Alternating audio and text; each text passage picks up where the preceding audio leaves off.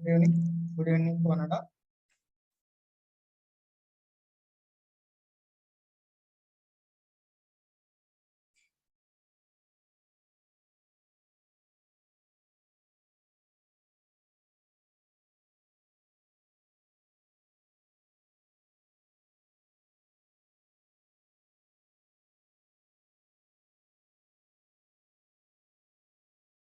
Good evening to Anada.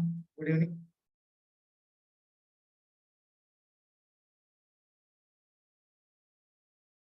Yeah, please kindly confirm audio video on screen.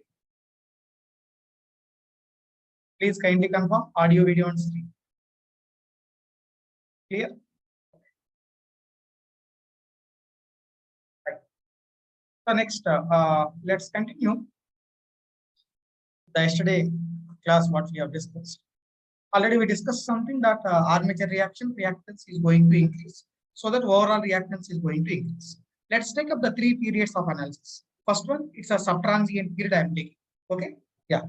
So first period we are considering as subtransient period. Subtransient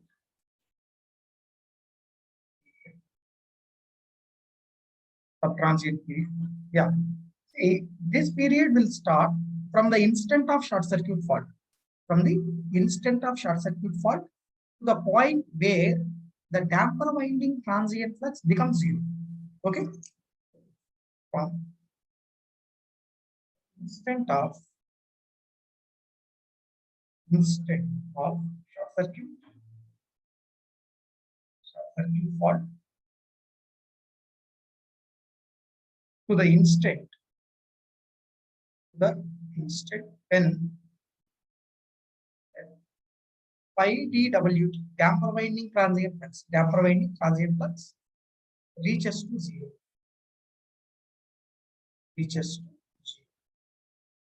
Phi dWt, or you say damper winding transient flux reaches to zero.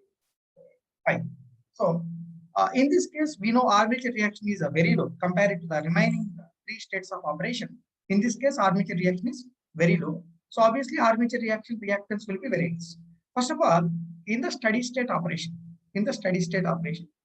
we have drawn the per phase model something like this. In the yesterday class, we have drawn this. In the steady state operation, this is a per phase equivalent circuit we have shown, and we said it is XL and this is XA. Kindly observe my words. Whatever the XA we have here, that term I am reserving for the steady state armature reaction reactance. XA I am reserving for steady state armature reaction reactance. But in the subtransient period, armature reaction reactance is low, na? Low.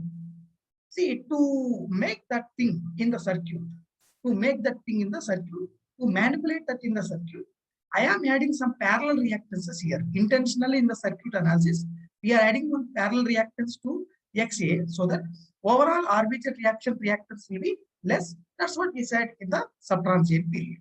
Okay. So now I am adding one reactance here in the name of XL, but it is not field winding reactance. It's not the field winding reactance. And I'm showing one more reactance, something like XDW here. XDW, and this is the EMF of the generator EG, and this is the location of the short circuit.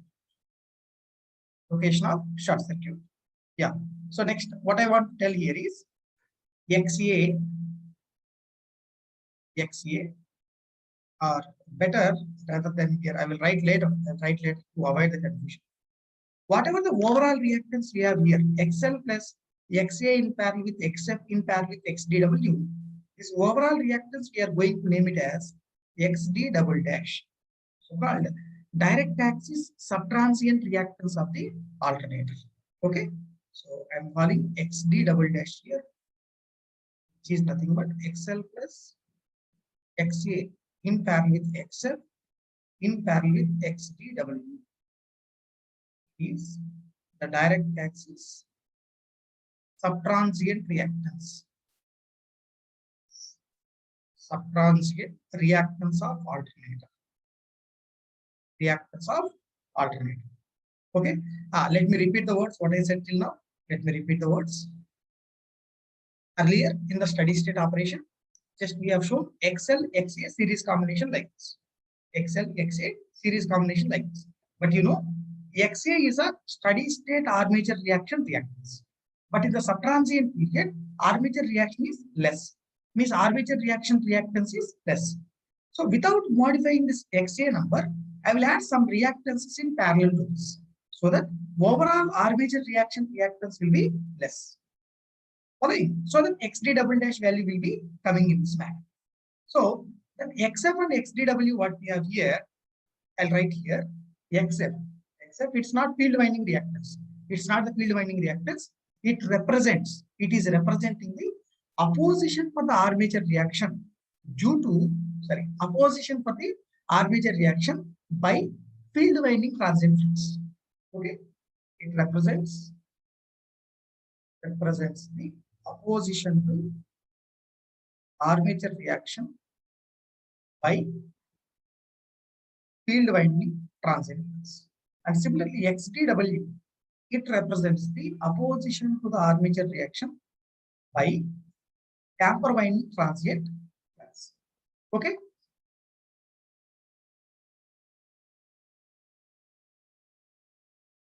Next. So whatever the current flow we have in the circuit now, that I am going to call as subtransient fault current. Subtransient fault current. Which current is this? Is it AC current or DC current we are discussing here? Only AC component. Only AC component. Kindly listen my words. Kindly listen my words. Simply if I write this EG by XD double dash current, that is only AC component current. DC component was not involved in that current calculation. That we have to remember. Anywhere, if you write the current value by using KVL application in a circuit, KVL application in a circuit like this particularly, that's a AC component of current. Okay, let's move ahead with the transient period. Second period is transient period. Transient period. Yeah, simple. It will start from the instant when the damper winding transient flux becomes 0 to the instant when field winding transient flux also becomes 0. Okay, it starts from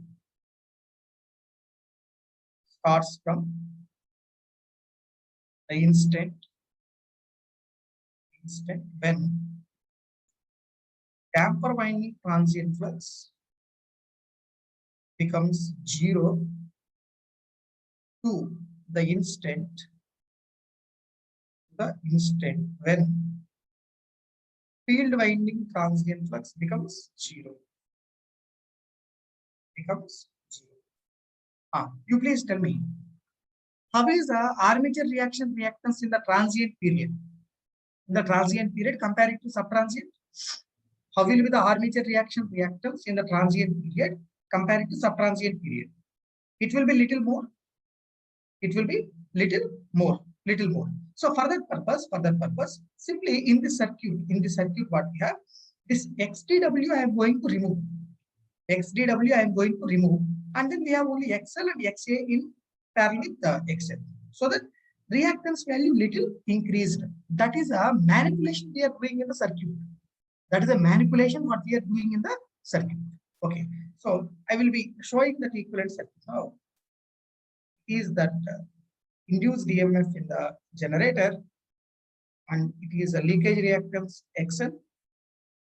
We have steady state armature reactance XA in parallel with the XL.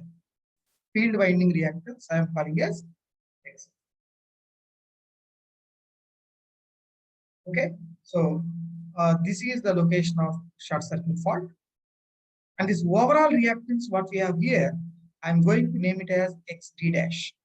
Overall reactance we can call as XD dash. That we can say as direct axis transient reactance.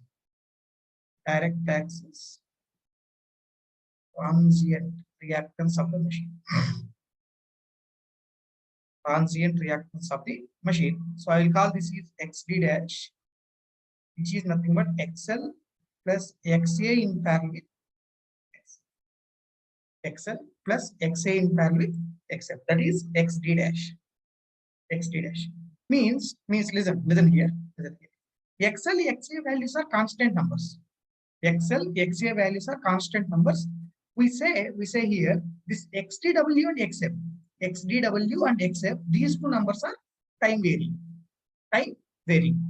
I'm asking one basic question to you. What will happen to these numbers, particularly this XDW and XF, XDW and XF as time progresses? Whether these numbers are increasing or decreasing? Whether these numbers are increasing or decreasing in your view? Increasing, increasing.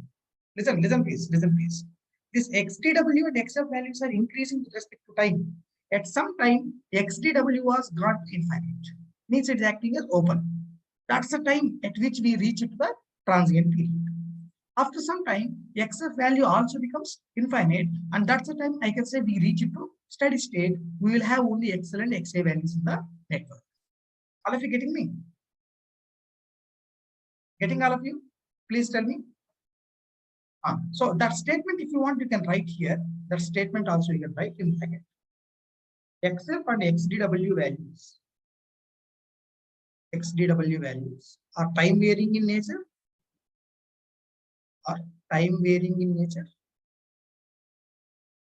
Varying in nature.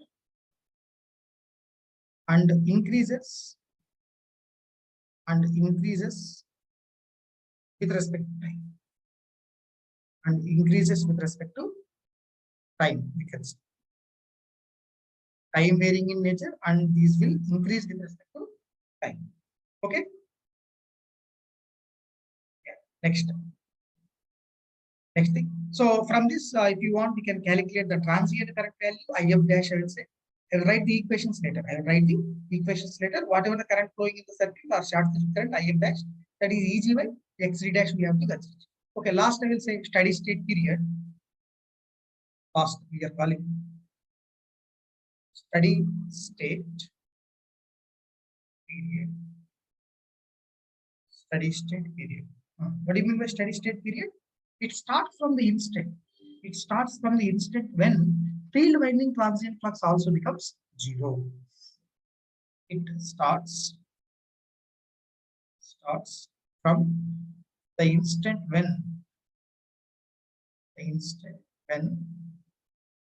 field winding transient flux phi ft also becomes zero.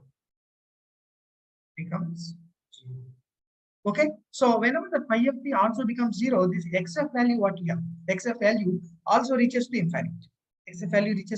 infinite. And I will have the steady state circuit as we have drawn earlier. The Eg, and you have XL is in series with XC. That's it. So this is the location of short circuit, and this is a fault current. You can call IF, and it's a steady state fault current. And whatever this XL XA combination we have, I will name that as XD. XD, that is direct axis steady state reactance of the alternator. Okay, so I'm calling this as direct axis steady state reactance of the alternator. XD equals to XL plus XC. Direct axis steady state reactance of the alternator. Steady state reactance of the alternator.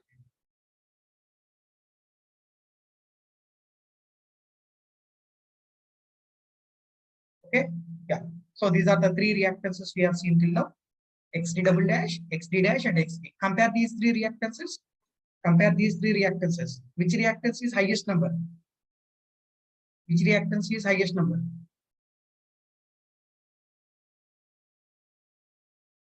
Yeah. See, XD double dash will be less compared to XD dash. That will be less compared to XD. XD double dash will be less compared to XD dash, and that will be less compared to XD. XD is a highest reactance to be expected, and XD double dash is a lowest reactance to be expected. So as I said just now, as time progresses, reactance of machine continue to increase with respect to time. Okay, so I will show that waveform if you want. Reactance variation with respect to time, I'm going to show just as a plot like this. So it's a y-axis on which I will show reactance of machine, and this x-axis I'm going to show time. Right, simple. So this is 0 I am showing at which the fault is going to occur. This is the instant of fault occurrence. Instant of fault occurrence. Okay, instant of fault occurrence, that is 0 I am saying. That is 0 I am saying. Next thing. See, without having any short circuit fault, we say that we don't have any armature reaction. Kindly listen my words. Without having any short circuit fault, we don't have any armature reaction. If we don't have any armature reaction, the XA value will be 0. We get only leakage reactance component there. So at time t equals to 0, the reactance of machine will be only leakage reactance value. I am showing it is XL, which is very, very low number. But you know, as time progressing from the instant of the short circuit fault, the overall reactance of machine starts increasing. And finally it will settle down to some value XD.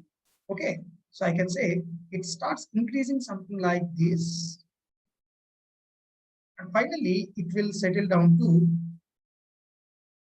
some value like this, the constant. See, by this point we have reached steady state. We are going to confirm.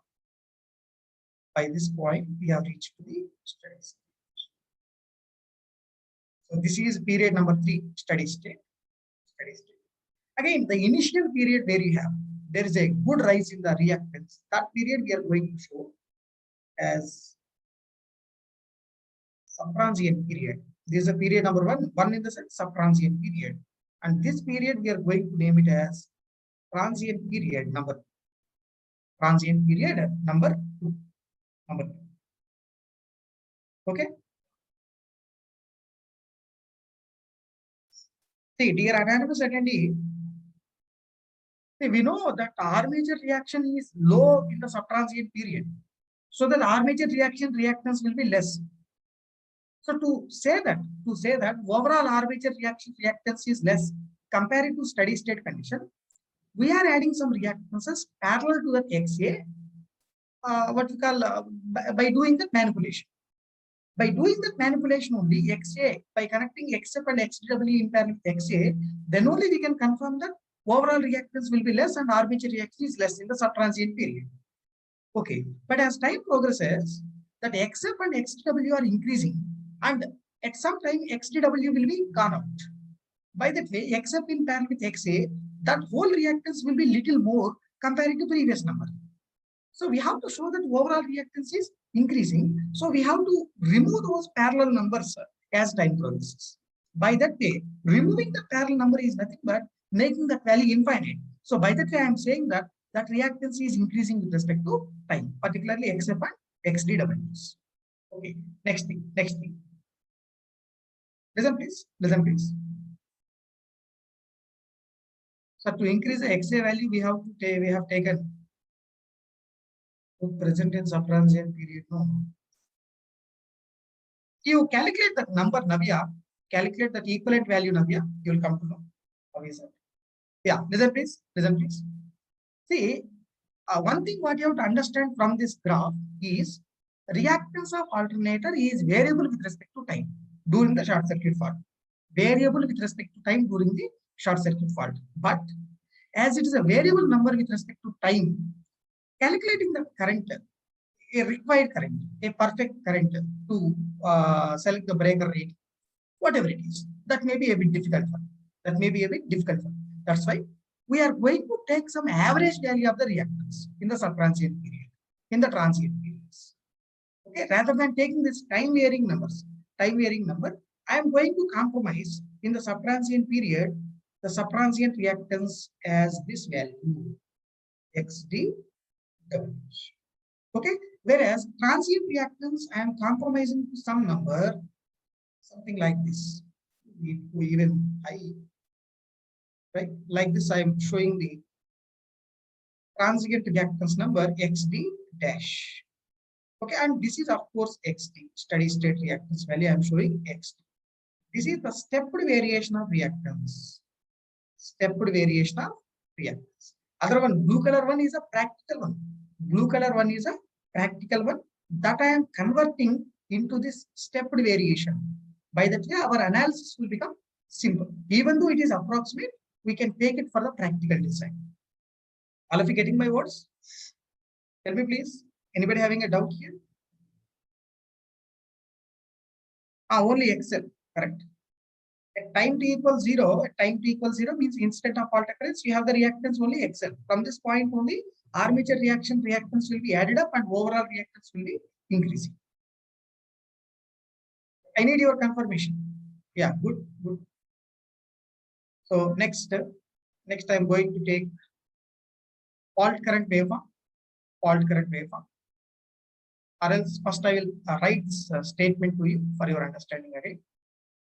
Fault current, or else you can say phase A current during the short circuit fault. Fault current or phase A current. Phase A current during short circuit fault. During short circuit fault. I'm writing that in a simple way. IF is equals to, it consists of two components again, as it is we said in the RL circuit analysis. As it is we said in the RL circuit analysis, we'll have two components here. One, DC component, definitely. Second one, AC component. Two components we have. One is DC component of current, next one is the AC component of current. And AC component can also be called as one symmetrical component. Symmetrical component. Symmetrical component. Okay. In the next slide, I will be showing only symmetrical component of the fault current waveform. DC component, what we have shown here is simply a decaying signal. Like this, you can experience. It is simply decaying signal. DC decay component, something like this, DC signal. Now our concentration is mainly on the AC component here. Mainly on the AC component. Okay, so I will take in the next slide.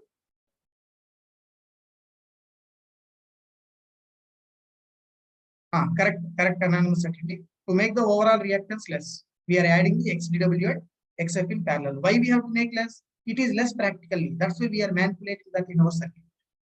Okay, so practically observed. Look at my heading. Practically observed. Symmetrical component fault current. Symmetrical component of fault current. Symmetrical component of fault current. Practically observed symmetrical component of fault current in oscillogram. Oscillogram. Okay, actually, oscilloscope you might have studied maybe in your course. Oscilloscope, CR. Oscilloscope is used to check the voltage waveform. Oscilloscope is used to check the voltage waveform. Whereas oscillogram is an equipment which is used to see the current waveform. Which is used to see the current waveform. Okay, see, for example, I am showing simply one alternator here, three-phase alternator, something like this. On one of the phase, maybe I am showing at the end, I connected that oscillogram. In one of the phase. Now, I am taking one short circuit fault on these three terminals. After taking the three-phase short circuit at the terminals of the alternator, what is the symmetrical component of the waveform shown by this oscillogram? Again, I am asking you. What do you mean by symmetrical component here? Yeah, Mallesh, you have not come to my assumption. What is it? XA is a steady state armature reaction reactance, but overall armature reaction reactance should be less in the subtransient period and transient period. By that way, we are adding them. rather than modifying the XA value itself, we are making some additions in parallel. Yeah, only AC component of the fault current we are drawing here. Okay. I'm taking X and Y axis. So this is a Y axis on which we will show current, AC current. It's time axis. Okay. Is AC component and this is a time axis. Kindly listen. This is a zero time. Kindly listen. See, yesterday itself, somebody has questioned me. Somebody asked a doubt that, sir, what will happen to the current magnitude as we progress further? Because reactance of machine is increasing with respect to time. Na? If reactance of machine is increasing with respect to time, something like this, definitely the AC current magnitude decreases. Means initial stage of fault current. At the initial stage of fault current, this AC component magnitude is very high. But as time progresses from the instant of the fault, this AC component magnitude will decrease and finally it will settle to some number. Okay, so I'm showing the positive and negative envelopes here. Kindly observe. This is one positive envelope I am showing like this.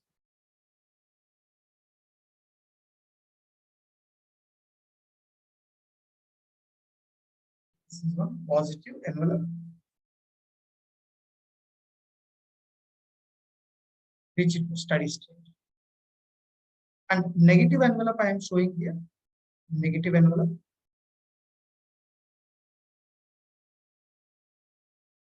So here.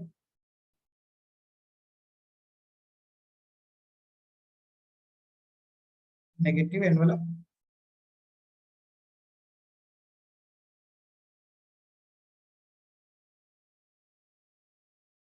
Like this, we have negative envelope, positive envelope, and negative envelope. Simply, I will be showing the AC current waveform in between these two. And finally it will come to a very, very low number we have shown. Okay. So I will show that waveform here. Kindly observe.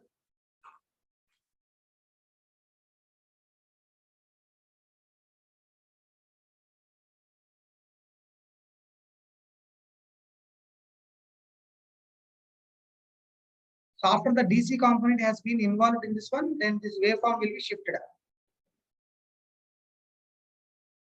After involving the DC component, this waveform will be shifted up.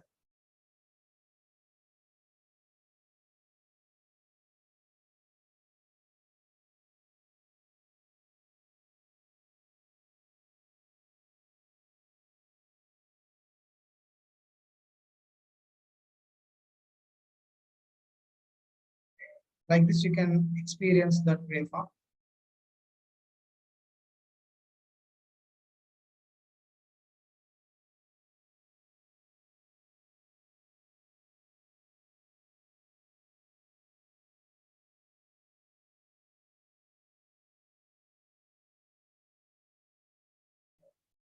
Steady state fault current waveform.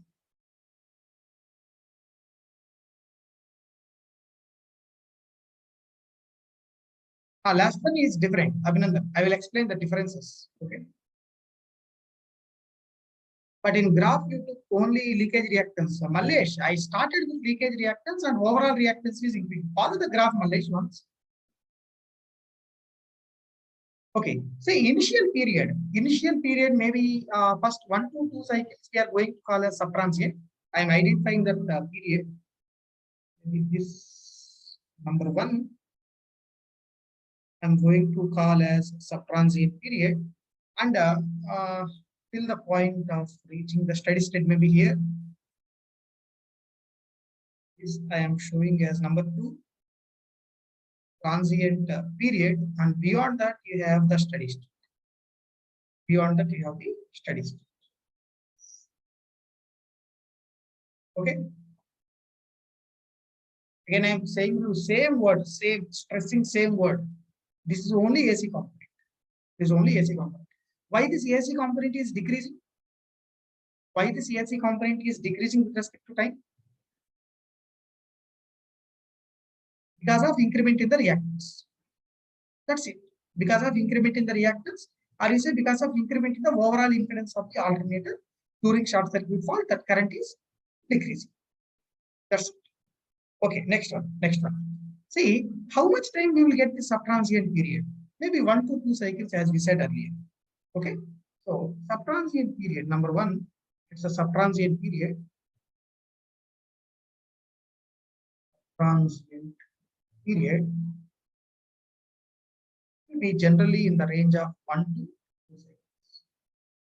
2 seconds. Who will decide how much length of subtransient period we have? Who will decide that subtransient period length is these many number of seconds? Anybody please tell me? Anybody? Who will decide? Who will decide that subtransient period length is this much time? Damper winding time constant. Damper winding time constant will decide, yes or no? Because after that pi dWt reaches to 0, then only we say we have entered into transient period, right? So number of cycles in the subtransient period decided by damper winding time constant. I will write it later. Okay. Number 2 is a transient period. Number 2 is a transient period. How many number of cycles we have in the transient period here? How many number of cycles you can expect in the transient period? Anybody? How many cycles we can expect in the transient period? 2 to 5, 6, 5, 6, 5 to 6. It's not 5 to 6 or 2 to 5. It will be in the order of 30 cycles. This is a place where we have to be very clear. This is a place where you have to be very, very clear. Kindly listen to my words. Kindly listen to my words. It will be in the order of 30 cycles. Sometimes it will be even more than that also. Sometimes it will be even more than that also. Then who will decide this transient period length generally? Field winding time constant will decide. Okay. So if you want, I will write those statements. Number of cycles in subtransient and transient periods. Subtransient and transient periods. Transient periods are decided by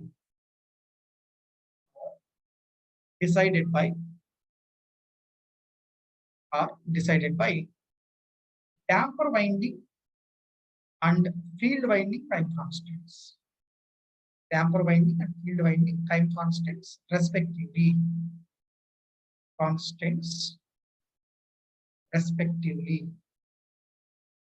Please believe this one. In the transient period, you will get around 32 or more than 30 seconds. More than 30 seconds. Yeah, Mr. Anand certainly please go through the calculations what you have said. How you are asking this question? Sir, practically you said overall reactance should be less, but we are adding XTW except increase with respect to time. That means overall reactance is increased. That's what I said, right?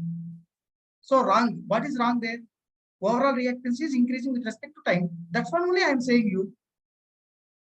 Okay. Yeah. Listen here. So you have to believe this one. Transient period will be in the order of 30 cycles. Next. Beyond the 30 cycles, whatever you have, that we are saying is steady state. Now I will be writing the currents in a sequence. First one. Only AC component, only symmetrical component. Subtransient current. Symmetrical component of subtransient current is how much? RMS current. In this period, in this subtransient period, we have drawn this circuit, right? In this period. And IF double dash is the current we said. That current is nothing but EG by XD double dash we have got. Okay? Yeah. So first one we are writing. Symmetrical component of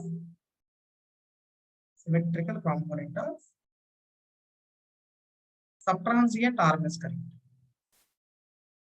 Subtransient RMS current. This is nothing but IF double dash. Value was EG by XD double dash. Value was EG by XD double dash. Yeah, next one. Symmetrical component of transient RMS fault current. In the transient period, what is the RMS fault current you will get? Eg by xd dash, right? Only AC component, only symmetrical component we are writing here also. Symmetrical component of transient RMS fault current. Transient RMS fault current. Just you can see the circuit. IF dash, you can say that which is nothing but Eg by xd dash. Eg by xd dash. Last one, steady state RMS fault current. Steady state RMS fault current, that is simply Eg by xd. Either we can call that as symmetrical component or simply steady state, both will be same. Means after reaching to steady state, we have only symmetrical component of current itself, because the DC component will become zero long time. DC current becomes zero long time. So next one we can say sustained or steady state RMS fault current. Steady state RMS fault current. You can call this as IF, which is nothing but Eg by xd. Eg by xd. Steady state RMS fault current is Eg by xd. Okay. Next question. Next question I am asking you. What is the initial symmetrical RMS fault current? What is the initial symmetrical RMS fault current? Anybody? Anybody, please tell me. What is the initial symmetrical RMS fault current? Nothing but IF double dash, right? That is nothing but IF double dash.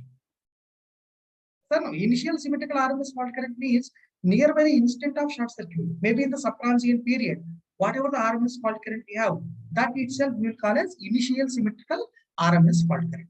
Okay, so initial symmetrical RMS fault current is nothing but initial symmetrical RMS fault current. This is nothing but a subtransient RMS fault current only. So asymmetrical is nothing but IF double dash, which we said just now as Eg by xd double dash. Eg by xd double dash. Subtransient. Okay. Forget about that Excel. Mahivanam. Forget about that Mahivanam. Forget about the Excel. We are taking in the subtransient period means xd double dash value only we have to consider it. Same as the first. Okay, now look here. Listen here. See, in the previous study, particularly by taking a transmission line RL circuit, taking three-phase short circuit at the end, we have done now. How is the AC component of fault current in that case? How is the AC component of fault current in that case? Anybody check that once if it is there for you?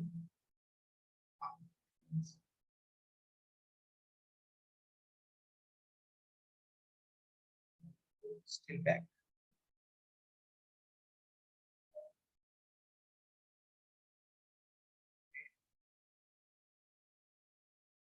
This one now. Look here, all of you. Look here. In the previous case which we have discussed, where you will get this AC component something like this. How is the initial symmetrical RMS fault current as well as final symmetrical RMS fault current? Both are equal. Both are equal. Getting the difference between previous case and present case now. Please kindly look. Getting the previous case and present case now.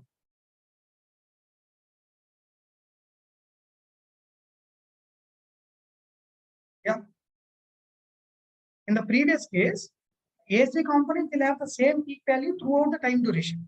But in the present case, what we are discussing, that AC component peak is different. At the initial, it is high, and as time progresses, it is decreasing. Okay, so in the previous case, initial symmetrical RMS fault current value as well as steady state short circuit current value, RMS fault current value, both are exactly equal. But in present case, the numbers are completely different. Numbers are completely different. That's the thing which we have to understand carefully. Okay, what is the simple reason? What is the simple reason why it is happening again? What's the simple reason why it's happening again? Again, reactance. Again, it will be reactance. In the previous case, transmission line reactance will be constant with respect to time. transmission line reactance will be constant with respect to time. But in the present case, this reactance is varying with respect to time. That's why we have a difference between the initial symmetrical RMS fault current and final symmetrical RMS fault current. Okay, yeah. Next thing, we will take up the same terms what we discussed in the previous case study. Same terms. Next term I am taking, what is a momentary current RMS value? Momentary current RMS value. Momentary current RMS value. Momentary current RMS value. So I'll call it is IM RMS here. What is that number? 1.6 times of IF double dash. 1.6 times of IF double dash. Okay, why we are getting that 1.6 factor there? By involving the DC number. Momentary current is nothing but the asymmetrical current. Asymmetrical current means what? Square root of RMS of DC component square plus RMS of AC component square. By involving the DC component also, in the RMS current calculation, we are getting this factor as 1.60. Okay. Next one, maximum momentary current. Maximum momentary current. Maximum momentary current. So we will call this one IMM. It's an instantaneous value. Instantaneous value. Instantaneous value. Now what that IMM we said? 2 into root 2. 2 into root 2. 2 into root 2 multiplied with initial symmetrical RMS fault. 2 into root 2 multiplied with initial symmetrical RMS fault. Next, one more term we have taken up there, that is maximum possible DC component. Maximum possible DC component in the previous session, means previous topic, we said root 2 times of initial symmetrical RMS fault, correct? That is nothing but root 2 into IF double dash now. So maximum value of DC component possible. Maximum possible DC component value. Possible DC component value. So you call this IDC max here. This is root 2 into initial symmetrical RMS fault current, which is nothing but a IF double dash. IF double dash.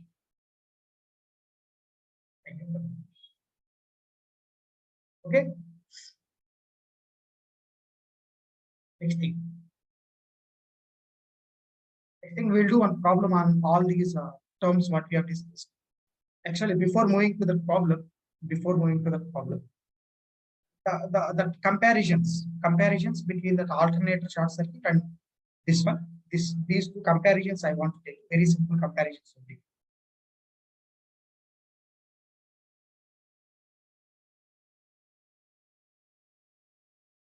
So it is a short circuit on no load operating transmission line. Is the short circuit on no load operating alternator. These comparisons I am going to take up. Very simple comparisons only. First one, diagram I am showing here. The source and a line, short circuit at the end.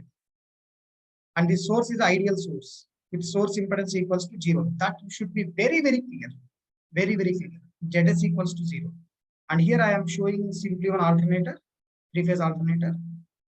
And this is that short circuit fault what we have. Short circuit fault. Okay, for time being, we will involve resistance in both cases. We will involve the resistance value in both cases. Transformer we are not considering. Gopal Krishna. Why you are bothering about it? Transformer is there, it will act as series reactance. That's it. Just listen to this. Don't be get it out. See, if you draw per-phase model of this one, we have this voltage source VA and resistance of transmission line wire, and we have reactance of transmission line wire. And at the end, you have a short circuit, something like this. This is an equivalent circuit. Equivalent circuit. And if you draw equivalent circuit of this one per phase, we have a source EG, considering resistance also. I said earlier, I'm considering resistance also here. Resistance. That we call as armature resistance. And we have this armature inductance, LA. I'll call this is L. Better comparison. LA, armature inductance. And at the end, you have a short circuit, as we said earlier. Okay, first one. This L, what we have shown here is constant number. L is constant number. LA, it is variable with respect to time, increasing with respect to time also you can say. Variable with respect to time. Okay, next, AC component. AC component of fault current, constant peak. Constant peak with respect to time, of course. AC component is having constant peak with respect to time. What about AC component here? Decaying peak, and finally it will become constant. Decaying peak and becomes constant.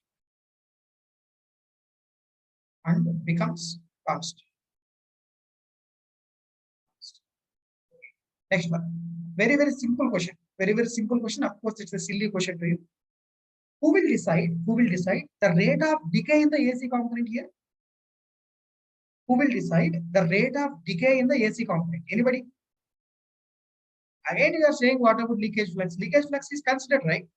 It's the armature inductance, means it's the leakage inductance as well as armature reaction reactance. Armature reaction inductance, both. Yeah, listen to me. Which time constant, Amrit? Time constants only. Which time constants? The decay in the AC component is field winding and damper winding. Field winding and damper winding time constants. Okay. So in this case, this decay in AC depends on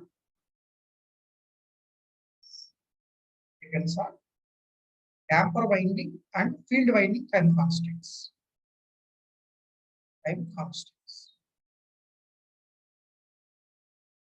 Damper winding and field winding time constants, where we don't have that type of effect in the previous case.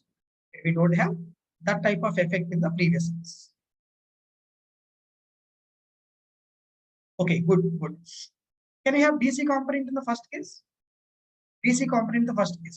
Definitely we have. Can we have the DC component in the second case? Yes, definitely we have. Yes or no? Right. So I will have that what we call DC component in both cases. I will show in the next slide. Okay. So I'm continuing with the same headings, right? The left side we have taken short circuit on transmission line, right? IDC. DC current is decay component. Decaying DC and finally reaches to zero.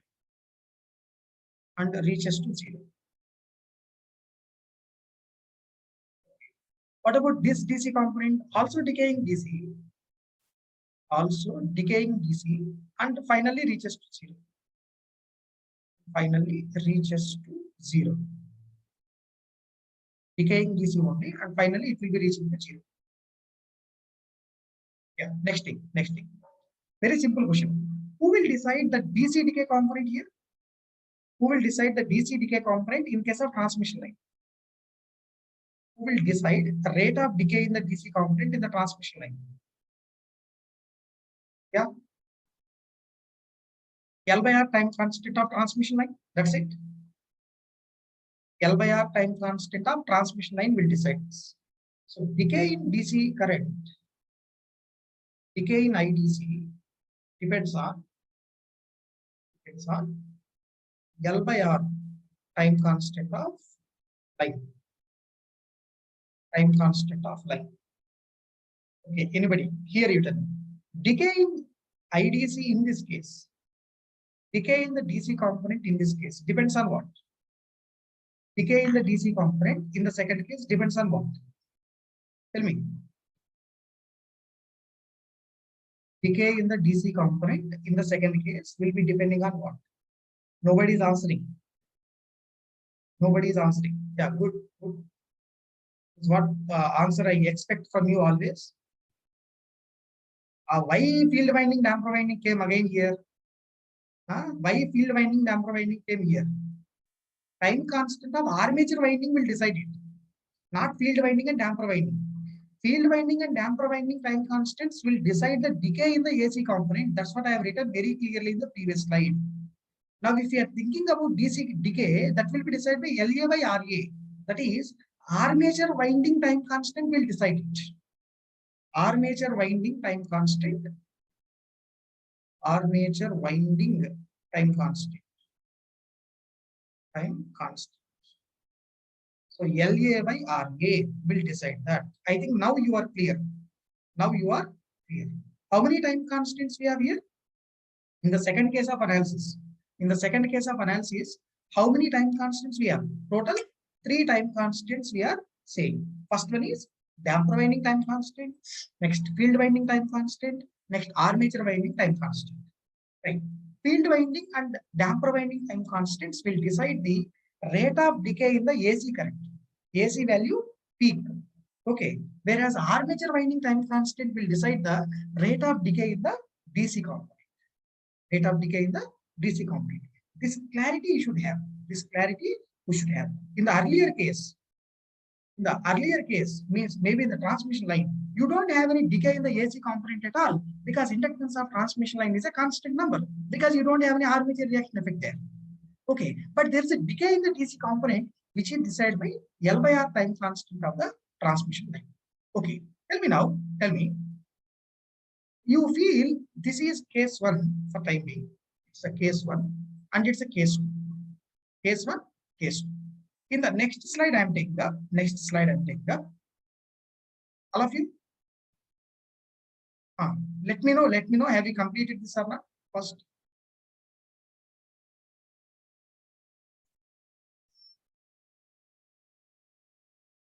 Okay. Good. Next. Listen here. For example, we have one generator, practical alternator. What we have outside is alternator, practical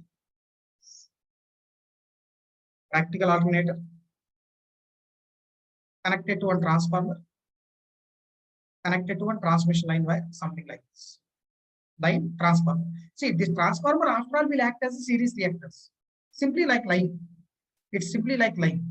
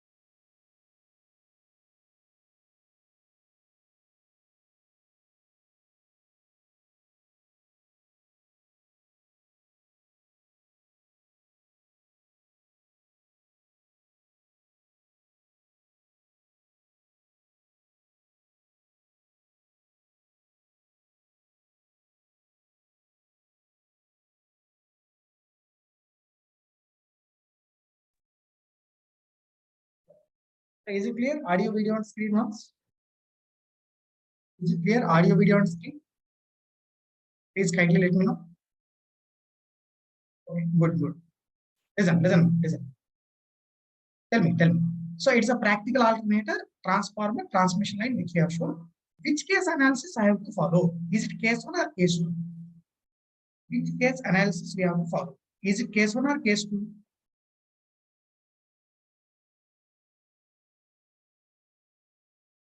Case 1 or case 2? Why you are saying case 1? Once after connecting transmission line to the alternator, it will be alternator study only, right? Or else you tell me this one. You tell me if you draw per phase network of this per phase network, alternator will have some induced EMF EG, and it might have some resistance, or else neglect the resistance value for time being. You take the reactance of alternator now.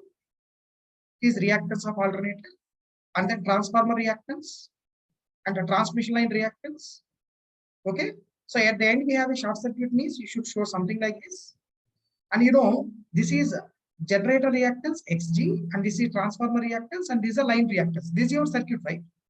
This is your per phase circuit. Kindly look here. Both imtiaz, just look here. Generator circuit, voltage source, reactance, transformer line. How is this XL value? Is it constant with respect to time during short circuit? XL, is it constant with respect to time during short circuit? Yes, of course, it is constant. XT, transformer reactance, is it constant or not? Yes, constant. Because transformer means no armature reaction, it will act as a simple series impedance only. What about XG? What about XG with respect to time? Is it variable or not? Is it variable or constant? XG. It is variable. It is variable. Now you tell me if it is variable, then how is the overall reactance of your circuit? Is it variable or constant? How is the overall reactance of your circuit? Is it variable or constant? Tell me. Variable. Overall reactance is variable. See, if the overall reactance is variable for you, then and overall reactance is, we can say, increasing with respect to time, and obviously peak value of fault current will be decreasing with respect to time. It will be exhibiting the second case. It will be exhibiting the second case, which is a more practical case among these now. Which is more practical case? Is it first case or second case? We can say. Which case is more practical? Second case is more practical one. Second case is more practical one. All of you understanding this? Yeah. Now we tell me. Practically in power system network, subtransient period will be 1 to 2 cycles. 1 to 2 cycles. How much period you have the transient period now? How much time you will have the transient period in the practical system?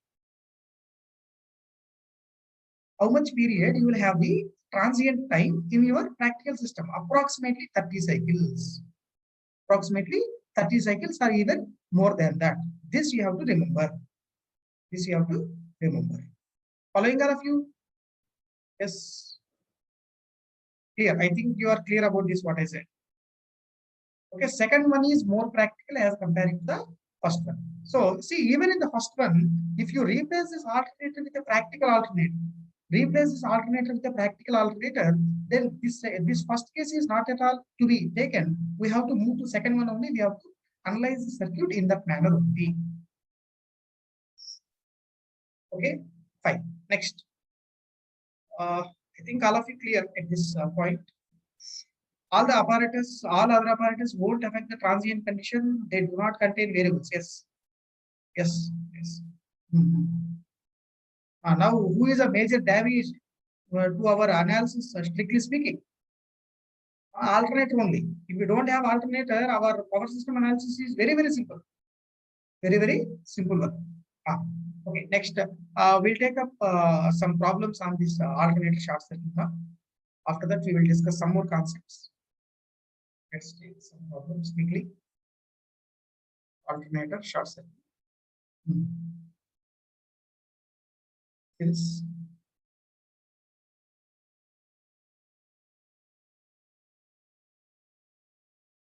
Serious question once. there in that PDF file.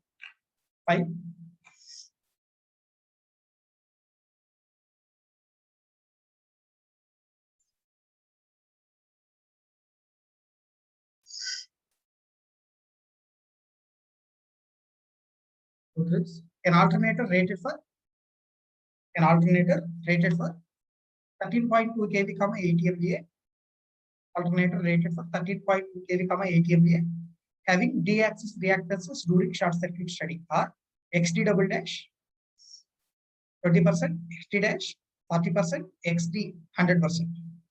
The alternator is connected to a three-phase transformer of 13.2 kV by 130 kV, 80 MVA, X equals to 0.1 per unit through a circuit breaker. A three-phase short circuit occurs between circuit breaker and transformer. Between the circuit breaker and transformer, we have a three-phase short circuit fault. During no load operation, find number 1, subtransient RMS fault current. Number 2, sustained short circuit current.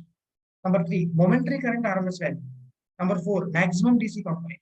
Number 5, ratio between initial and final symmetrical RMS fault currents. Okay. Let's take up that single line diagram according to the data what I have mentioned. You have an alternator. Let me show that alternator. It is a 13.2 kV.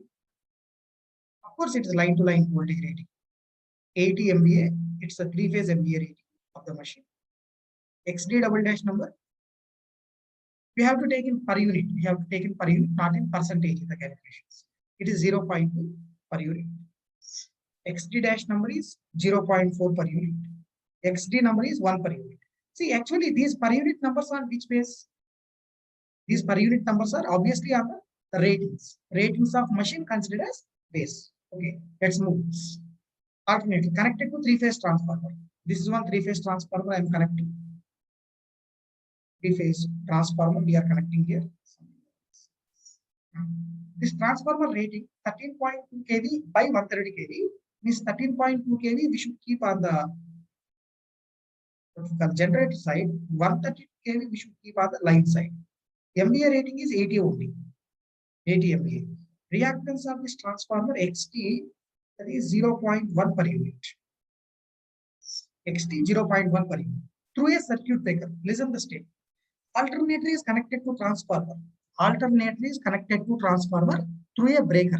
Means in between alternator and transformer, we have to keep one circuit breaker. We have to keep one circuit breaker between this alternator and the transformer. Okay, next thing. A three-phase short circuit occurs between circuit breaker and transformer at no load. See, between the circuit breaker and transformer, we had a three-phase short circuit fault, something like this. At which condition he is saying? No load operation. At the no load operation. Did he mention? Listen, please. Listen. Did he mention anything above the transformer here? Anything he mentioned above the transformer? No. He didn't mention anything about the transformer. I will consider that we don't have anything about the transformer. We don't have anything about the transformer, and I will say it is simply operating under no load condition. Simply operating under no load condition. Yes. Yeah. Next thing. See, now we have a fault between the circuit breaker and transformer. Now, obviously, this generator is supplying that fault current. Generator is supplying the fault current and going into fault. Right? Whatever the current flowing in the breaker, that is going into fault here. But this side, you don't have any current, right? Because no source on the other side. No source on the other side means this transformer is not going to carry any current. Transformer is not going to carry any current. Fine. So that statement you have to write for your understanding. Transformer will not carry any short circuit. Will not carry any short circuit current. Short circuit current. Okay. Now you have to find out what he is asking. Subtransient RMS fault current. See that subtransient RMS fault current is nothing but current supplied by the generator. Subtransient current supplied by the generator. Okay. Now you take the base values. Base values as 13.2 kV, 80 MVA. You consider these numbers as base values, so that these reactances will be as it is, and you find out the subtransient current in per unit form, convert that into absolute. Why we have to convert that number into absolute form? Because in the problem, he didn't mention anything about base values. He didn't ask me to take some values as common base, but he didn't said, right. He didn't said about the common base values. Okay, that's why we have to give your answer in the absolute domain only. So let's move ahead.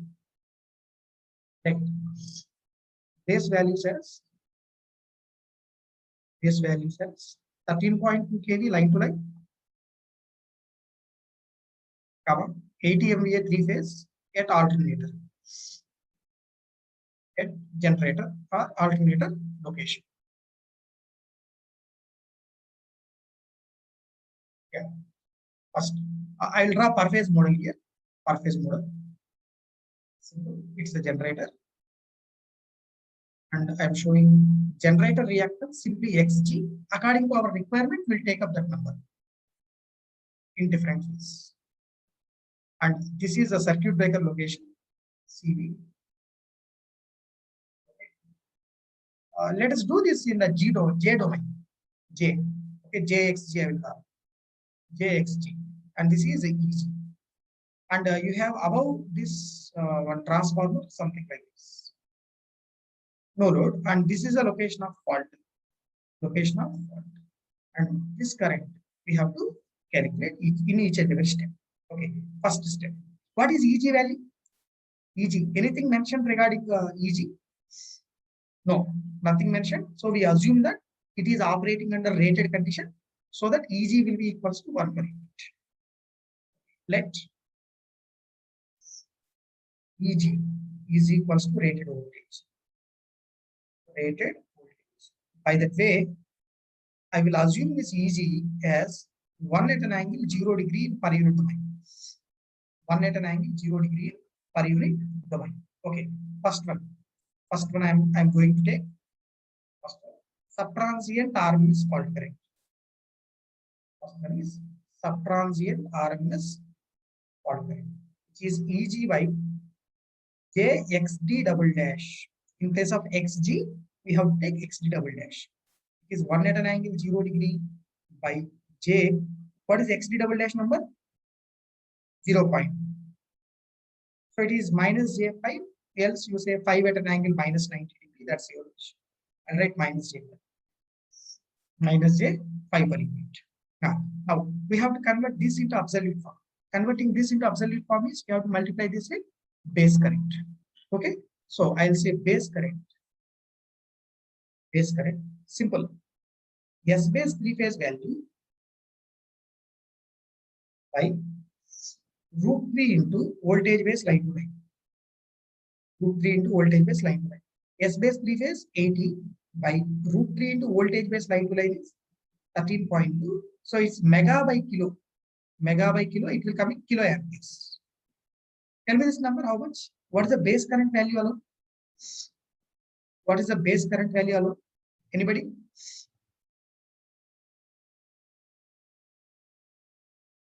Anybody please do this and tell me the number.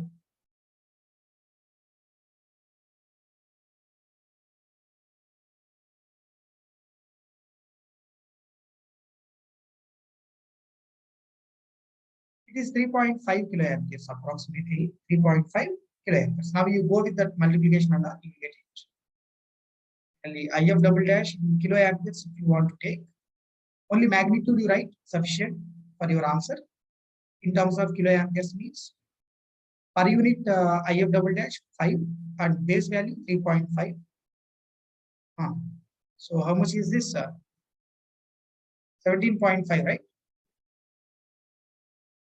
17.5 kilo amperes. 17.5 kilo amperes is a subtransient current. Next thing. Second one is what? Second one, what he's asking? He's asking about sustained short circuit current. Sustained short circuit current is nothing but simply IF. Sustained short circuit current is nothing but IF. So it is EG by JXD. EG value 1 at 9 0. XD number is also 1. So it will be minus J1. Minus J1 in per unit form. So how much is that IF magnitude in kiloamperes? Per unit value 1 multiplied with base current. Base current is 3.5. 3.5. So this can be taken as 3.5 per unit. That can be taken as 3.5 per unit. That is a sustained short circuit current. Sustained short circuit current. Okay, next one. What's the next one? Momentary current RMS value. Third one is momentary current RMS value, IMRMS. What's the formula for momentary current RMS value? 1.6 times of subtransient RMS current.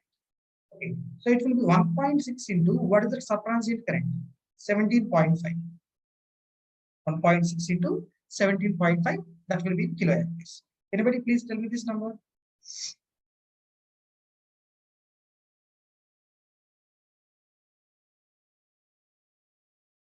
Yeah, so it will be 28 kiloamperes. 28 kiloamperes is a momentary current RMS value. What's the next one? Next one. Next one, it is a maximum DC component possible. Maximum DC component possible. What is that IDC max? Possible value. Root 2 into IF double dash magnitude. Root 2 into IF double dash magnitude. So root 2 into IF double dash is 17.5. Root 2 into IF double dash, that is 17.5. How much is this number? 24 point. Yeah, it is not a restriction to say IF in kiloampere. If you want, you write a 28 kiloamperes rather than this 28,000 amperes also. No issue. 28,000 amperes. What is there in that? Yes or no? That's just a number. 24.74 K. This number is 24.74 K. Okay, next one is maximum DC component. Next one is ratio between initial and final symmetrical RMS currents. Ratio between initial and final symmetrical RMS currents means IF double dash by IF value. IF double dash by IF value we have to. So it is nothing but EG by JXD double dash in the numerator, denominator EG by JXD. EG by JXD double dash, denominator we have EG by JXD. EG will be cancelled out and you will get this like XD by XD double dash. XD number is 1, XD double dash number is 0.2. So this ratio will be 5. That ratio will be 5. So where you no need to consider.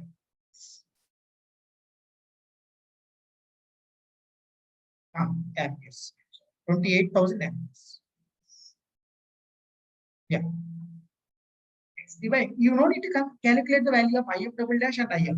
Simply you have to take ratio between these two formulae and we'll get some resultant like XD by XD double dash and that number will come to be 5 per unit. 5 per unit. Okay. It's not a line-to-line current. What's the meaning of line-to-line current, Mr. Jitendra? What do you mean by line-to-line current? That's simply line current or you can say phase current. That's it. Yeah. Sustained means steady state only. Sustained means it will be always steady state. Okay, next question I am asking you as a simple one. Next question I am asking as a simple one. I'm moving with the next slide. Just go through this problem. Okay. An alternator has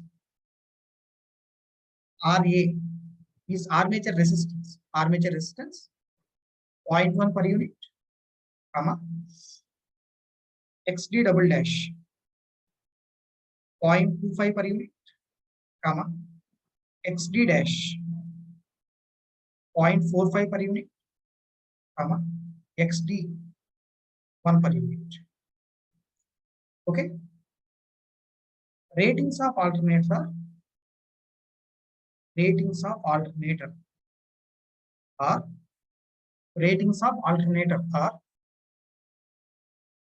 11 kV, comma 150 MVA. 11 kV, comma 150 MVA. See, if they have given a problem like this, you have to assume that alternate as a three-phase alternator only. Even though I didn't say that as a three-phase alternator, you have to assume it. Okay. Alternator is operating at no load. Alternator is operating at no load. Operating at no load with internal voltage.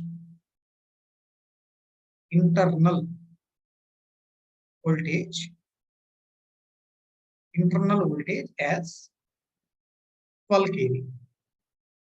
12 kV. Find RMS value of symmetrical short circuit current. Symmetrical short circuit current. Short circuit current for three-phase faulted alternator terminals. Alternator terminals. Yeah, please go through it. Go through this question and try to tell the answer to me. How much? Find the RMS value of symmetrical short circuit current. Symmetrical short circuit current for the three-phase fault at the alternator terminals.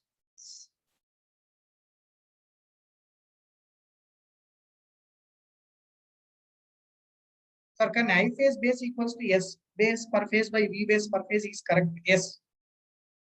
You can choose that formula. Yeah, Jitendra, if you want to write I base per phase equals to S base per phase by V base per phase, as Nandan Kumarani is saying, ultimately it will be resulting into the same. Okay? Tell me. Look here. In the data what they have provided, I'm saying first, we have an alternator. Okay. Armature resistance of alternator is 0.1 per unit. Subtransient reactance 0.25 per unit. Transient reactance 0.45 per unit. Steady state reactance 1 per unit. Next, ratings of alternator 11 kV, 100 MVA. So 11 kV it is line to line, 100 MVA three phase. These are ratings of alternator. Ratings of alternator. What is the internal voltage value? He said 12 kV, and it's operating at no load. Operating at no load. So we call EG line to line value is equals to 12 kV. EG line to line value 12 kV. Okay. What are the base values you want to consider? That you tell me first. What are the base values you want to consider? This is the place where you have a doubt. Now 150 MVA. 150. This is one place where you get it out. Please tell me what are the base values you want to consider. You choose ratings itself as base. Means your 11 kV 150 MVA will be the base values. Then this EG line to line 12 kV given, this we should convert into per unit on this base what you have selected. Okay, so selecting V base line to line as 11 kV, S base three phase as 150 MVA, S base three phase as 150 MVA. Then obviously this EG in per unit, EG actual by V base line to line, or else EG actual by V base, right? If you want to take the phase values in the numerator and denominator, or line to line values in the numerator and denominator, you will get the same value. So I'll write this is simply EG by V base. Do you want to take phase? You take 12 by root 3, denominator 11 by root 3. Else, line to line 12 by 11 will give same number for both. 12 by 11. How much is this value? 1.091 per unit. 1.091 per unit is the EG per unit. Okay. Now, he is asking us to know simply fault current. Which fault current you have to calculate now? Is it subtransient current, or transient current, or steady state current? That they have not mentioned in the data. They didn't mention what fault current to be calculated. Is it subtransient, or transient, or steady state? If he is asking this type of question, we should find out only subtransient fault current. subtransient fault current. Kindly listen to my words. There is no meaning of total current, Mr. Dinesh. In different states, we have different currents. Subtransient, we have some value of current. Transient, we have some value of current. Steady state, we have some value of current. You should not sum up all the three, right? At an instant, do we have all the three? No. Instant by instant, current is changing. Which current we have to give the answer in the examination? Means subtransient current only we should give the answer. In the exam, it is asking simply to calculate fault current. We have to give subtransient current. Okay, right. So next I can say the next slide. Next slide. So fault current, we have to calculate. That is nothing but subtransient fault current, IF double dash. Now you draw the subtransient equivalent circuit. The subtransient mode, the equivalent circuit will look in this manner. We have some EG here. Okay, and there is some armature resistance that you have to identify carefully. And this is a per phase network as we are saying, and this is short circuit. Short circuit. What you have here? Which reactance we should consider now? XD double dash we have to consider. Means it is JXD double dash we have to take. Now, what is this impedance of alternator? What is the impedance of alternator in this state? RA plus JXD double dash. So this number is 0.1 plus J0.25. Okay, our concentration is only on magnitude. Our concentration is only on magnitude. So anyhow, I will write first IF double dash is nothing but EG by ZG. EG 1.091 at an angle 0 degree, you can consider that as a reference, by 0.1 plus J0.5. Okay, so from this, you take up the magnitude of this subtransient current value, but fault current value simply 1.091 by square root of 0.1 square plus 0.25 square. 0.1 square plus 0.25 square. This will come in per unit. Please tell me that number how much? IF double dash number. Anybody calculated this? 4.0527. Somebody is saying 4.05. Maybe 4.05 per unit. That is the magnitude of the IF double dash in per unit form. This we should convert into kiloamperes. Why? He didn't said about base value in the problem. He didn't said what base values to be selected. So here we have to give our answer in the kiloamperes. So IF double dash in kiloamperes to calculate. First, I should know what is the value of I base. I base per phase or I base line. Okay, both are same. S base 3 phase by √3 into V base line to line. V base line to line. S base 3 phase is 150 mega by √3 into V base line to line is 11. So numerator we have mega, denominator we have kilo. So it will come in kiloamperes. First you find out this base current how much? First you find out the base current how much? 7.87. Somebody is saying 7.87 kiloamperes. Therefore, IF double dash magnitude in kiloamperes will be per unit number 4.052 multiplied with base 7.87 and get this value in kiloamperes. How much is this value in kiloamperes? 31.85. 31.85 kiloamperes we are going to get. IF double dash magnitude in kiloamperes. 31.85 kiloamperes. Okay, this is another way of asking the question in the examination. Of course, it looks to be simple, but we have shown two variants here. Two variants. One is internal EMF is not equals to 1 per unit. They have given in the data. In the previous problem, they have not given. We consider as 1. In the previous problem, only reactance are given. Now, resistance value is also added up. Okay, right. Next problem. Next problem I am taking up. Go through this.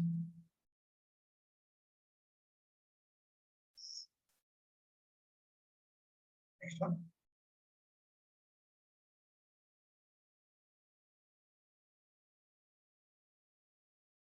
Yeah, you open your PDF file, you can find this problem in that.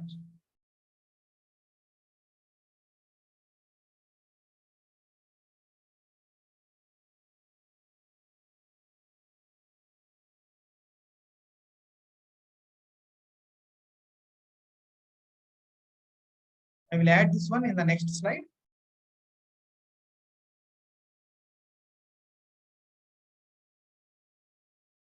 Next question I am showing here.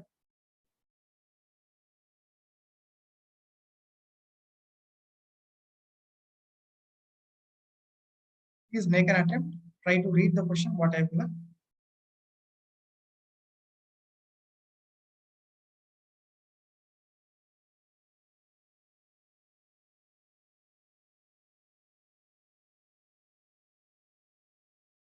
Okay, please go through it. I'll come back within 1 minute. I will come back within 1 minute. Please go through it.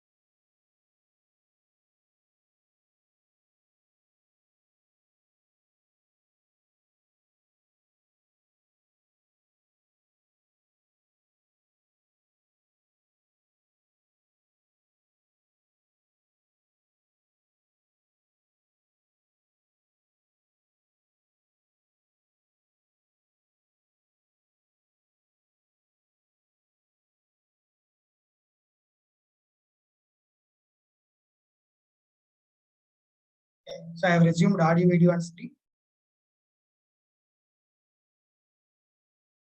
It may be Abhinandan. Look here, look here. Consider the following single line diagram in which a generator is connected to a motor bus through a transmission line. Okay. At motor bus, 4 motors are connected. 4 motors are connected, each one rated for 25 MVA, 11 kV. XD double dash equals to 0.3 per unit. The generator is rated for 100 MVA, 11 kV, XD double dash value 0.2 per unit. The transmission line has a reactance of 0.1 ohms per phase. 0.1 ohms per phase. The system is operating at no load condition at rated voltage. No load condition at rated voltage. For a symmetrical dead short circuit, at the point P. This is a point P in the figure shown. Point P in the figure. Okay. The symmetrical RMS current carried by the circuit breaker in bracket given in the figure. Symmetrical RMS current carried by the circuit breaker given in the figure is dash kiloamps. Dash kiloamps. Okay. See, in this problem, generator having some ratings like 100 MVA, 11 kV, reactance is 0.1. Transmission line reactance in ohms, 0.1 ohms. Regarding motor, he said 25 MVA, 11 kV, 0.3 per unit reactance. Can we do this problem in the absolute domain? Can we do this problem in the absolute domain? Or is it required to go in the per unit domain? Tell me please. Anybody? Can we do this problem in the absolute domain or can we go for per unit? Both will give same result, of course. Both will give same result. As you don't have, listen please. As you don't have transformer, in your circuit, you can go or you can solve this problem even in the absolute domain also, no difficulty. Following all of you, Pujar, are you getting me? This problem, as you don't have transformer, we can do this problem even in the absolute domain also. We will do this one in the absolute domain. We'll do this in the absolute domain. If you want, as a statement, you can write no transformer in the circuit, the single line diagram, absolute, or can be solved in absolute also. Can be solved in absolute also. Absolute domain also. Okay, but I said one difficulty if we are doing in the absolute domain, we need to deal with kilovolts, kiloamperes and all, right? Kilovolts and kiloamperes and all. That is one difficulty in the way of numbering calculations. Some difficulty is there, but still we will do this in the absolute domain only. Okay. First of all, generator. 100 MVA. 100 MVA. Of course, it's a three-phase rating. 11 kV. It is line to line. And how much is XD double dash or XD double dash of generator given? That is 0.3 per unit. 0.3 per unit. And you find out the Z base from this. Find out the value of Z base is nothing but V base line to line whole square by S base 3 phase. Else V base per phase square by S base per phase. Any formula you can use. V base line to line square by S base 3 phase you can use. So V base line to line means 11 kilo whole square. Denominator S base 3 phase means 100 mega. So kilo square numerator, mega denominator will be cancelled out. 11 square 121 by 100 means it is 1.21 ohms. So what is the value of XD double dash in ohms? Nothing but per unit value of XD double dash into Z base. Okay, so it is 0.3 into 1.2. Okay. How much is this number? 0.3 into 1.2. Generator, how much reactance given? Is it 0.2 or 0.3? 0.3, sorry. This is 0.3. 0.3 into 1.2. Anybody?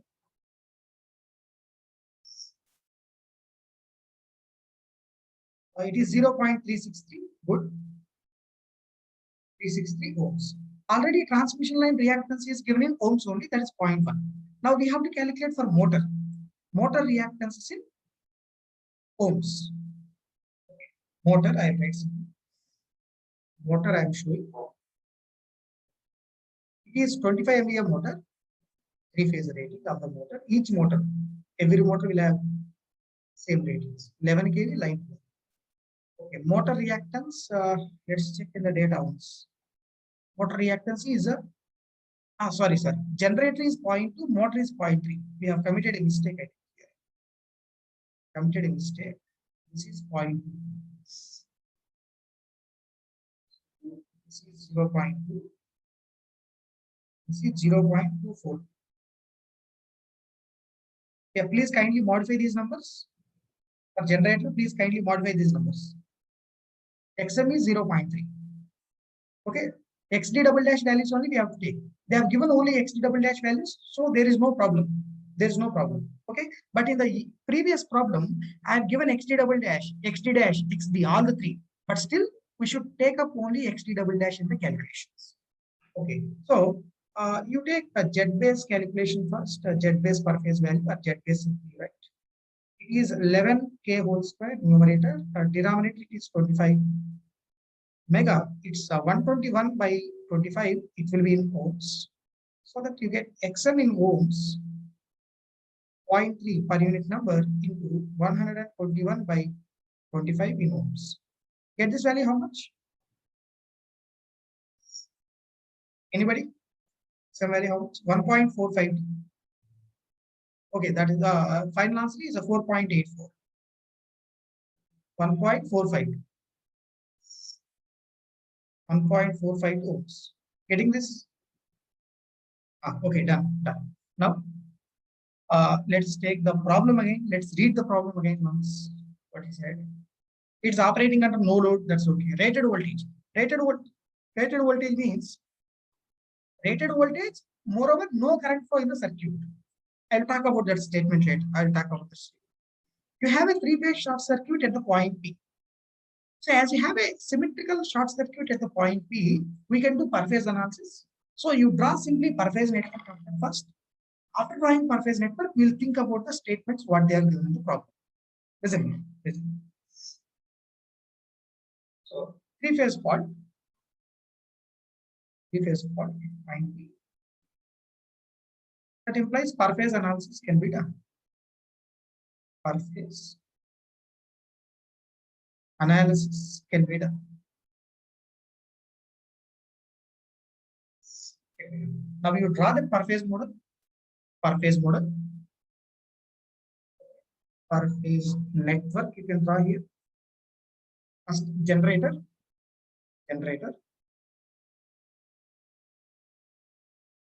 We are representing like this.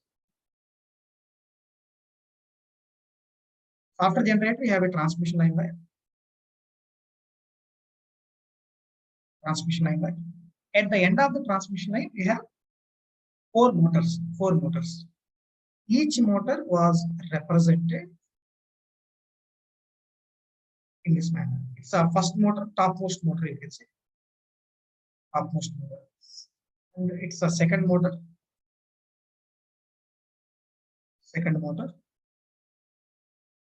I'm showing third motor here. And it was a fourth one. Like this. Okay. So these are the motor EMFs, internal EMFs. We consider this as EM. For each and every one, it is EM. For each motor, it is simply EM. Next, this generator EMF I am showing as EG. This generator impedance JXG. Line impedance is JXL. And this is JXM. Each one will have same numbers, that is JXM. Okay, next thing. Listen, please. Listen. Before occurrence of short circuit fault, if you are doing per unit value, you have to choose a common base. Common base means you take generator ratings as common base. 11 kV, 100 MVA. So generator reactance you take as it is. Line reactance we should convert into per unit form on that base. Again, motor reactance also we should convert into per unit form because that 0.3 per unit is on the old base. Following all of you. Then we should draw the per unit model. Then we have to do the analysis as it is, what we are discussing. Okay. Next. See, where we have the short circuit fault. I have to show one breaker. Where I have to show the breaker? Before the motor 4. I should show the breaker. I am showing that breaker here. Kindly observe. This is a circuit breaker. Okay. There is a point P. Observe where is the point P. In between breaker and motor. We have the point P. In between breaker and motor 4, you have the point P. This is a point P. All of you understood this one? Transmission line already original value was given, right? Motor can't be induction motor. They just see the symbol, Allen Matthew. Symbol means it's a circle with M, right? So it's a synchronous motor.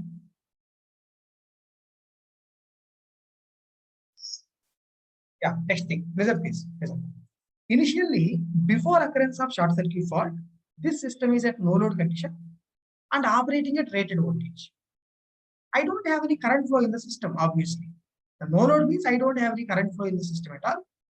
And whatever these voltages we have, internal voltages, EG and EM, these values will be equals to rated voltages. EG and EM values will be equals to rated voltages. What is rated voltage here? 11 kV line to line, but it's a per phase network. We should consider per phase value. So 11/√3 kilovolts we should take. Okay. So EG, EM, both values will be equal. That is per phase rated voltage 11 kV/√3 at an angle 0 degree kV. So it is 6.35 kilovolts at an angle 0 degree. 6.35 kV at an angle 0 degrees.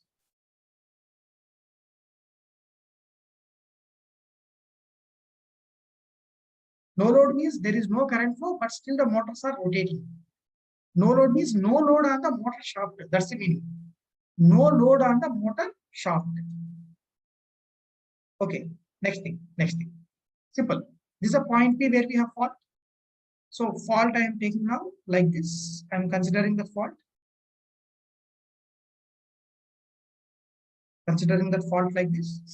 After considering fault here, this voltage will fall down to 0. Not only that, all these voltages will fall down to 0 because no impedance between these two nodes, right? No impedance between these two nodes. No impedance between these two nodes. No impedance between these two nodes. So obviously, if this fault point voltage is 0, all these points will experience a voltage of 0. All those points will experience a voltage of 0. All of you getting my point? Tell me please. No resistance given in the circuit means in the problem. So we have assumed that resistance is 0. Now, check here. If this voltage is 0, this generator will supply some fault current Ig. This motor will supply some fault current as IM1. This motor will supply a current of IM2. This motor will supply a current of IM3. This motor will supply a current of IM2. Generator is supplying Ig. Motor 1 IM1. Motor 2 IM. Motor 3 IM3. Motor 4 IM. Okay. I'll draw that original diagram. This one I will say for clarity. Clarity in the understanding I am showing.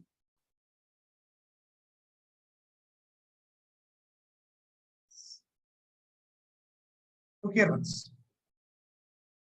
So for the fault at this point P, this voltage is 0. This voltage is 0. This generator is supplying a current something like this into the fault element as Ig. That's a path of the current, Ig. Motor 1 is supplying fault current through bus, through breaker like this. This is IM1 current. IM1 current. The second motor is supplying some current like this and through circuit breaker and going like this. It is IM2 current. Motor 3 is supplying some current.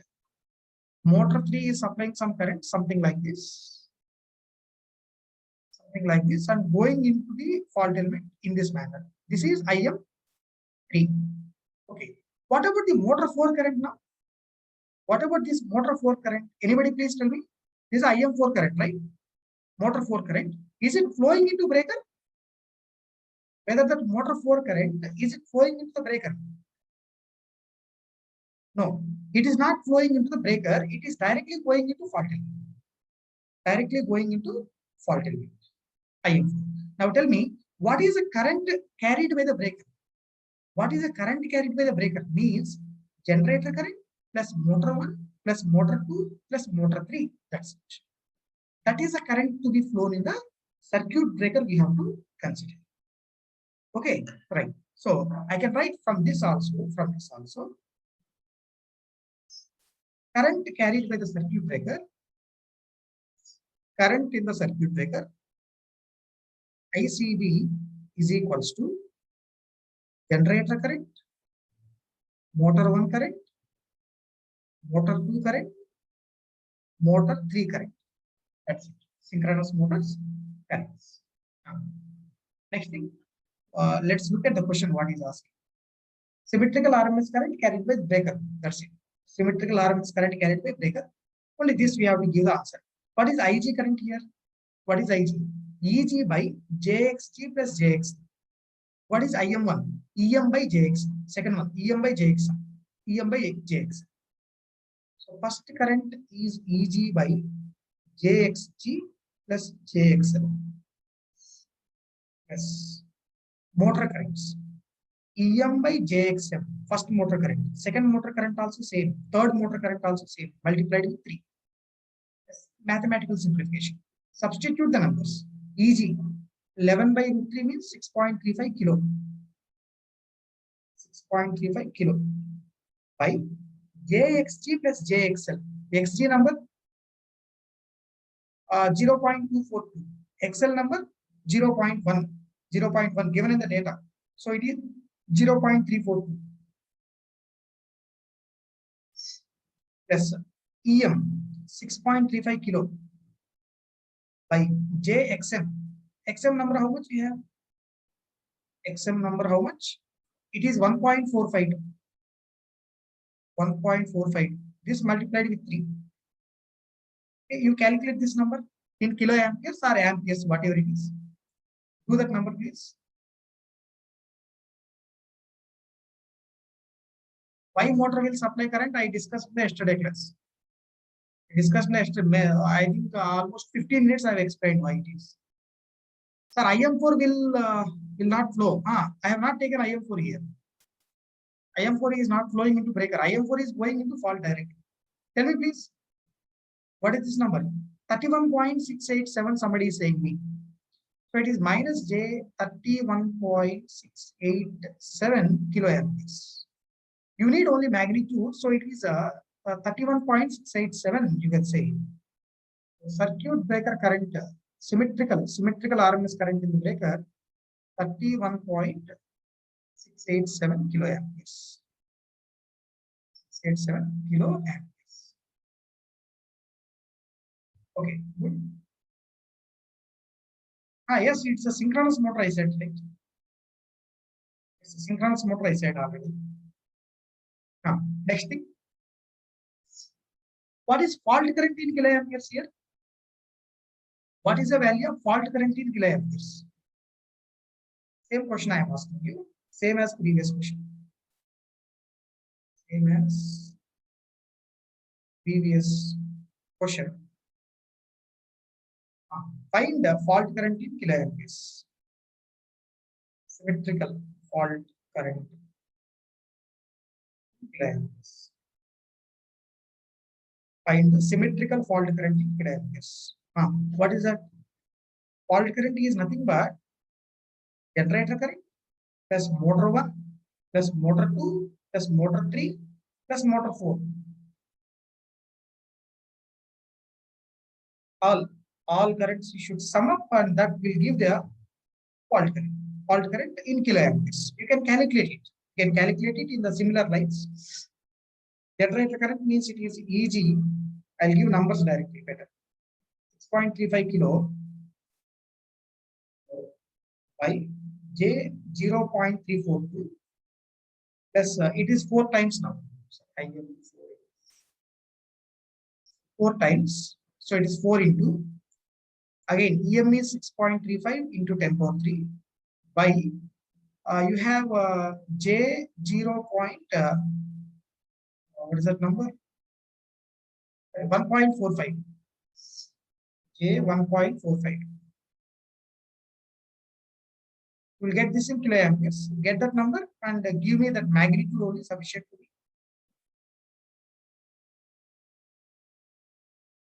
Coming 36.06 kiloamperes. Minus J 36.06 kiloamperes. So only IF magnitude, if you want to know, that will be 36.06 kiloamperes. 6.06 kiloamperes. Okay, good.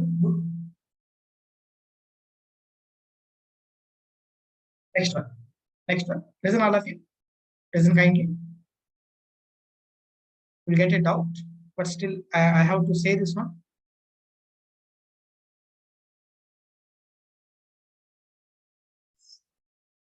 See, this circuit breaker, what I have shown here, this circuit breaker has to interrupt a current of 31.687 kiloamperes. Symmetrical RMS current of 31.68 kiloamperes. See, whether the circuit breaker need to interrupt only AC current or DC current also. Whether the circuit breaker need to interrupt only AC current or DC current also. Anybody? It need to interrupt both AC and DC currents. See, after all, one thing, listen, circuit breaker don't know what is that current first of all. In fact, your generator, motor, everything, they don't know what is that current flowing in the line. Whatever the current flow, that current has to be interrupted by the breaker. Clear? Right. So if you want to involve the DC component also in this one, if you want to involve the DC component also in this one, what you have to do? How to involve the DC component also into this current to find out the resultant RMS current to be interrupted by the circuit breaker. In the problem, he asked only symmetrical components. Our answer is over. Our answer is over. But I am asking you now, what is the resultant current to be interrupted by the breaker, including the DC component, including the DC component. So as a question, I will ask in the next slide. As a question, I am asking in the next slide. What is the momentary RMS current? Momentary RMS current to be interrupted by the breaker. To be interrupted by breaker. Okay. What is the momentary RMS current to be interrupted by the circuit breaker? Already we studied that momentary current, right? What do you mean by momentary RMS current? Momentary RMS current is nothing but square root of RMS of DC component square plus RMS of AC component square at the instant of the short circuit, or nearby the location of the, or nearby the instant of short circuit. Yes or no? What is that value we said? 1.6 into symmetrical current, initial symmetrical RMS current. 1.6 into initial symmetrical RMS current. Is it clear? Is it clear now? So this is nothing but 1.6 into what is that initial symmetrical current? Is it fault current or breaker current? Is it fault current or breaker current? We have to consider now. Breaker current only, because this is a momentary current to be interrupted by the breaker, right? How much is that number? 31.687. So 31.687 kiloamps. Okay, you calculate this number. I will tell some more thing. Calculate this number. How much? 50.69. This is the resultant maximum value of RMS current to be interrupted with the breaker. So for this current, we have to decide the breaker contacts, strictly speaking. Okay, next thing. Listen. Look, all of you, stop writing. Stop writing.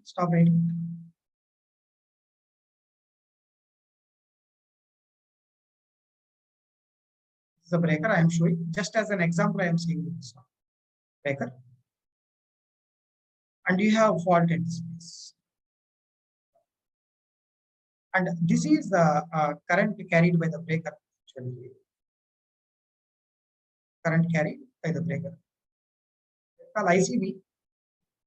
Else if it is confusing you, I'll call IG. If you are confusing, I'll call that as IG. Okay. See that IG consisting two parts, as we said. One is AC component, other one is of DC component. One is AC component, other one is of DC component. Small letter, I would say, small IG. And listen, this IG RMS value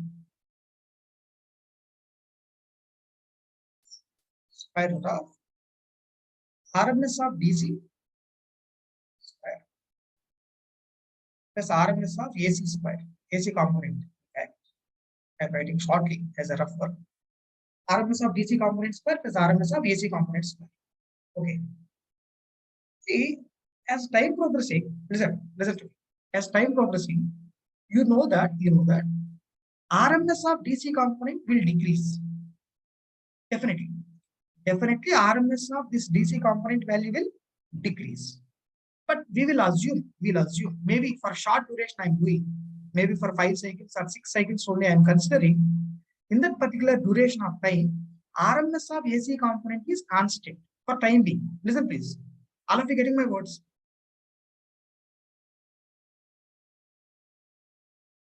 RMS of DC component is decreasing with respect to time. RMS of DC component is decreasing with respect to time. Stop asking, just listen here.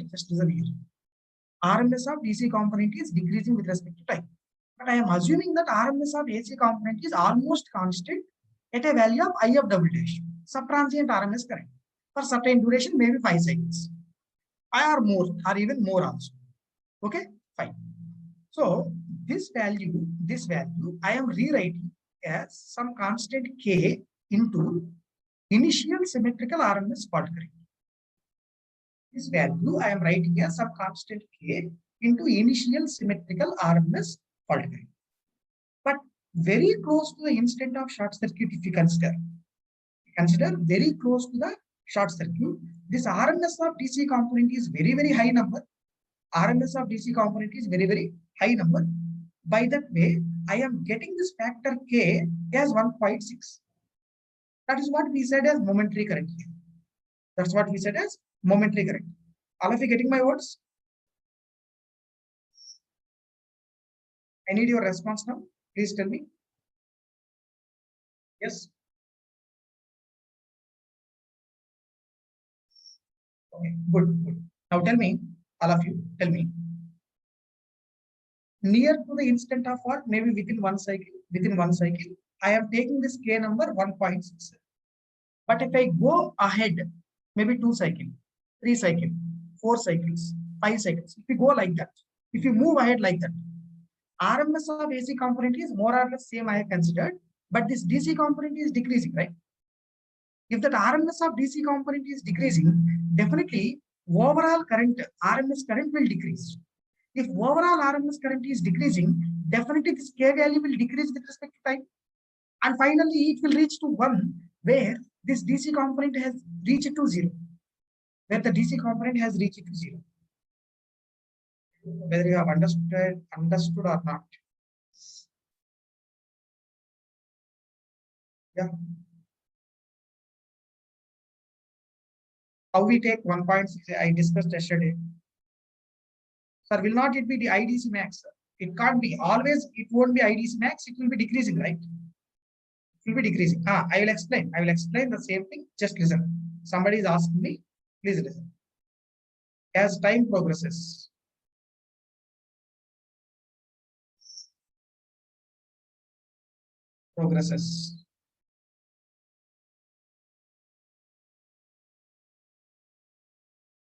I'm taking notations. Don't confuse. I have not cleared them. Is IDC RMS. Is IAC RMS. Asymmetrical is nothing but IAC RMS. As time progresses, IDC RMS value will decrease.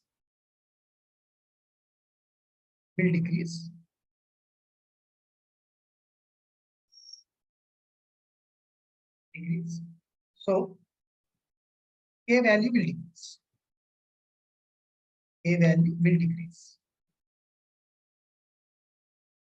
Is it okay for you? Is it okay for you? Okay.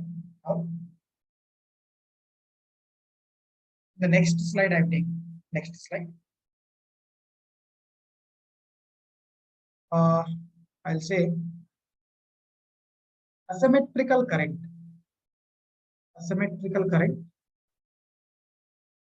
To be interrupted by breaker. Interrupted by circuit breaker. Same formula which we have written earlier. K into I symmetrical. This one only. Just I have copied that. IG RMS I have written. That is nothing but breaker current interruption. I am saying asymmetrical current.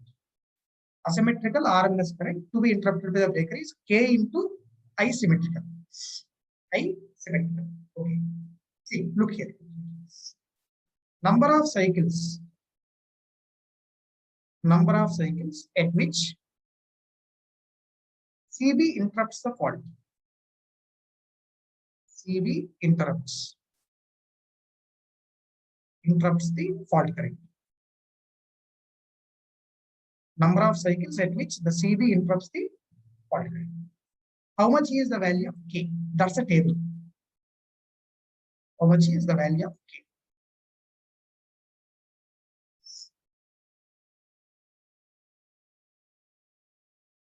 All of you clear about this? Or else still anybody having a doubt?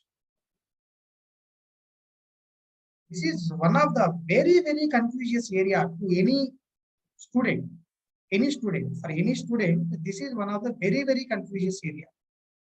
But I want to make you clear about this. Okay, that is my intention why I have explained that previous slide before coming to this.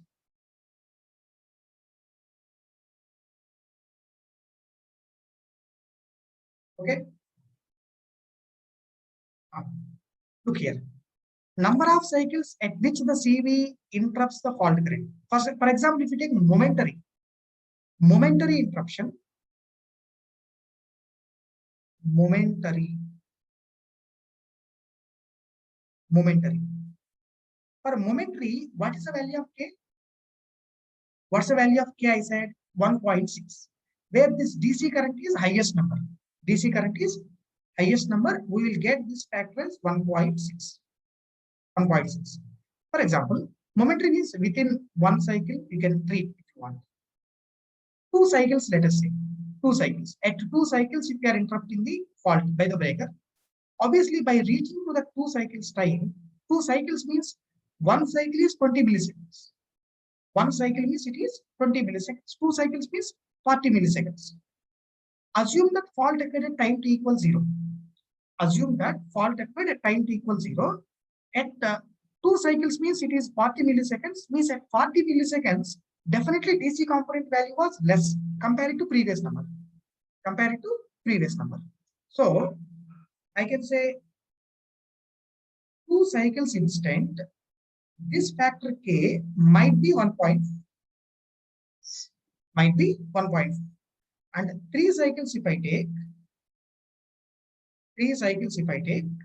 this number may be 1.2. 5 cycles if I take, this number will be 1.1. 8 cycles or more.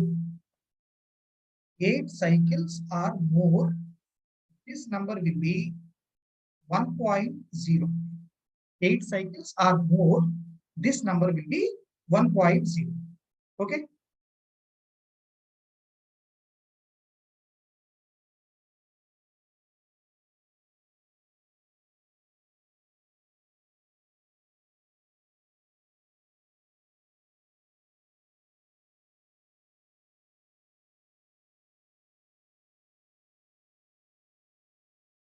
Yeah. Next, look here.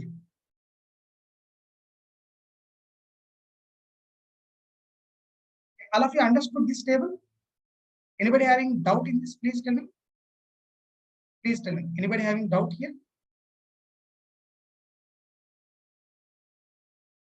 What is that K value means? That's the K value we are calculating here, Dwarkesh. That's the K value we are calculating here, Dwarkesh. Table is clear. Okay.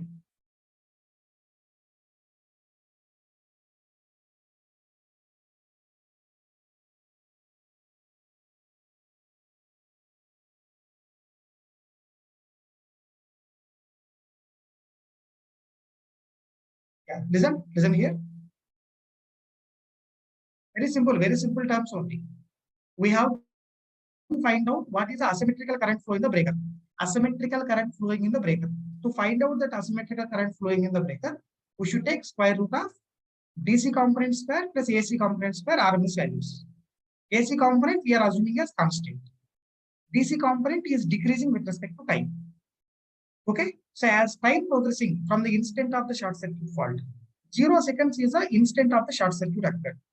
Okay, 0 cycles also you can call it one. At 2 cycles after the fault occurrence, at 3 cycles after the fault occurrence, at 5 cycles after the fault occurrence. Definitely, the DC component is decreasing and finally it will reach to 0 at some point. At some point it will reach to 0. But in between that, definitely we have some DC component. To consider the DC component into the asymmetrical current calculation, we are taking up the K factor, K into asymmetrical. That K value will decrease like this with respect to number of cycles and finally reaches to 1. Finally, it will be reaching to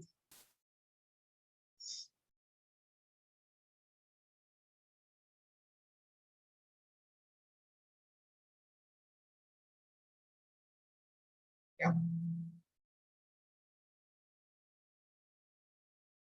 Fine. Next, let us say in this problem only, for example, we are taking up this current 36.0 fault current. Symmetrical current interrupted by the breaker is 31.687. 31.687. We calculated momentary current 1.6 into asymmetrical, we got 50.69. Okay. For example, if this breaker, what we are studying in the problem, if it requires to interrupt the current at 5 cycles instant, if it requires to interrupt the current at 5 cycles instant, tell me please, how much is that value? How much is that value? 1.1 is a factor we have to consider. Instead of 1.6, we should take that number 1.1. Yes or no? Didn't get you. Have you followed this? 1.1. Yes, 1.1 into 31.687. That is the amount of asymmetrical current to be interrupted by the breaker at 5 cycles. Means if it's opening at 5 cycles, how much current it has to interrupt? That is the. If it's opening at 2 cycles, it has to interrupt a current of 1.4 into that number. Okay, yeah. So I will take up the same question, same as the previous problem here. Same as previous problem. What is asymmetrical current? Asymmetrical current to be interrupted by the breaker. This question will make you clear. Statement what I mean. To be interrupted by a breaker, by circuit breaker at 2 cycles opening. 2 cycles opening, comma, 5 cycles opening. 5 cycles opening. Okay. Tell me please, at 2 cycles opening,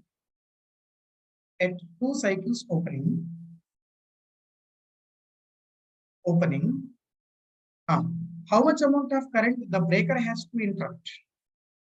That is nothing but 1.4 into initial symmetrical RMS fault current. So 1.4 into 31 point, what is that number? 687. 687. So it will be in kiloamps. Okay, at 5 cycles opening. 5 cycles opening means 1.1, it will come. That's it. I'm writing here itself. You calculate those numbers if you want. At 5 cycles opening, the current to be interrupted by the breaker is 1.1 into initial symmetrical RMS current. Means 1.1 into 31.687 in kiloamps.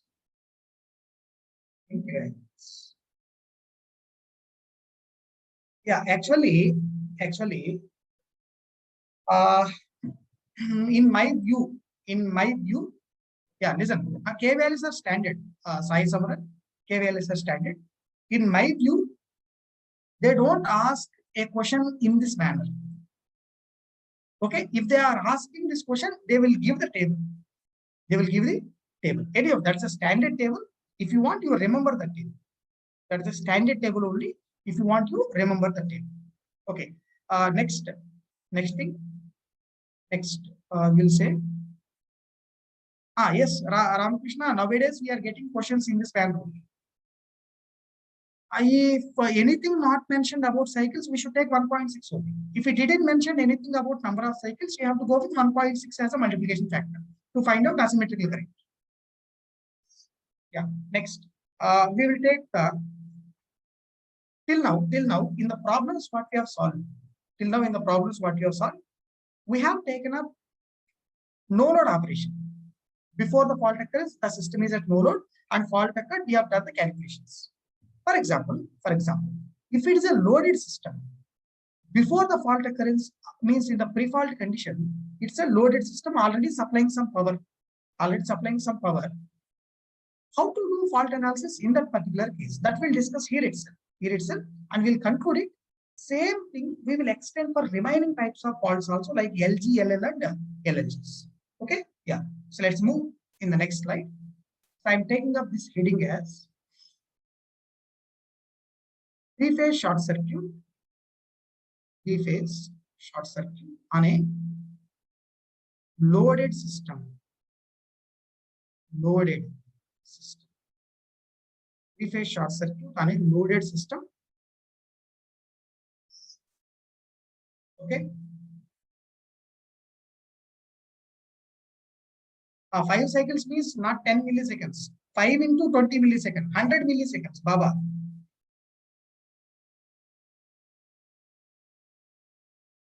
Okay.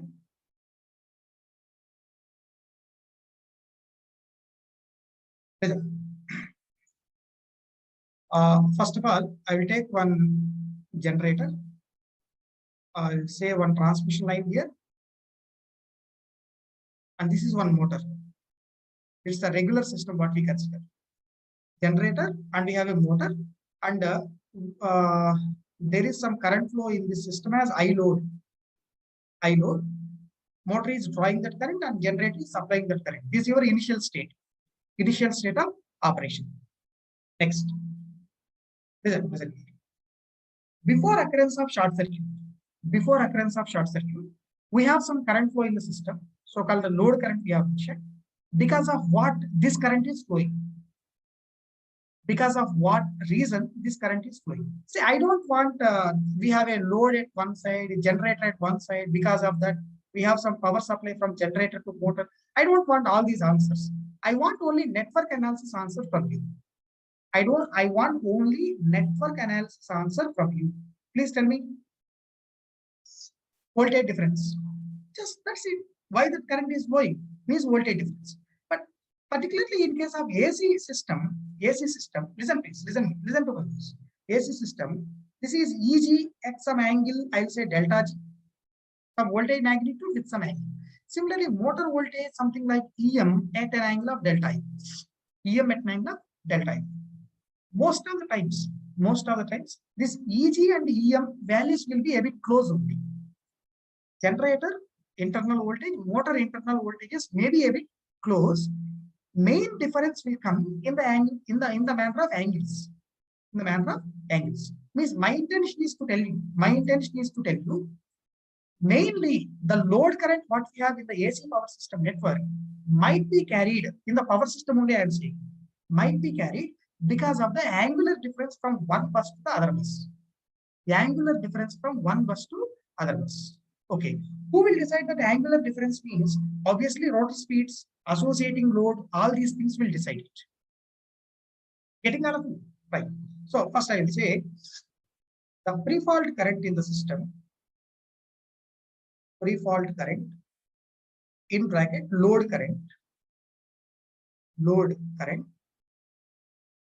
mainly flows due to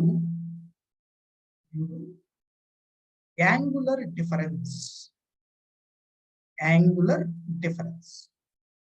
Yes. Okay. Next thing. Yeah, I will give a break. Just wait for some time. Mainly due to angular difference. Now, if there is a short circuit occurred at some place on this transmission line, if some short circuit was occurred at some place on the transmission line, what will happen to this voltage? Zero. This voltage will become zero. Okay. See, as a voltage is becoming zero, definitely, you have a large potential gap in the system. Yes or no? Because of that large potential gap, definitely this generator will supply some excess current. Motor will supply some excess current. That's what we are naming as fault current earlier also. Okay. Now, we made one assumption. In the assumptions in the fault analysis as we are assuming that frequency of operation is constant, means speeds of the rotors, maybe generator and motor here, speeds of these rotors will be fixed. If the speeds of the rotors are fixed, we will be assuming that this angular difference is going to be maintained. The angular difference, what you said is that is going to be maintained. Means you have the load current flowing in the system, but Due to fault, there is a large potential gap also created. Because of that potential gap, extra current is flowing in the system, which we are naming as fault current. Then what is the resultant current flow in the system means the fault component what we have and then the load component. If we add these two, that is the resultant current flowing in the system. Many of you might have not understood this, which I feel. Yes or no?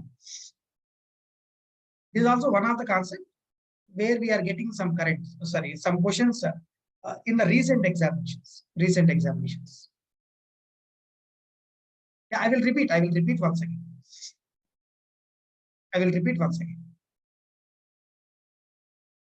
Yeah, listen.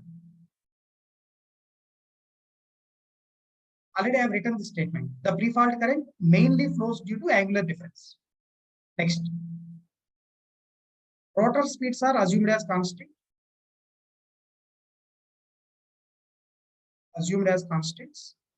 Constant.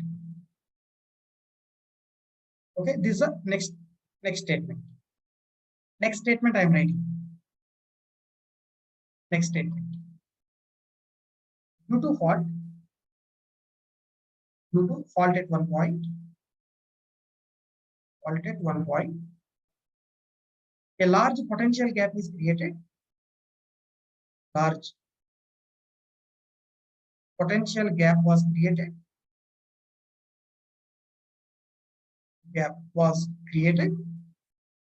That implies fault current will flow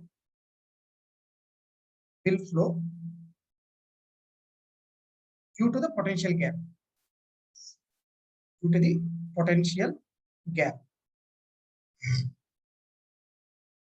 gap. But there exists an angular difference also.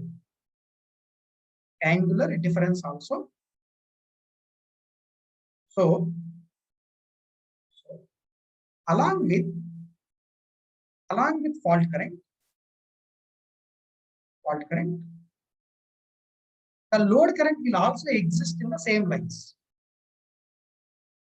Load current also exists in same lines.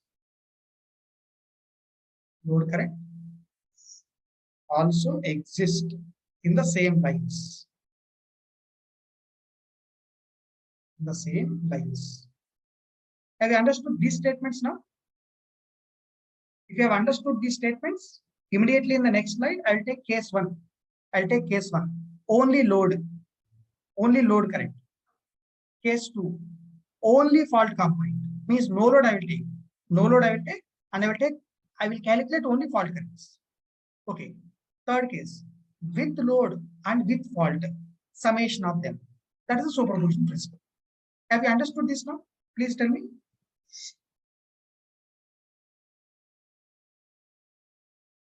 I will show 100 slide number 100. Yeah, good. Simple, very simple. Before fault occurrence, we have current due to angular difference. Fine. During fault, we have current mainly due to potential difference. Means magnitude voltage difference. Better. Magnitude voltage difference.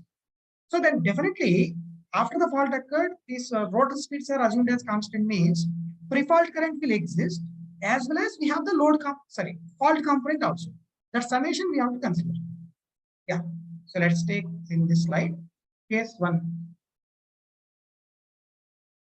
Only load.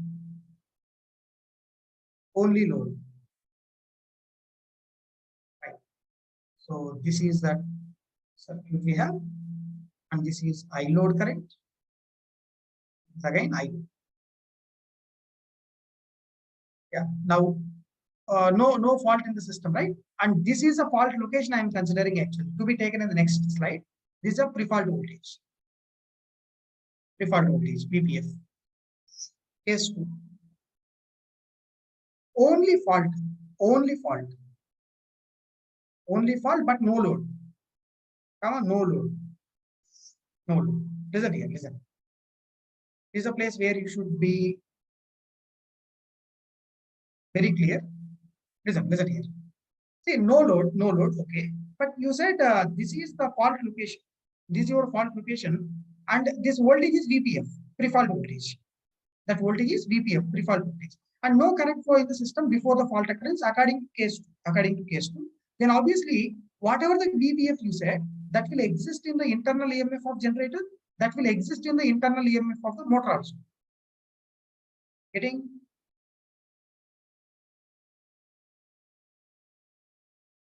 Are you clear about this one?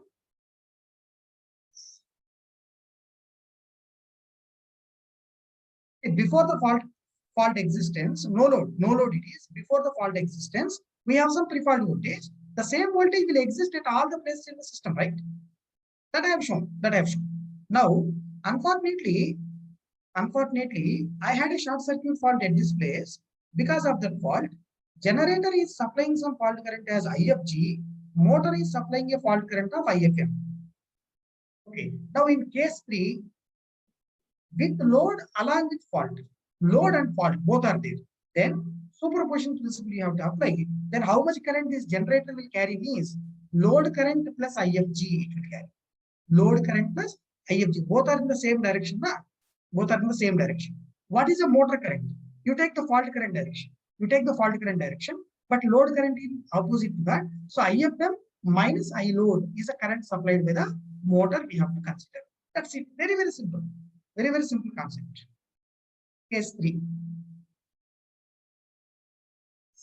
Case 3. With load and with fault. With load and with fault. With load and with fault.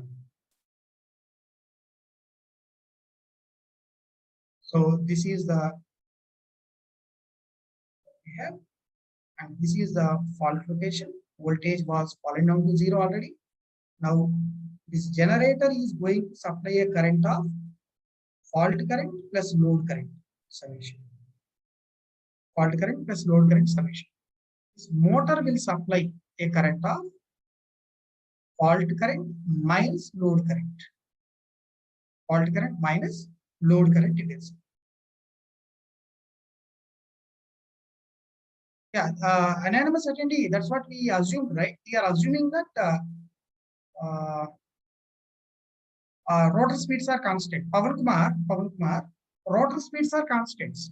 Rotors are rotating at the synchronous speed only. So because of the angular difference, we have some current already existing in the network, load current. Okay, and because of the fault occurrence, we have a huge potential magnitude difference. Because of that, we have the fault component, and resultant current is addition of the two. And you don't have any power flow. If you want, I will prove that in the problem later. In the problem, I will prove that later. We don't have any power exchange. Power exchange you don't have. Yeah, all of you understood this? Please tell me. Yes, Sabji. Yes. Sabji.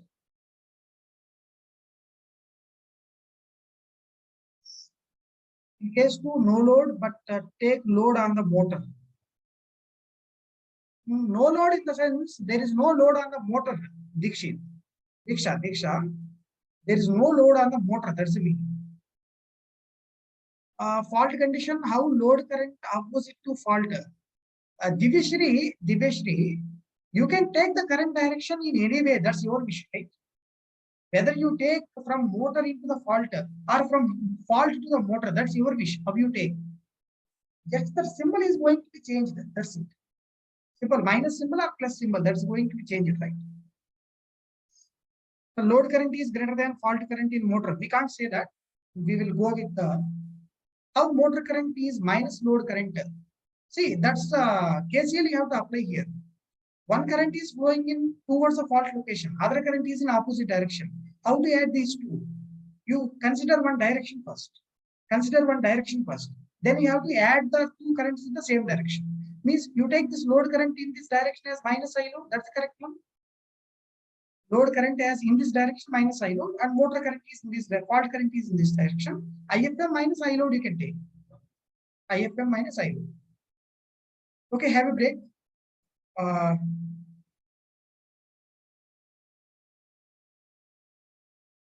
Have a break up to 10 minutes. So after break, we will continue with this problem. We'll take one problem.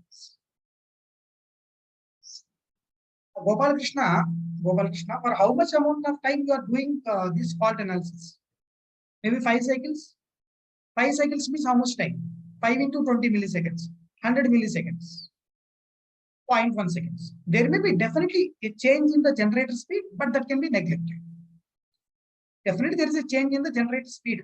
It won't have a speed from 1500 to 3000 in the time duration, right? It may go from 1500 to 1510. Change in the speed is there, but still we are neglecting the change. Abhinandan, we explained that in yesterday class. If you have a doubt, we will see later also. Okay, if you have any doubt, I will repeat this later in the problem. Have a break for 10 minutes.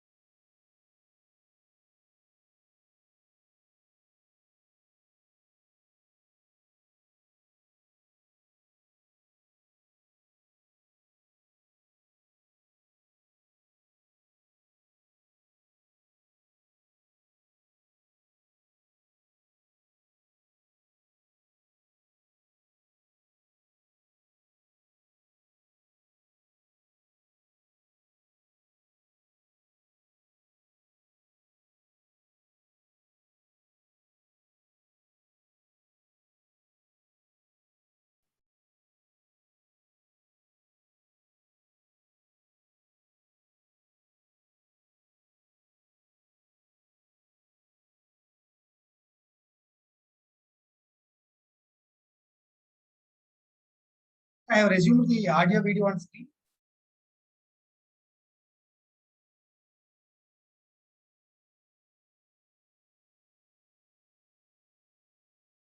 Is this clear?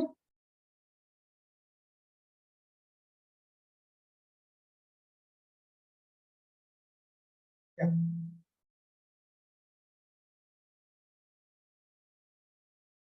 Audio video on screen. Yeah. So I'm taking up that problem.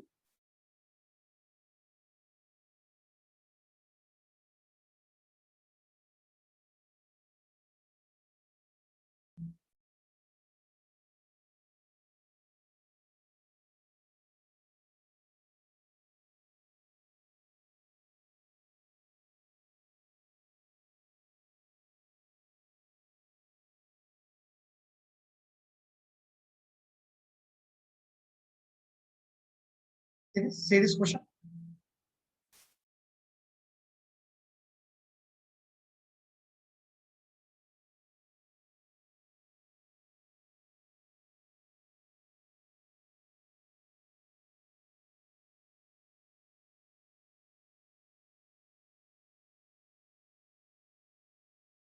See, an alternator connected to synchronous motor through a transmission line. An alternator connected to synchronous motor through a transmission line.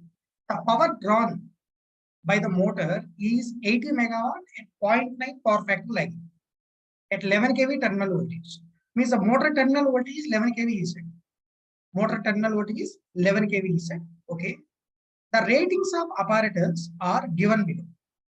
Generator 100 MVA 11 kV XT voltage. Line 100 MVA 11 kV XL.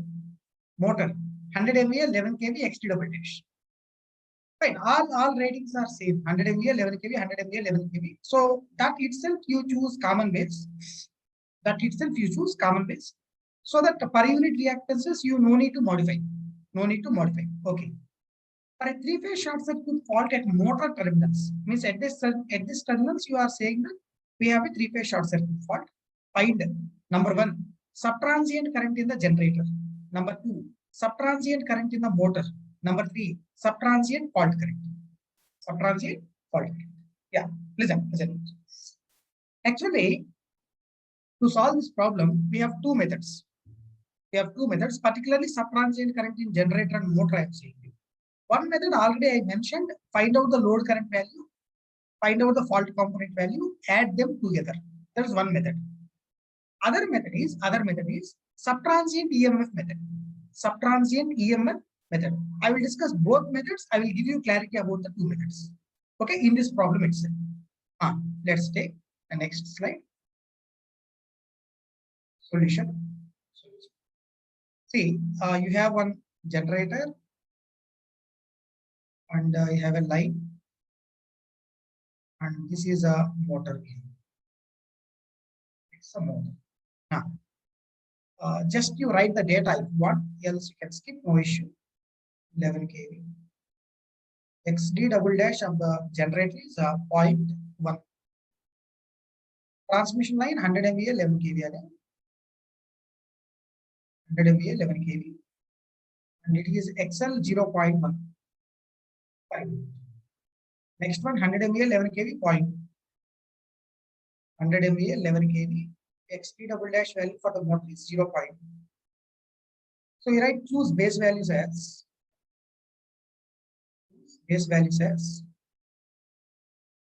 11 kV line to line number, 100 MVA three phase number. 100 MVA three phase number. Okay. Next thing. Power, I will show in the diagram. Power flow here, PM. Sorry. PM. Okay. Motor terminal voltage I will call as VM. Power factor of motor is cos pi. Load details of motor. Load details of motor. PM 80 megawatt three phase number. 80 megawatt three phase number is PM number. Okay, next. Power factor cos pi m is 0.9 lag. Cos pi m 0.9 lag. Next one. Terminal voltage VM. terminal voltage VM, 11 kV light bulb. 11 kV light bulb. See, first you have to calculate the load current, right? We have to calculate the load current. That's a main thing we have to do with this one. So, to calculate that load current, IL I will say, or I load. I know to calculate that one. In per unit form only I want to do, because reactance is given in per unit means I will do in per unit only.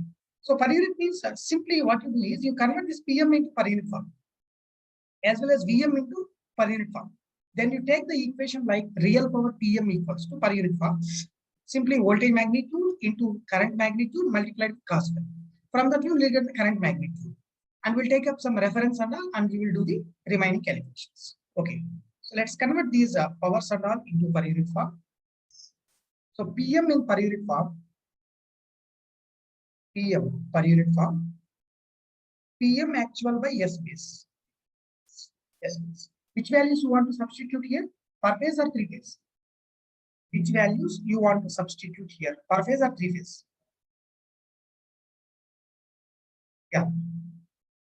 Tell me please. Okay, if you want to take three phase, that's fine. If you take per phase, that's also fine. You will get same number, right? So I'll say per phase, better per phase. It is 80 by 3 in the numerator. Denominator, it is 100 by 3.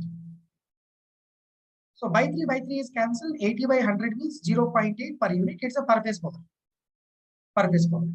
What is VM per unit? Magnitude.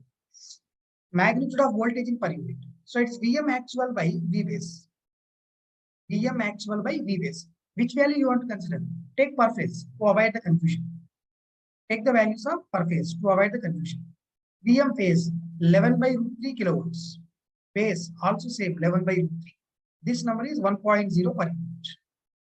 Okay, now this PM per unit power is equals to magnitude of the motor terminal voltage per unit into load current magnitude in per unit into power factor cos phi.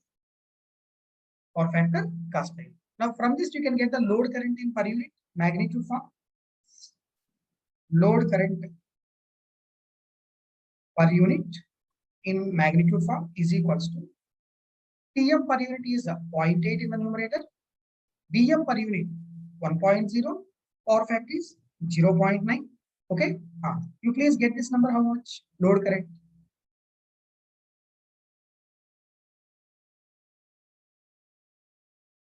Yeah, anybody? Please tell me how much is this load current? 0.8889, you say 0.889 per unit. But you should consider some angles here because he said power factor is 0.9. Like let us take VM bar per unit as reference. VM bar per unit as reference means that is 1 at an angle 0 degree. Then load current will come 0.889 with some angle according to the power factor. Okay, let VM taken as reference. Taken as reference. Let VM taken as reference means VM equals to 1 at an angle 0 degree per unit. Then the load current in per unit form, load current in the per unit form is equals to magnitude is 0.889 at an angle. How much is this power factor angle? Cos phi m is 0.9 means phi m is 25.84 degree, I think. Just check that number once. Angle cos inverse of 0.9. How much is the angle? 25.84. Okay, good. 25.84 degree. But that is in lag with respect to voltage. So we have to take 0 degree voltage angle minus 25.84 degree. So it is 0.889 at an angle of minus 25.84 degree. That's the load current what we have. Load current. Next thing. Up to this point, it is same for both methods. Two methods I said. One method is adding the fault component to load component. That's one method. Other method I have not discussed in theory, so-called subtransient method. I will take up that. In the next case. Yeah. Let us take method 1 here. Method 1. else you show that load current in this diagram first. It is the load current flowing in the generator. It is the load current flowing in the motor also. Load current flowing in generator, line as well as the motor. Okay. Method 1, I will say. Method number 1. Method number 1, case 1 already we have done. Case 1 already we have done. Now we are going to do, or we are going to find current in the generator as well as current in the motor without having any load. Without having any load. Okay. First I will draw per phase model. Assuming system is at no load. System is at no load. No load condition. Okay. Comma. Motor terminal voltage itself is a pre-fault voltage because he said fault is at the motor terminal only. Fault is at the motor terminal only. So pre-fault voltage is nothing but motor terminal voltage only, which is 1 at an angle 0 degree per unit. Okay. Now I'll draw per phase model for this. Per phase model for this one. Per phase network you can say, or per phase model. First generator represented in this way. With some impedance. Next, transmission line. Next, you have a motor shown in this manner. And this is JXT double dash of generator. G I will call JXL more line, JXM double dash or XDM double dash for the motor. And this is some internal EMF of generator, and this is some internal EMF of the motor. Okay, look here once. This is the location of fault. This is a location of fault. Pre-fault voltage is 1 at an angle 0, and there is no current flow in the system before occurrence of fault. Before occurrence of fault. So whatever the pre-fault voltage you have, that you should keep as a generator voltage as well as motor voltage. As motor voltage. Yeah, some of you might be confused at this step. Some of you might be confused at this step. Are you clear about this step, what I have written? Are you clear about this step, what I have written? Clear. Mubin, just listen here what I am saying. Listen. No load on the system. No load on the system means no current flow in the system. Okay. This location voltage, you know, pre-fault voltage 1 at an angle 0 degree. See, if you don't have any current flow in the system, obviously whatever the source you have in the system, motor source or generator source, whatever you have, that voltage will be VPF only, right? Getting me? So this VPF is 1 at an angle 0. This VPF is again 1 at an angle 0. Now we will consider fault at the fault location like this. By considering the fault, you find out this fault current supplied by generator. Of course, it is a subtransient current. What is a subtransient fault current supplied by the motor? You take up these two. Subtransient current supplied by generator, subtransient current supplied by the motor. So these currents are very simple to calculate. Subtransient fault current in the generator is pre-fault voltage by JXDG double dash plus JXL. So VPF is 1 at an angle 0 degree. What is that XDG double dash? Just look these numbers once. J.1 and J.1. J.1 plus J.1, and this number will come to be minus J5. Calculate that number once. You'll get that as minus J5. Else 5 at an angle minus 90 degrees. Next one. Motor current IFM double dash. Motor current IFM double dash. It is pre-fault voltage by JXDM double dash. Pre-fault voltage is again 1 at an angle 0 degree. This reactance is 0.2, means J0.2, we should say impedance. And this number will come again as minus J5 per unit.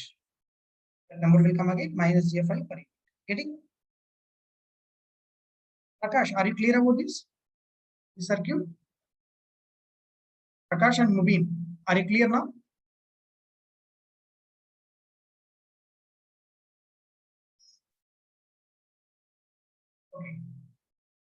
Now in next slide, as no current means obviously voltage will be same, right? Next step, what I will do is we'll take load as well as fault both. Then we have to add up the currents, right? That's it. So in the next slide, I will say, next slide, I'm going with load and with fault. And with fault. Same circuit I am repeating without any change. This circuit only I will repeat. This circuit only I will repeat. This one.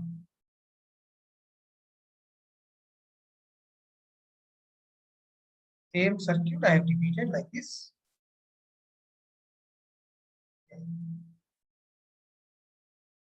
Now this is not VPF. I am removing that VPF because we are changing current, right? We are changing that current by superposition. So you don't get the same voltage here. You don't get the same voltage. So this is load component, I load I will add. And for this one, you should say minus I load. Minus I load. Now, subtransient current in the generator is IFG double dash plus I load. Okay. Subtransient current in the generator. Subtransient current supplied by generator. Subtransient current in the generator. You call it is IG double dash simply, which is nothing but fault component IFG double dash plus the load component. I am calling it is I load. IFG double dash plus I load.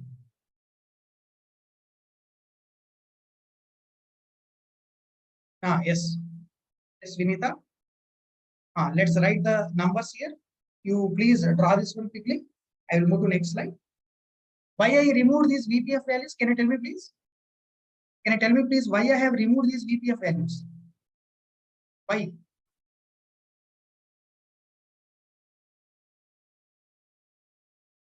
Because earlier you have taken VPF and you calculated fault current.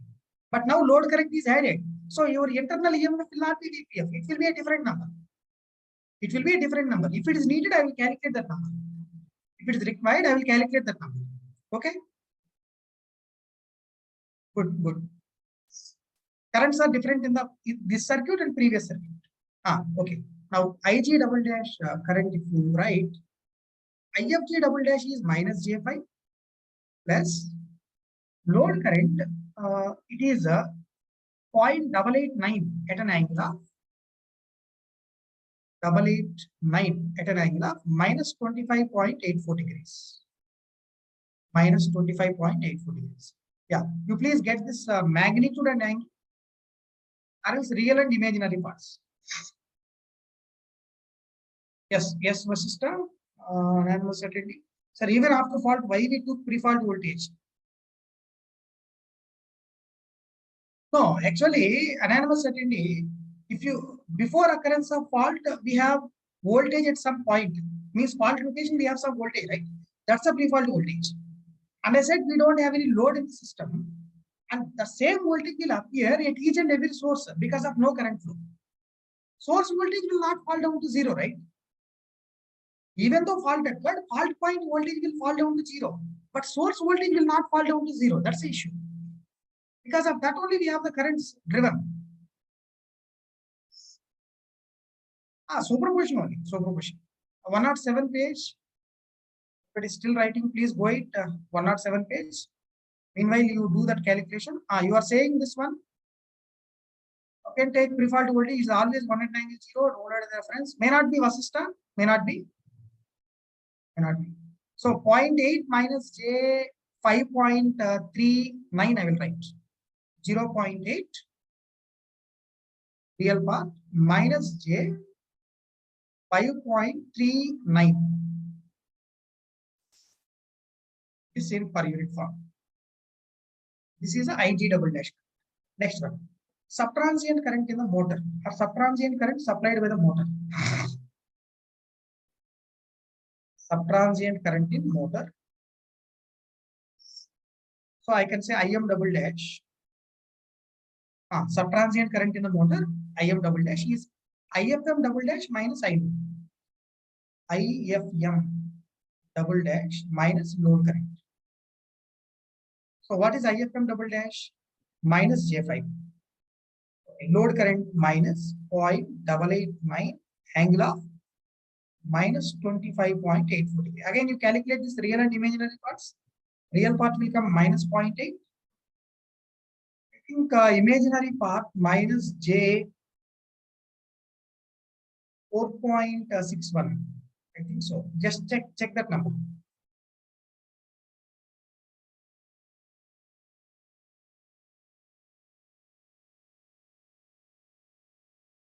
4.61. Yes. Sir, all the faults are cleared in the subtransient range. May not be. Generally, fault will be cleared in the transient period. Fault will be cleared in the transient period. Why it is so means, first of all, relay has to identify the fault after the fault occurs. Even though you say the relay is perfect one, it will take 0.1 seconds minimum or 0.05 seconds. 0.1 seconds means 5 cycles. Else it will take, let us say, 3 cycles. Relay is taking a time of 3 cycles to identify that as a fault. After that, it has to give a command for the breaker to open. So breaker opening time will be around 2 cycles. Will be around 2 cycles. So totally it will be 5 cycles. 5 seconds. So at 5 cycles instant, the breaker is going to be open. After you say 5 cycles, means if the breaker is opening at the 5 cycles, obviously we entered into transient period, right? Obviously we entered into transient period because you have the subtransient period is only 1 to 2 cycles. Beyond 2 cycles, what you have, that will be transient period. Relay has to sense the fault. It has to give the command for breaker, and breaker has to open. Breaker opening will happen in the transient period only, and arc will form. Arc has to be extinguished. It will take some time further for complete interruption of the fault. Okay. Yeah, anonymous certainty. I'll come to your doubt after some time, please. Let's move. These are the numbers you get now. Next, what is the fault current value? That's the next one. Of course, you see in your question. What is the subtransient fault current value? Anybody please tell me? From KCL, you can say. From KCL. This side you are getting IFG double dash plus I load. This side you are getting IFM double dash minus I load. I load will be cancelled. So simply IFG double dash plus IFM double dash. That's it. Else, you can write in an expanded way. You can write in an expanded way. Subtransient fault current. Subtransient fault current. Fault current. IF double dash. Nothing but IG double dash plus IM double dash. Generator subtransient current plus motor subtransient current. This is IFG double dash plus I load, and the other one is IFM double dash minus I load. I load cancel. It is minus J5, minus J5. It will be minus J10. Minus J10 per unit. Anyhow, we are doing all these numbers in per unit form. If it is required, you have to convert them into absolute. Required, you have to convert them into absolute.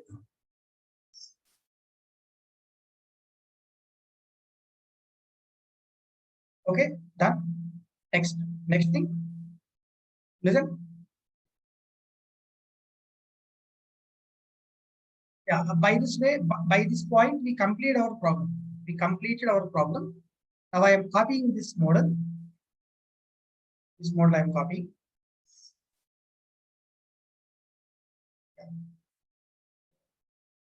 So here, look in this model. Look in this model. In this particular diagram, whatever the voltage we have for the generator internal EMF, that is going to be called as subtransient EMF. Whatever the EMF we have in the motor, that is going to be called as subtransient EMF of the motor. Okay. That fault component plus load component, that resultant circuit I have taken. In that resultant circuit, whatever the generator EMF driving the whole current, whatever the generator EMF driving that pole current, that is going to be called as subtransient EMF of the generator. Whatever the EMF driving that pole current by the motor is going to be called as subtransient EMF of the motor. Don't confuse, don't confuse, don't question anything. Just listen whatever I am saying you. Just listen whatever I am saying. Okay? Yeah. So this is called as subtransient EMF in the generator. Subtransient EMF in generator. EMF in the generator. This is called as subtransient EMF in the motor. EMF in the motor. Subtransient EMF in the motor. Okay. What is this EG double dash value? Can anybody tell? What is this EG double dash value? Anybody? Simple to write. What is that? EG double dash. Okay, you take in a reverse way better. EG double dash minus 0 by this impedance. Is that correct? EG double dash minus 0 by this impedance. Is this correct? Minus 0 by impedance. Impedance is the current IFG double dash plus I2. Clear this one? Clear?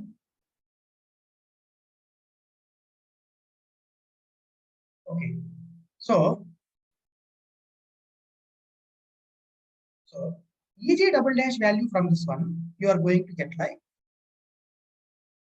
EG double dash value, you are going to get like IFG double dash plus I load or IFG double dash into JXDG double dash plus JXL plus I load into JXDG double dash plus JXL. Are you clear about this one? Multiply that whole impedance with the two currents. Summation of two currents we have there. Okay. Next step. Look here. Okay, next. What is IFG double dash? Formula. Look here. IFG double dash formula, VPF, pre-fault voltage, by JXDG double dash plus JXL. That I will copy to the case. IFG double dash formula is this one. Okay.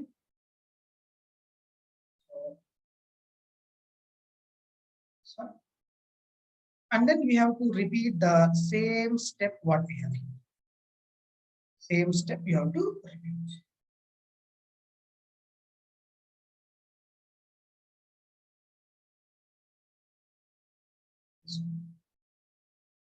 Simple. Now this JXTG double dash plus JXL and JXTG double dash plus JXL will be cancelled out. After cancelling these two, you get pre-fault voltage plus load current into JXDG double dash plus JXL. All of you getting this one? This is the internal EMF, or you can say subtransient EMF in the generator. That is a subtransient EMF in the generator.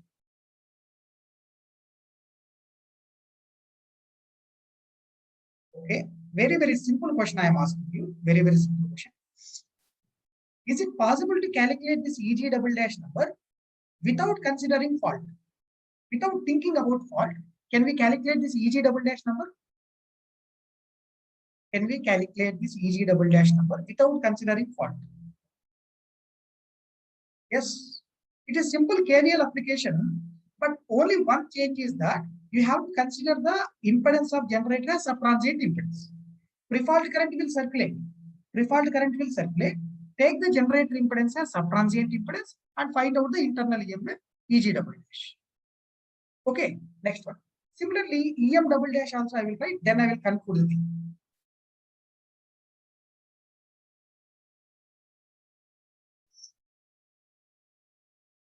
Yeah, that's correct. Vasishtha, correct. Next, you can take this one. EM double dash minus 0 by JXDM double dash is this current. Else, you can write subtransient EMF in the motor equals to IFM double dash minus I load is the current multiplied with impedance is JXDM double dash. So you can get here IFM double dash into JXDM double dash is one thing minus I load multiplied with JXDM double dash. JXDM double dash. Right. So what is this IFM double dash? IFM double dash you have it already. This one. VPF by JXDM double dash now. VPF by JXDM double dash. So you can call it is VPF by JXDM double dash into you have JXDM double dash here minus this load current multiplied with JXDM double dash. So you can cancel this JXDM double dash and JXDM double dash. Come to be pre-fault voltage minus load current multiplied with JXDM double dash. Again, the same question I am asking. Is it possible to calculate this subtransient EMF? This subtransient EMF without thinking about fault, without considering that fault, is it possible to calculate this EM double dash? Yes. Yes or no? This value also we can calculate. This value also we can calculate.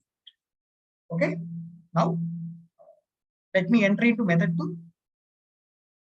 Yeah, that's what I am going to show Bhavani in the next case. Method 2 I will take. Okay. See the procedure what I am saying for method. Method 2 procedure I'll do.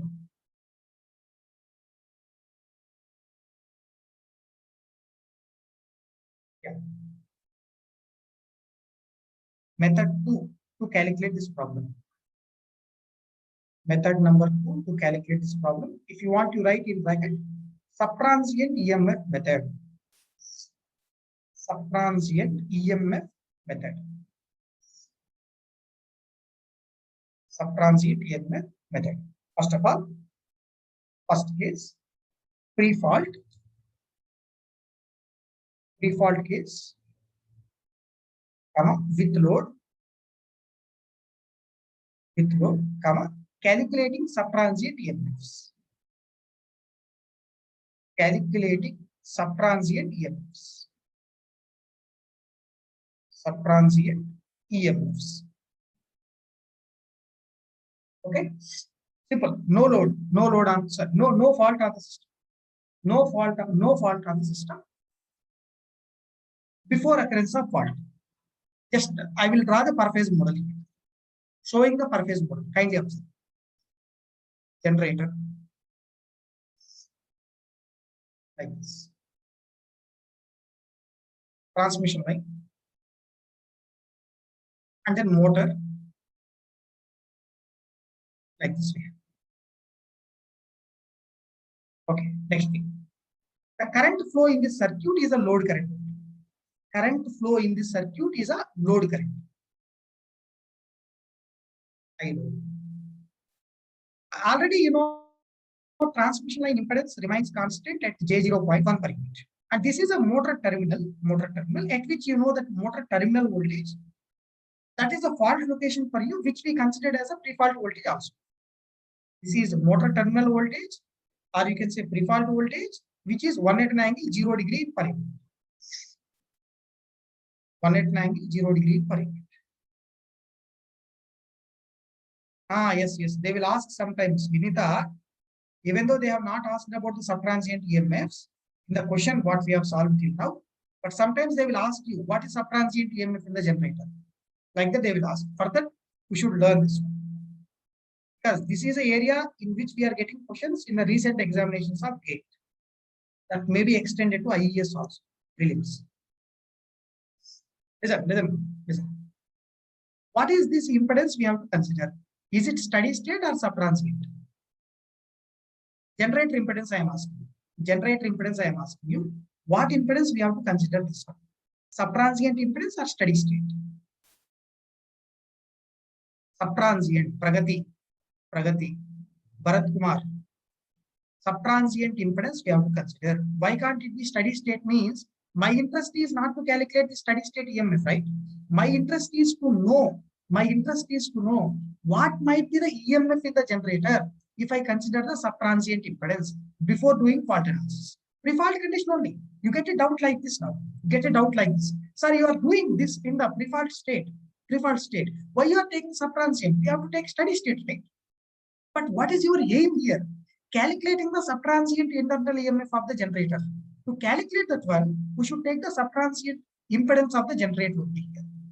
Okay, so this number must be JXDG double dash. And similarly, this also JXDM double dash. And what is this number? I think J0.2, is it? J0.1. J0.1. Whereas for motor, you know J0.2. Okay. And by circulating the pre-fault current in the model, circulate the pre-fault current in the model, take all the reactances as subtransient reactances, and then calculate the internal EMFs of the generator and the motors, whatever it is available. That will be the subtransient EMFs. Yeah, that's what I am saying to Ankur and Bhavani. Ankur and Bhavani. It is a pre-fault one. It is a pre-fault one. Okay. Pre-fault one. What impedance you have to consider? Steady state impedance. If you take steady state impedance there, you can get the steady state EMF. You will get the steady state EMF. But what EMF we need? Subtransient EMF. To calculate subtransient EMF in the pre-fault condition, we have to take the JXDG double dash. Means, I'll tell you like this, Bhavani and Kashyap, whatever this EG double dash and EM double dash you get now, I can't do anything with these numbers in the steady state analysis. I can't do anything. I can't do anything with these numbers in the steady state analysis. But these numbers are needed for the fault analysis further. That's why we are calculating them. Getting this point clear? Is it clear for you? What is that now, Bhavani? Okay, fine. Now you calculate this EG double dash, subtransient EMF in the generator.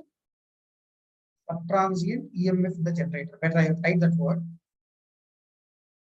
Subtransient EMF in generator. EG double dash. Simple KVL application. You get motor voltage VM here plus load current multiplied with JXDG double dash plus JXDG double dash plus JX.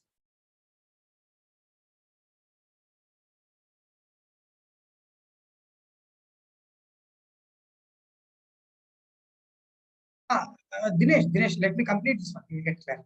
Let's calculate this number quickly. Let's calculate this number. EG double dash is equals to, what is VM value? 1 at an angle 0 degree plus load current 0.889 at an angle of minus 25.84 degree. Multiplied with that the whole impedance is J0.2 up to that point. You please tell this number how much? Tell that number. Anybody done?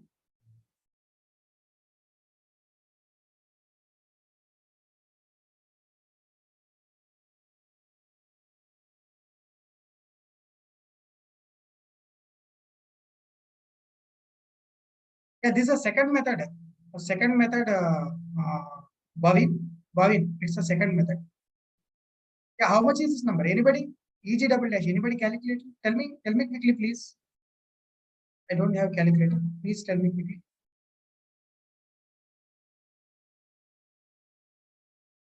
Nobody calculated? 1.0893 at an angle 8.44 degree. 1.0893 at an angle 8.44 degree per unit. This is subtransient EMF in the generator. Next one. Subtransient EMF in the motor.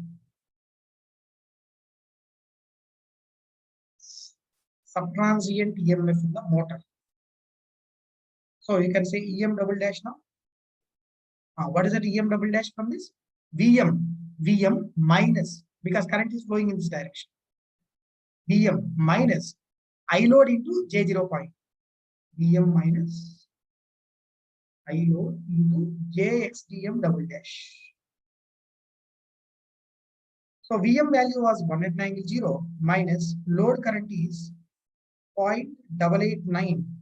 Angle will be minus 25.84 degree. JXDM double dash is J0.2.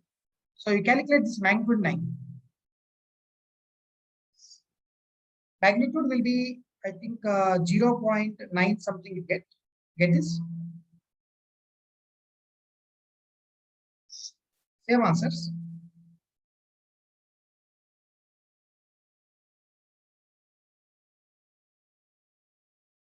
So 0.936. 0.936. Angle of minus 9.958. Minus 9.958 degrees. Okay? Like this, you will get that current. Sorry, that voltage. Next step. Second step. See this. Second step. Fault. During fault with load. During fault with load. Means with fault with load you can say. With fault and with load. With load. See, already you calculated the subtransient EMFs of generators that you take up here. And this is line impedance, motor impedance.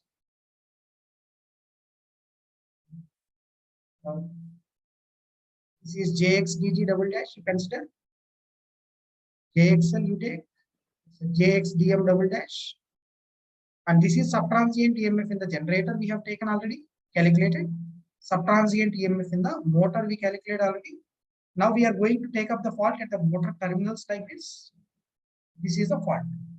Okay. By taking that fault, you calculate the value of IG double dash. You calculate the value of the IM double dash. Subtransient current in the generator, subtransient current in the motor. Why we are calculating this EG double dash and EM double dash here? Simply in order to involve the load current also in the fault analysis. Okay. So subtransient current in generator, subtransient current in the generator, say it is IG double dash, which is nothing but EG double dash value by JXDG double dash plus JXL. JXDG double dash plus JXL. What is EG double dash number? 1.0893. 1.0893, angle of 8.44 degree. Denominator we have minus, sorry, J0.2. You take that real and imaginary parts. In the rectangular form, you please give this one. You will get same number as we have done earlier. Same number as we have done earlier. Okay, so you may get 0.8 minus J 5. Anybody done? Do this and please confirm.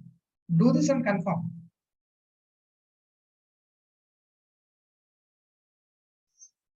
.39. Okay, next one. Subtransient current in the generator in the same way. Subtransient current in the generator, current in the, sorry, motor. IM double dash is equals to EM double dash by JXDM double dash. So EM double dash is how much? We have calculated 0.936 at an angle of minus 9.95 degree by JXDM double dash is J0. You calculate this value, you get minus 0.8 minus J 4.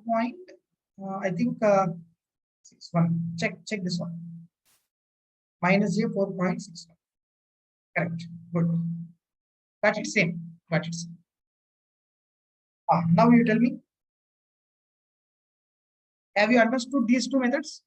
Method 1 and method 2. Method 1 is the superposition principle. Method 2 is a subtransient EMF method. In the subtransient EMF method, can you tell me the steps here? Can you tell me the steps in the subtransient EMF method? So these methods are similar, just finding answers in reverse manner. That's it. That clarity you should have. That's it. Simple thing. Simple thing. That's it. See, in the method 2, what we are doing is first we have to take a pre-fault circuit. And you have to circulate the pre-fault current, whatever you have, so-called the load current. Take all the reactances as subtransient values. Find out the internal EMFs of the machines. Those are called as subtransient EMFs. In the next step, simply take the fault wherever you want. Wherever you want, you take the fault. After taking that fault, simply find out the current supplied by these generators and motors. Those are nothing but the resultant current flow in the generator and motor, which consists of fault component as well as a load component. This also consisting of fault component as well as a load component. Okay. See, if anybody asks you this type of question in the exam, so in maybe in some interview or in the exam also sometimes, what EMF we have to keep for the generator in the fault analysis? What EMF we should keep for the generator in the fault analysis? Is it pre-fault voltage or subtransient EMF? What we should say? Subtransient EMF we should give the answer. Subtransient EMF we should give the answer.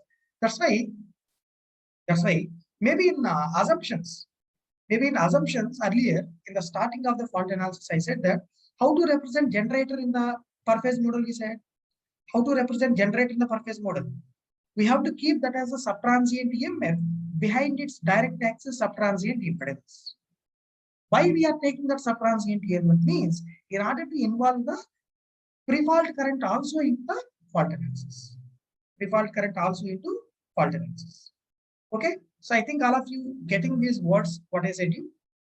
Okay, next. In the simple way further,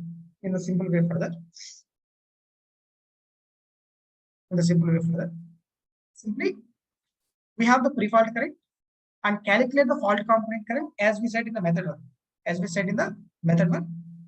Calculate the fault component of current and then add and then addition. This is a pre-fault current you have already. And we have calculated the fault components of currents and we have added the numbers together. This is also one of the methods which we suggested rather than the subtransient EMF method. Okay, any method you can follow according to your flexibility. But in further, listen please, listen all. In further, maybe in the LG fault, LL fault, LLG, whatever we discuss further, we do fault analysis mainly by assuming that the circuit is under no load. We calculate the fault currents.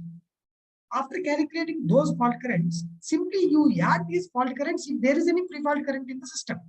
That will give the resultant current, right?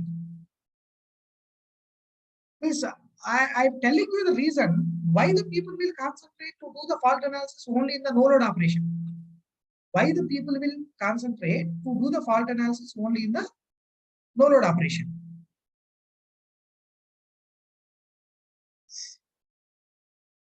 Okay, so simply by calculating the fault current by assuming under no load operation, you add that fault component current to the load component, that will give you the resultant current obviously.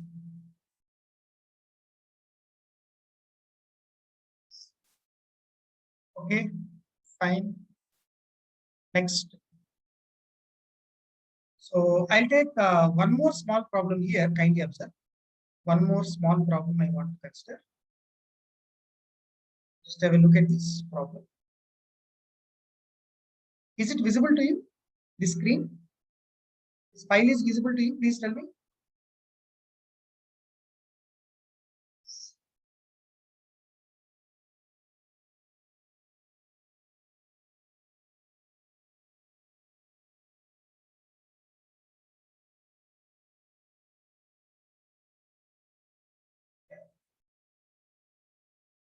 Yeah, go through this question. It is question number 22 in your PDF. Question number 22 in your PDF. A 50 Hz.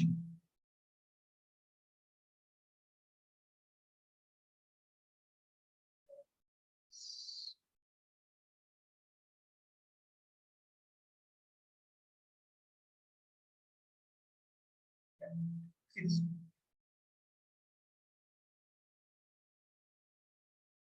See this question. A 50 hertz generator, 50 hertz generator is rated at 500 MVA, 20 kV with XD double dash 0.2 per unit. XD double dash value 0.2 per unit. It supplies a pure resistive load of 400 megawatt at 20 kV. Okay. The load is connected directly across the terminals of the generator. Means there is no line between the load and the generator. If all the three phases of the load are short circuited simultaneously, then the magnitude of initial symmetrical RMS current in the generator on 500 MVA 20 kV base is dash per unit. Okay, it's a current calculation on a loaded system, right? Current calculation on a loaded system. Which method we follow? Method 1 or method 2? That you tell me first. Method 1 or method 2? Can we do both? Can we do both just to cross check our remembrance? Yeah. Let me take the next slide. Solution. What are the base values he said? Base values are 20 kV line to line, 20 kV line to line, and 500 MVA three phase. 500 MVA three phase. Okay, next thing. I'll say first load current we have to calculate now. Load current. I'll show simply generator and connected to some load.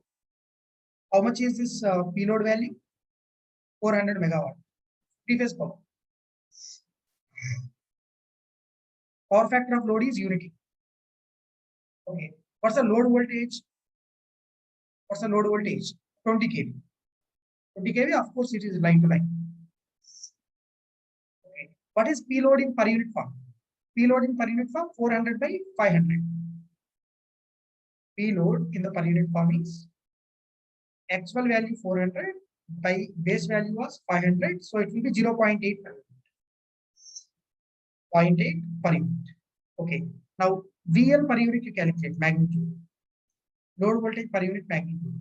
Actual value 20, base also 20. So it will be 1 per unit. Now, what is the P load formula? You take this as load current IL. I'll show in the next slide. Make it quick, please. Make it quick. So P load is equals to P load in per unit equals to PL per unit into load current per unit multiplied with power factor of load per unit.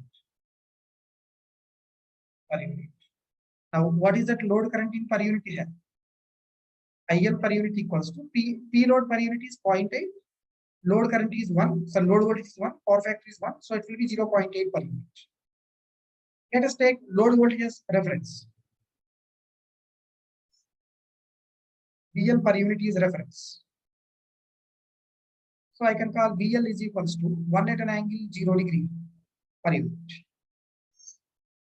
And then what will happen to load current IL? Magnitude is 0.8. Magnitude is 0.8. And you know power factor is 1 means power factor angle will be 0 degree. So obviously you can say VL and IL will be in phase. VL and IL will be in phase means at an angle 0 degree per unit. Okay, per unit. We got load current as well as load voltage. Now I will proceed with method 1. Method 1. Please complete it quickly. Moving to method 1.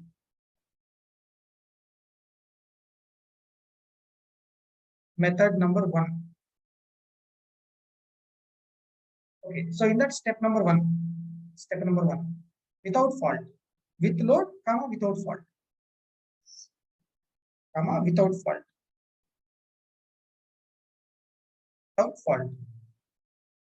It's a generator circuit,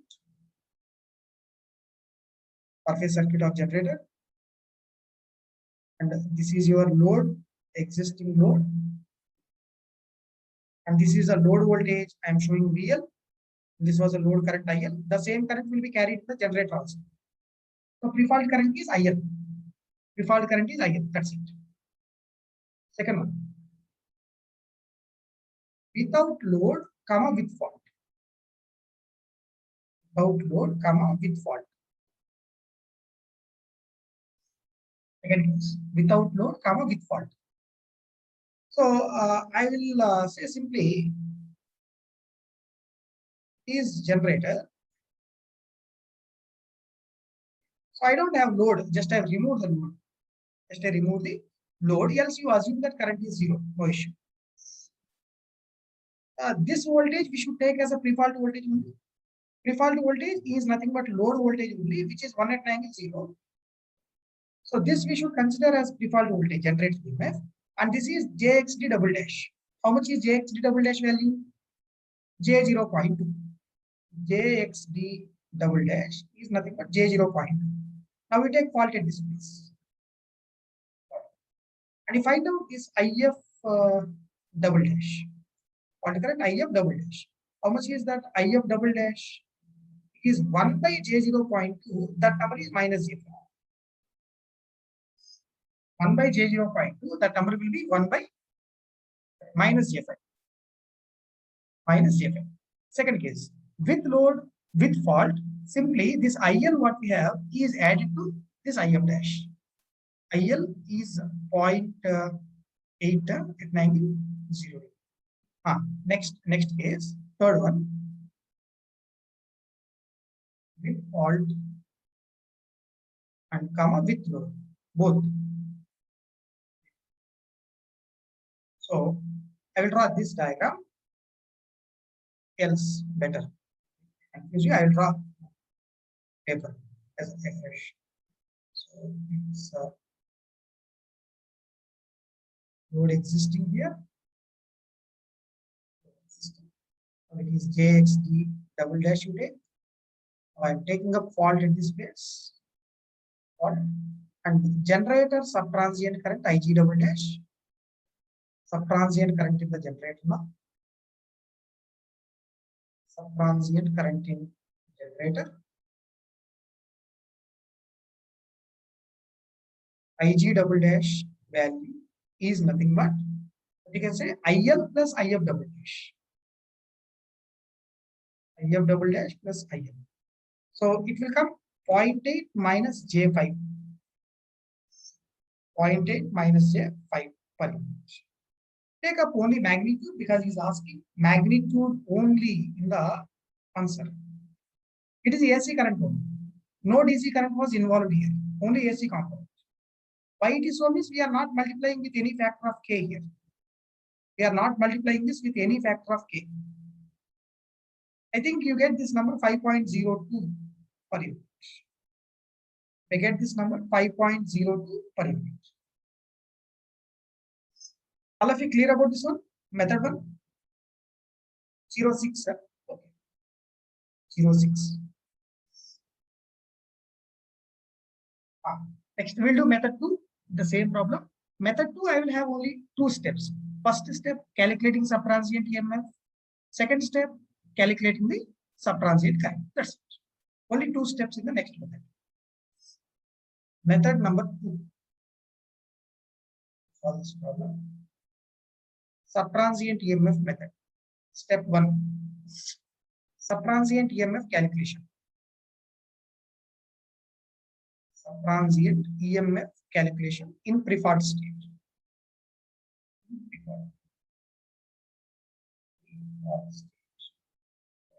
So just I will draw the per phase model.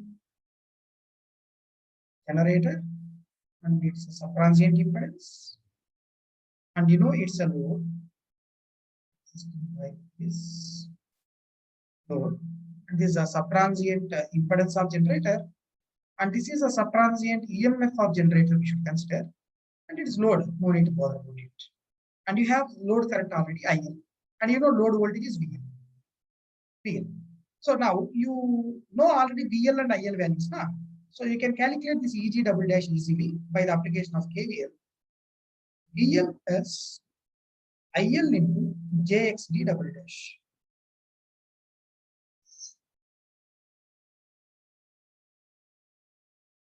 May not be resistive load, Sridivya. Any load it is, load current and the generator current will be same if we have a circuit like this, right?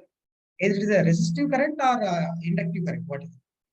VL is 1 at an angle 0 degree. VL is 1 at an angle 0 degree. IL is also 1 at an angle 0, sorry, 0.8 at an angle 0. Reference is, and JXD double dash value, you have J 0.2. I think you get this number 1 plus J 0.16 per unit. 1 plus J 0.16 per unit. That's the EG double dash. EG double dash. In the next step, we will take fault at that place and we'll find out the current in generator. Simple.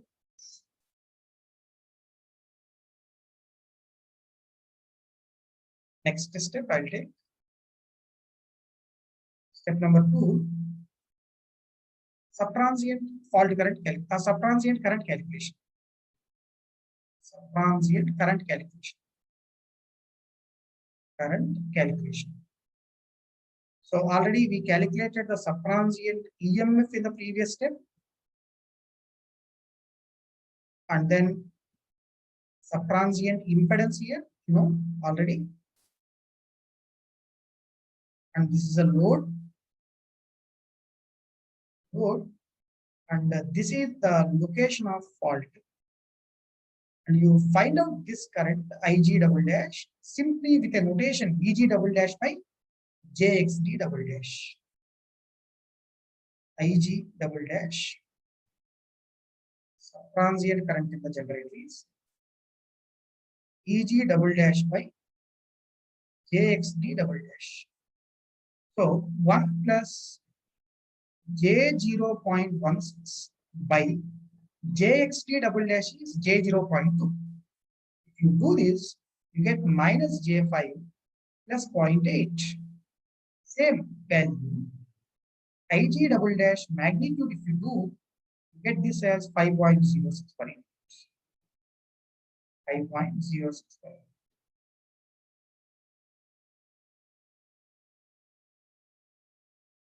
But in this problem, across the load voltage is 0 due to fault.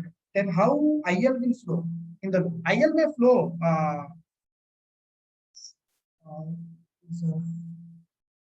Kavya. Look here in this model.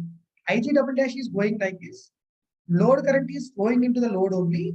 And whatever the fault current you said, IF double dash will flow into this one. Okay, even you say load is carrying some current, how much is power drawn by the load? 0, right? How much is the power drawn by the load? 0. Yes or no? Even though you say that there is some current flowing in the load, power drawn by load will be 0.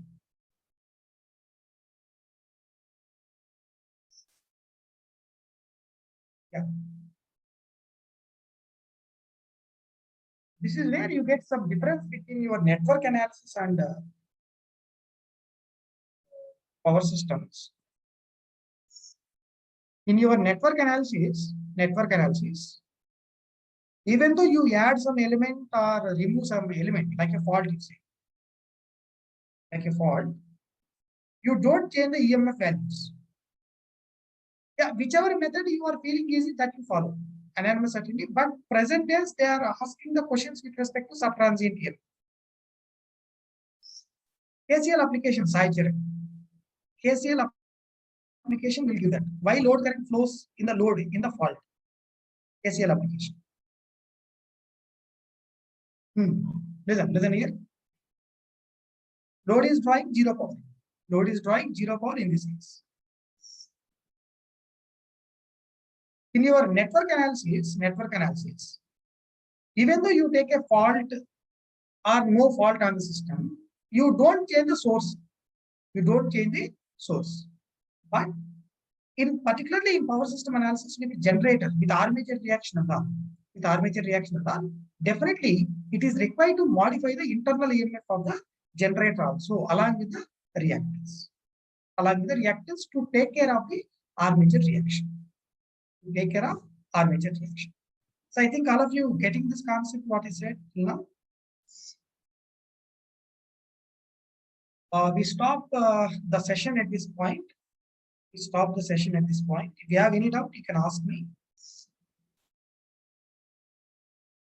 Which book to follow subtransients?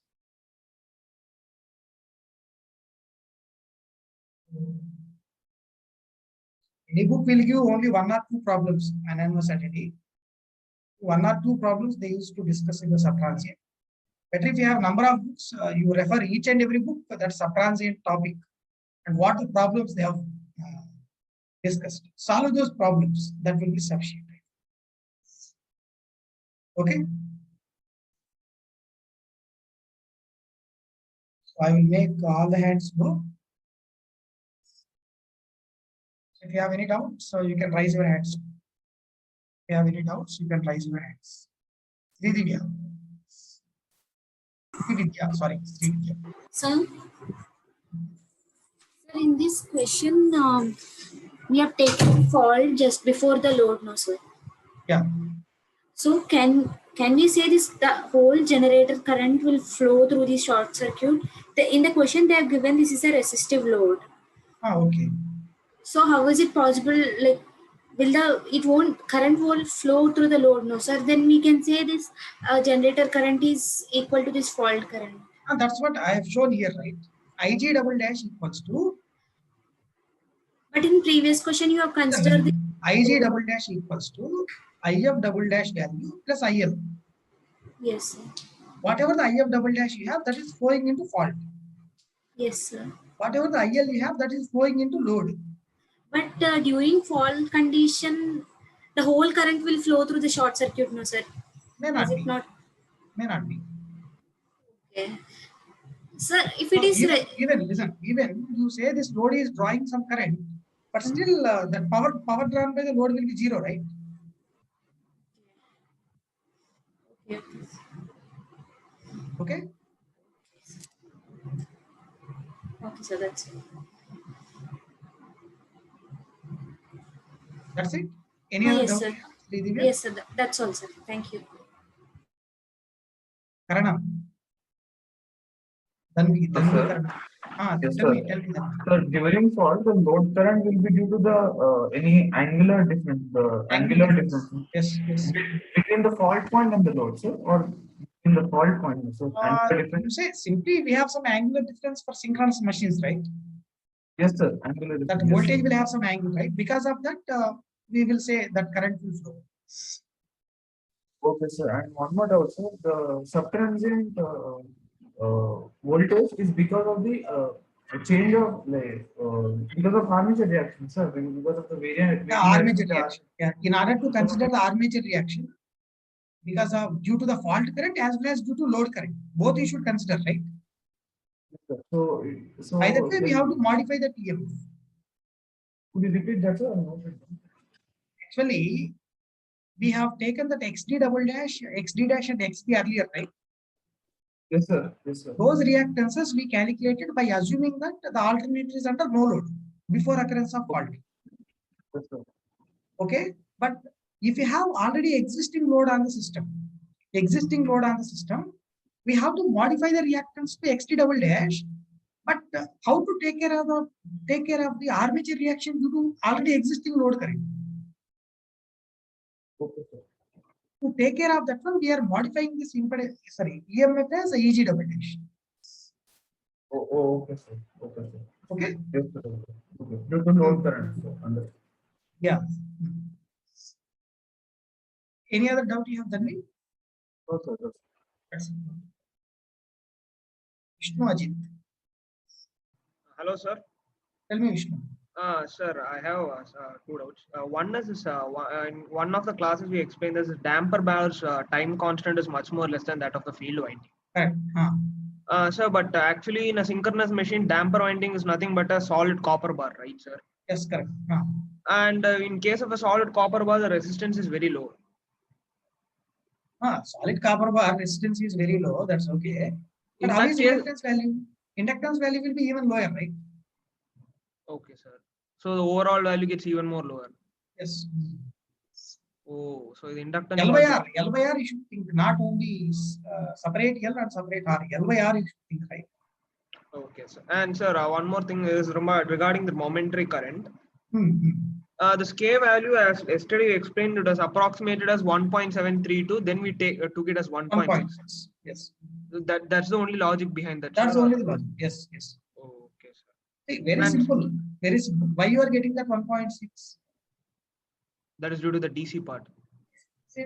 DC part is decreasing with respect to time. Yes, sir. So you don't get the 1.6 for all the time. As Okay. time progresses, I have to modify that number to 1.4, 1.2, 1.1 Based on the number of cycles. number of cycles. Okay, sir. And sir, and regarding this one more thing you said, that while explaining this fault, that motor also supplies that a motor also supplies this current into this fault. Sir, but actually, in the previous class, we did know that the rotor speed decreases when the potential drops to zero, no, sir? Motor speed, it won't change. It will be remains at synchronous speed only, right? So, but once there is no supply means, then automatically shouldn't the speed also reduced? When Because fault there is occurs? some kinetic energy stored in the rotor. That kinetic energy, sir, after some time, it will After some time, it will reduce. but the time is very much large when compared to the fault. I'll tell you. The time is very, very high, we feel, because it's number of cycles. Oh, okay, sir. Yeah, Okay, sir. that's one reason. But I want to tell this also, if anybody have this doubt, it may be clear to you. Just listen, all of you listen here, because it will be helpful to all, which I feel. It is one generator, and it is some reactance, internal reactance of the generator. You call it is simply XG, and this is some EMF E. Okay, sir. Okay. So assume in this manner, or use a motor better. You said motor, right? Yes, sir. I'll draw this as a motor. Motor connected to generator or subsystem. It is a motor equivalent circuit, EM. And this is connected to some big system. We no need to bother about that system what we have. It is JXM. Okay. Now, I'll say we have a short circuit fault at the terminals of the motor. Okay, sir. What is current supplied by the motor? IM is simply EM by XM in magnitude form. Okay, sir. EM by XM in magnitude form.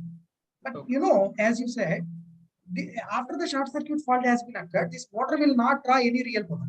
Yes, sir. Because of that, the kinetic energy is there in the rotor, but the kinetic energy will decrease with respect to time. Yes, sir. As in when the kinetic energy is decreasing, rotor speed is decreasing definitely with respect to time. Yes, sir. If rotor speed is decreasing with respect to time, what is the frequency of this induced EMF? That will also reduce. That will also decrease. Because you are inducing the EMF in the stator of the motor, right? Yes, sir. So frequency will decrease. But you know, EM is proportional to speed of the rotor. Yes, sir. XM is proportional to frequency. Yes. M proportional to frequency again. Yes. So numerator proportional to frequency, denominator is also proportional to frequency. So it becomes independent of frequency. Yes. It will be remains constant for all the time. Oh. Means from the instant of the short circuit onwards, IM will be remains constant. Short circuit current will be remains constant, even though speed of the rotor is decreasing. But at some point, you know, this rotor speed will fall down to zero. Okay, sir. At that time, the IM value suddenly drops down to zero. Oh. Understood? Yes, sir. It is asked, I think, in one of the ESC prelims question, maybe in machines, I think so. This kind of thing. Short circuit current will be remains constant for a long amount of time, and all of a sudden it will fall down to zero. Okay, sir. Okay? Okay, sir. Yeah. Sir, and regarding this last thing that everyone has been asking, that why this load current has been flowing. Even though you have the current flow, you don't have any power consumption, right? Yeah, yes, sir. At that point of time, you have to talk about power. That's where you have some ambiguity between the network analysis and power system analysis. It's more like a disparity, but we have to consider it for solving the problem. That's it. Thank you. Yeah, according to your network analysis, if you don't have a potential gap, there is no current flow, you will say. Yeah, yes, sir. But we will say power flow will not be there. Because like previous one guy mentioned due to the angular difference. Angular difference, yes. All right, sir. Thank you, sir. Yeah. Arvind, Hello, sir. tell me, Arvind. Sir, my doubt is regarding the fault current supplied by the induction motor. When That can be there is a negligibly fault, small, right? yes. So yes, sir. When there is a fault and when it is loaded and is unloaded, is there actually any difference between the fault current provided by the induction motor? Is there any difference? Definitely, some difference will be there. But how exactly, sir? The load does not affect the frequency of rotation, no, sir. The induction motor produces a current. The synchronous motor. Excuse me, sir. The synchronous motor generates current during fault because its rotor is rotating at the synchronous speed, right, sir? Okay. Does the load condition actually affect the fault current because of this? Hello. Oh, I didn't get you. What you are exactly asking? Okay, sir. Suppose the synchronous motor is not loaded. Okay. It is But applying it's rotating. It's rotating. it's rotating. So it's applying a fault current IF1. Okay. And then there's another case when the induction motor is loaded, and then a fault occurs, and it supplies IF2. No, whenever induction motor is unloaded, is there a difference between IF1 and IF2, sir? IF1 and IF2, definitely.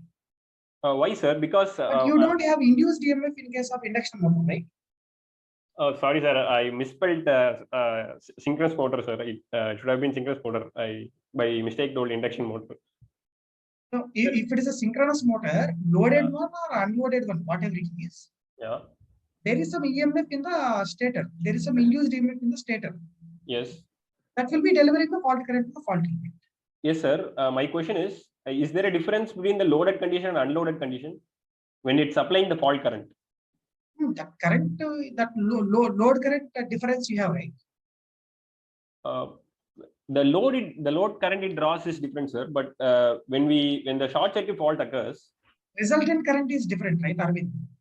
yes, sir. Resultant current supplied by the motor will be different, right? Resultant current in the sense the sum of IFM double dash minus ILOAD. Oh, okay, sir.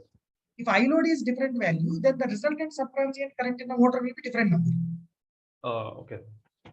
Okay, fault component it may not change, but Yes. because of load component variation, there is a definite change in the subtransient current supplied by motor. Okay, fine.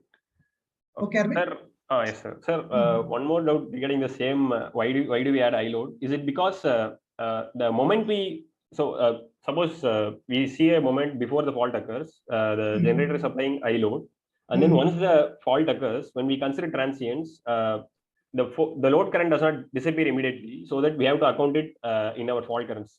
Is that the line of reasoning? Can't say that reason exactly.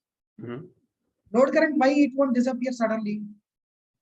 Because it cannot, because there are inductors. If there are inductors, your resultant current should not change, right, immediately. That may not be a proper reason to take. Right. Okay. So you have some armature reaction in the machine, yes or no? Yeah. We have taken that XD double dash reactance by considering that machine is not delivering any current before the fault occurrence. Oh, yes, sir. Without considering the pre-fault armature reaction, we have taken up that XT double dash, XD dash, and XD. Oh. So now, if you are doing fault analysis on a loaded system, reactance should be modified to XD double dash. Yes, sir. Right? But yeah, your armature reaction in that state may be different as compared to no load operation, right? Yes, sir. So in that way, to make up that thing, we have to modify the internal EMF of the machine also. Okay, sir. Fine. Thank you, sir. Internal EMF we are modifying with the help of the load current. Yes, I agree. Okay. Yes. Okay. Any other doubt you have, Arvind? No, sir. Thank you very much. Yogeshri. Sir. Tell me, Yogeshri. Sir, K into IRMS అనే equation ఇచ్చారు కదా sir. Yes. ఒకసారి అక్కడ చెప్పారా sir, అది direct ఎలా తీసుకున్నాను నాకు అర్థం కాలేదు. ఏ అర్థం కాలేదమ్మా అక్కడ? Sir under root IDC square I plus IAC square ఉంది కదా సార్, ఎస్ దాని నుంచి మీరు కే ఇంటూ ఐఆర్ఎంఎస్ ఎట్లా ఐ ఇంతకుముందు సిమెట్రికల్ 1.6 ఇంటూ ఐసిమెట్రికల్ రాసాం కదా. ఎస్ సార్, కే వాల్యూ అనేది 1.6 అయింది ఆ మొమెంటరీ టైంలో. ఆర్ 1 సైకిల్ 2 సైకిల్ అన్నప్పుడు కే చేంజ్ అవుతుంది, అది అర్థమైంది సార్. ఇంటూ ఐ సిమెట్రికల్ అని దీని నుంచి ఇక్కడ కింద స్టెప్ ఎలా వచ్చింది అనేది అర్థం కాలేదు sir. IDC written in terms of IAC. Yogeshri, yes sir. the yesterday class we discussed about that asymmetrical current, momentary current RMS value, right? Yes sir. How you have written 1.6 there? Just go back and check once. So yesterday I did not came to class, sir, because of health issue. That's why I'm asking, sir. I did not understand. Actually, this IDC can be written in terms of IAC RMS only. Okay. Like 0.5 times of IAC RMS or 0.6 times of IAC RMS. Like that we can write first. For example, if it's 0.5 times. Are you getting me? Yes, sir. If you write this one as 0.5 IAC RMS, then 0.5 square IAC RMS square plus IAC RMS square. Na? Yes, sir. That IAC RMS square is common. Yes, sir. You get 1 plus 0.5 square. Okay, sir. Please respond. Are you Yes, getting? sir. Yes, sir. Yes, I'm listening. 1 plus 0.5 square. 1 plus 0.5 square means 1.25. So Yes, it will sir. come as square root of 1.25 into IAC RMS square. Na? Yes, sir. So IAC RMS square under root means IAC RMS only. That root of 1.25 will act as K. Okay, sir. By that way, as Yes, time sir. progresses, it may be coming down to 0.2 times of IAC RMS, 0.1 time of IAC RMS. By that way, this K value is going to be modified according to number of cycles. Sir, ఎంత వరకు తీసుకుంటాం sir? 0.1, 0.2 అట్లాగా That IDC continuously decreasing. No, at some point it will reach to 0. Okay. Maybe after 8 cycles, I said it will reach to 0. If it is 0, you get this K value 1. Okay, sir. Yes, sir. Yes, sir. Sir, Any other doubt here? Sir మీరు circuit లో అది impedance లాగా తీసుకుంటున్నారా లేకపోతే inductor లాగా తీసుకుంటున్నారా sir? Impedance, only impedance. I don't write simply reactors. Very rare I will write. Anywhere if I show, I have to show with J only. J simple. Okay sir. That's 3 the best way inductors to avoid the వచ్చేసరి mistakes. Sir 3 inductors వచ్చేసరికి circuit లో connect చేసినప్పుడు అది inductor as ఎట్లా operator అవుతుందంటే storage element లాగా operate అవుతుంది కదా sir, అందుకనేసి అడిగాను సార్ అది ఎలా ప్రాసెస్ అవుతుంది, ఇండక్టర్ ఓన్లీ ఇండక్టర్ యూజ్ చేస్తే అని అలా వచ్చింది సార్, అందుకే ఇంపెడెన్స్ తీసుకుంటున్నారా అని అడిగాను. లేదమ్మా, మీ డౌట్ ఏదో కొంచెం కన్ఫ్యూజన్స్ గా ఉంది ఇక్కడ. కరెక్ట్ గా చెప్పండి, మీకు ఏం డౌట్ ఉంది సార్. ఇండక్టర్ లాగా యూజ్ చేస్తాను కదా సార్, ఇంపెడెన్స్ ఆర్ ఇండక్టర్ అనేది కన్ఫర్మ్ చేసుకున్నాను సార్. ఇండక్టర్ యూజ్ చేస్తే it may be an inductor or impedance. What is the issue with that? Sir inductor storage element ఉంటుంది కదా సార్, అక్కడ వేరే మరి ఇది స్టోరేజ్ ఎలిమెంట్ కాదా? JXL అనేది స్టోరేజ్ ఎలిమెంట్ కాదా మీకు? రెసిస్టెన్స్ దాని వల్ల రెసిస్టెన్స్ ఇప్పుడు ఇది JXL కదా. JXL means it's the inductive impedance, right? It will be inductor basically. That we are writing as impedance form. Okay sir. అంటే స్టోరేజ్ ఎలిమెంట్ కదా సార్, ఒకవేళ అట్లా సర్క్యూట్ చేస్తే ఏంటి రెస్పాన్స్ వస్తుంది అని ప్రాక్టికల్ గా అట్లా అడుగుతున్నాను sir. It's AC analysis, right? Yes, sir. In case of AC analysis, inductor will be replaced with its impedance JXL in the steady state operation. Okay. You have a small problem with basics, I think. Just tell me your doubt. Tell me your doubt. Whatever you are thinking in your mind, just open up. I will clear your doubt. Resistance అంటే oppose the current చేస్తూ ఉంటుంది, capacitor storage element అనేసి, అలాగే inductor కూడా storage element లాగా తీసుకుంటుంది కదా sir. అది ఎలా ఆపరేట్ అవుతుంది? ఇలా 3 ఇండక్టర్స్ కనెక్ట్ చేసినప్పుడు మనము సప్లై ఇస్తున్నాం కదా సార్, అది స్టోరేజ్ ఎలిమెంట్ లాగానే తీసుకుంటుంది కదా సార్. అది ప్రాసెస్ ఎలా తీసుకుంటుంది అనేది నేను అడుగుతున్నాను. Inductor you have studied simply as a storage element till now. Yes or no? Yes sir. For AC supply, inductor will not store the energy. Okay. It will take the energy and release the energy back continuously. It won't absorb the, it won't take the energy from supply and it will accumulate on its own. It don't do that. Okay sir. Okay, because the current what we have drawn there, it's an alternating current, right? Yes sir. Sometimes we have a positive current, sometimes we have a negative current, right? Yes sir. So in some region of current, it will store the energy. In the other region of current, it will release the energy back. Okay sir. So in the AC operation, this inductor and capacitor will not act as storage elements. Okay sir. Okay, Yes, what these elements will do means simply they will take the energy as well as they will release the same energy back. That's why net energy absorbed by the inductor will be zero.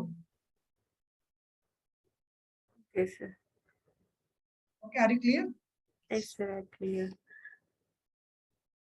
మనము ఇంత sir చెప్పండి.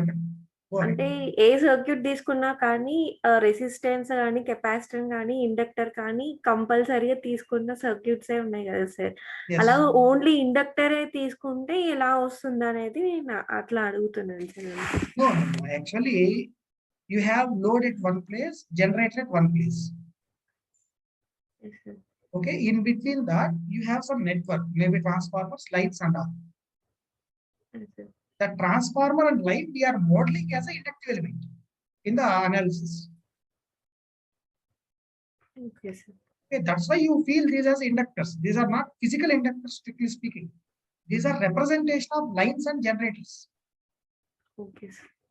Okay, Okay sir. it will have inductive property as we know. Inductive property means what here? It will be storing the energy and releasing the same energy back continuously. Okay sir. Which year you are studying now? Sir, recently completed sir. Completed means you might have some idea about it.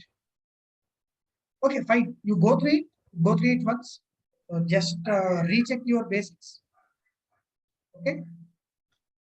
నాకు college లో ఉన్నప్పుడు కూడా doubt వచ్చింది sir, కాకపోతే sir వాళ్ళు clear చేయలేకుండా, అందుకనేసి ఇప్పుడు అడుగుతున్నాను sir. This is not end of your doubt actually. If you have any doubt further, you can ask me. No issue. Okay sir. Maybe tomorrow or day after tomorrow, you think about it and you ask me in Okay. Telegram or in the live class. That's your wish. Okay sir. Okay. Okay sir. Okay. Wish.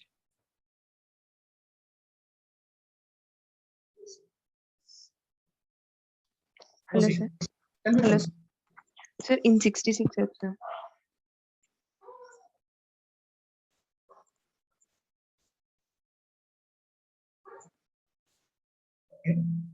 Sir armature reaction starting లో less ఉంటది అన్నారు కదండి sir, అది ఒకసారి ఎందుకు explain చేస్తారు sir?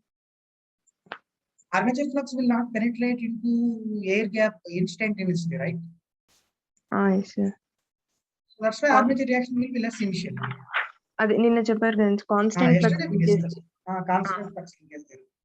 Okay sir, దాని వల్ల తక్కువ. Okay Yes. Sir in 70 sir. 70. Yes sir. Sir అంటే నాకు స్మాల్ డౌట్ వస్తుంది సార్, మనం తీసుకునేది నిన్న బ్యాలెన్స్ అని చెప్పుకున్నాం కదండి సార్, 3 ఫేజ్ ఫాల్ట్ అక్కర్ అయినప్పుడు. మరి ఇంకా మనకు అన్బ్యాలెన్స్డ్ లో కదండి సార్ సిమెట్రిక్ కాంపోనెంట్స్ వచ్చేది. మరి ఇక్కడ కరెక్ట్ కదమ్మా, ఏసీ కరెక్ట్, సిమెట్రికల్ కరెక్ట్ కదా. All the 3 phases will have same current with a phase shift of 120 degree. Yes sir. Okay, phase A current, phase B current, phase C current. All the 3 looks as same with a phase shift of 120 degree. Yes sir. And as we said yesterday, we have some differences in the DC component only. Okay sir.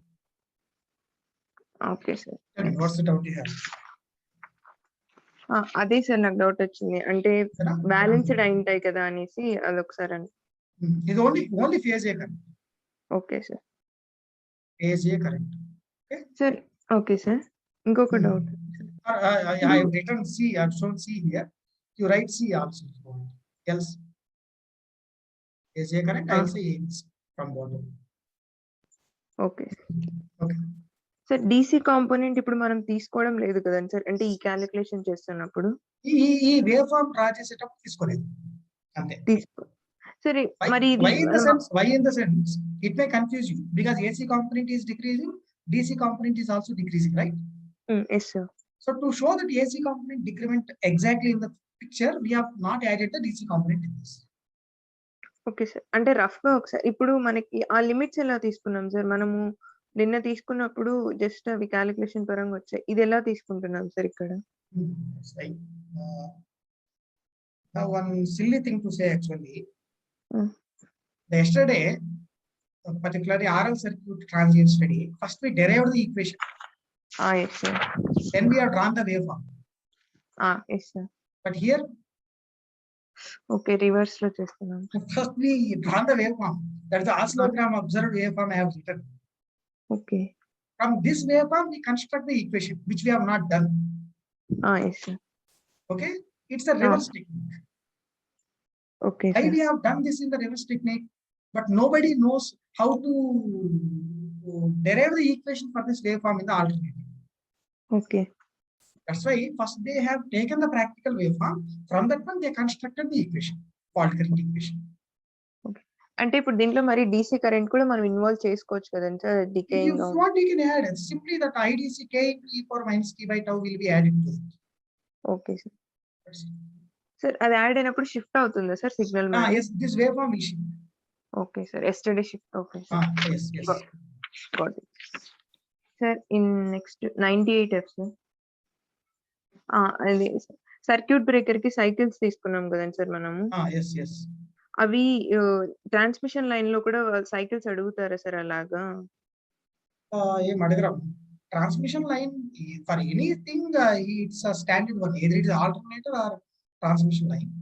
Okay, ఏ దానికైనా ఇది standard. For anything you can use this as a standard, but I feel that you don't get a question with these factors. Okay. Because there is an ambiguity of asking the question itself. Okay sir. For example, if I ask you at 5 cycles, how much is that interrupting capacity of breaker? If I ask you, how come I know that I have to take 1.1 here? Yes. They want to give table you told. People said to take 1.1, but how come I know exactly I should take 1.1? That depends upon system to system. Yes. Because if L by R time constant is different, obviously these K factors will be modified on their own. Yes sir. Even though you say these are standards, but not acceptable for every system. Okay sir. That's why this type of question may not be expected in the GATE examination, in my view. For every system means what sir? I mean, for example, if the system resistance and inductance values are changed, okay sir, then obviously these K values will modify on their own. Yes sir. DC component. So K values, even though I say it is a standard, but may not be valid for all the systems. Okay sir. Okay. Got it. Sorry, long back Stevenson's are written these things, and each and every textbook is adopting the same numbers. Yes sir, I also said. But still we can't accept it for every system. Okay. Sir, in 122 sir. 122. Yes. Okay. Sir, why that neglecting here load sir? Adi na Second one. Yes sir, second. Without load I mentioned, right? Yes sir. So you remove the load, or you take the current as 0, load current as 0. You keep the load and you show that current is 0. దాని వల్లే మనకి power అనేది 0 అవుతుంది. ఒకసారి చెప్తున్నారు కదండి sir మీరు power 0 అవుతుంది. The next circuit I said. Okay, అదొకసారి చెప్పండి. The next circuit I have taken load as well as current here. Yes sir. Current I have shown in the load, but what is the load voltage? 0, right? because of short circuit. Yes, sir. Even though some current is flowing, V into I, that will be 0, right? 0. Yes, sir. So load will not draw any power. Yes. As well as if you want, you calculate what is the real power supplied by generator also. Okay, sir. See, generator is delivering Ig double dash 0.8 minus J5. Yes, sir. Power supplied by generator. Generate. Complex power supplied by generator. Okay. Okay, sir. Will it supply any complex power? Sorry, real power? No, sir. Complex power supplied by generator.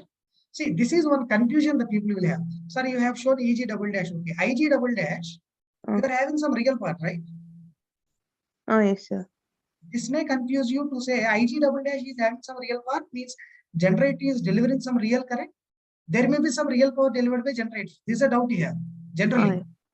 Okay, but you calculate complex power first. This is Eg double dash into Ig double dash conjugate, right? Yes, sir. What is Eg double dash value? 1 plus J 0.16. 1 plus J 0.16.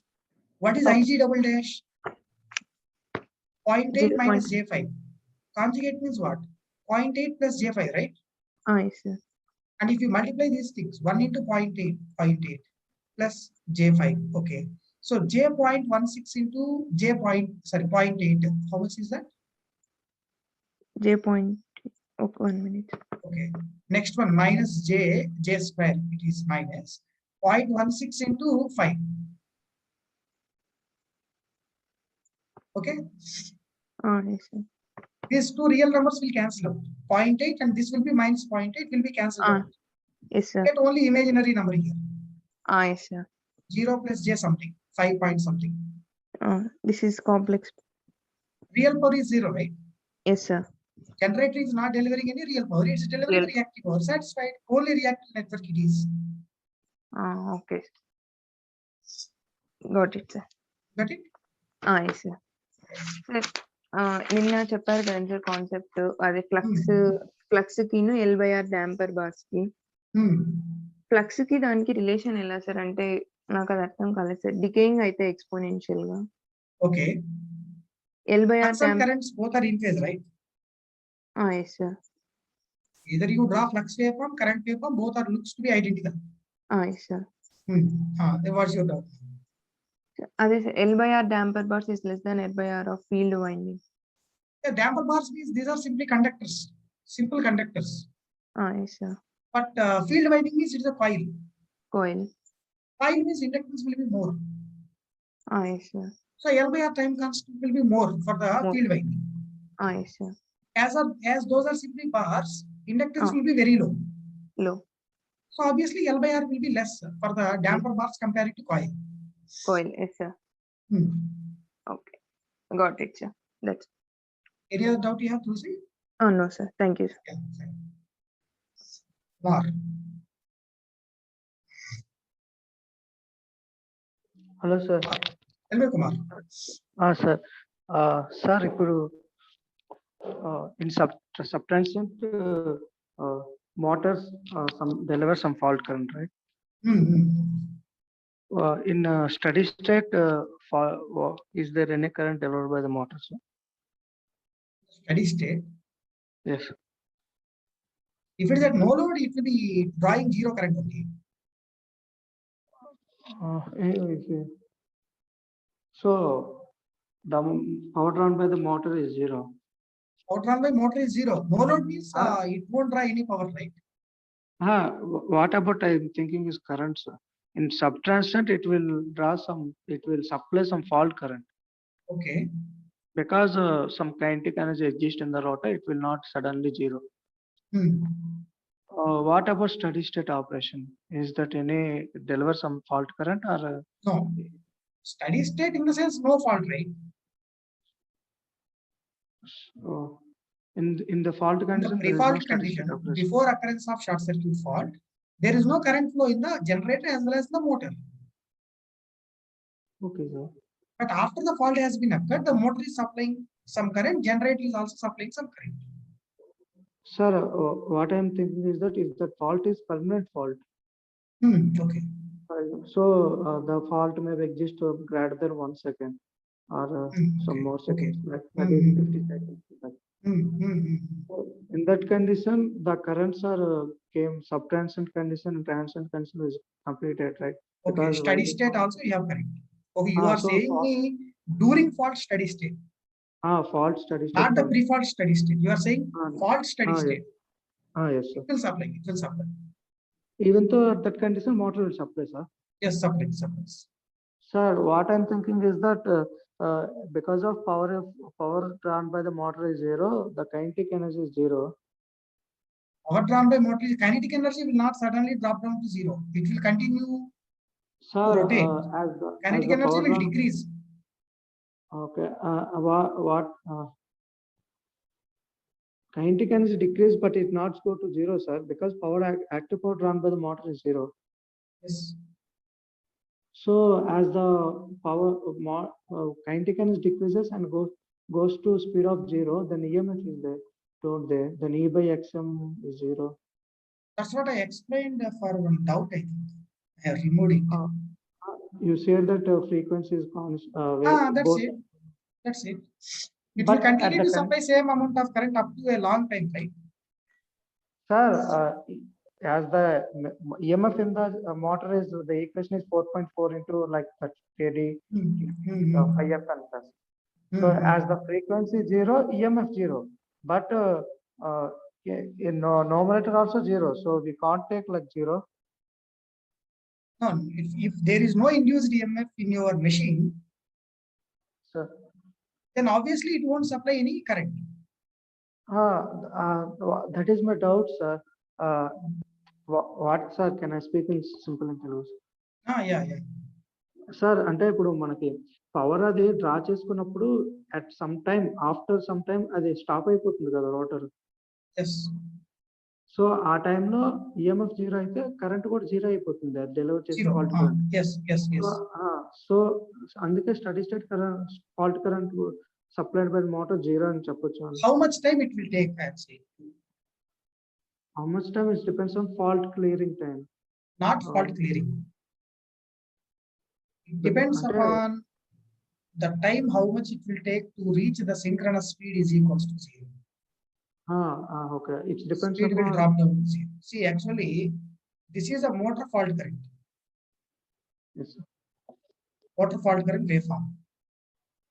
Subtransient period, transient period, and so on. And then so subtransient period. Yes.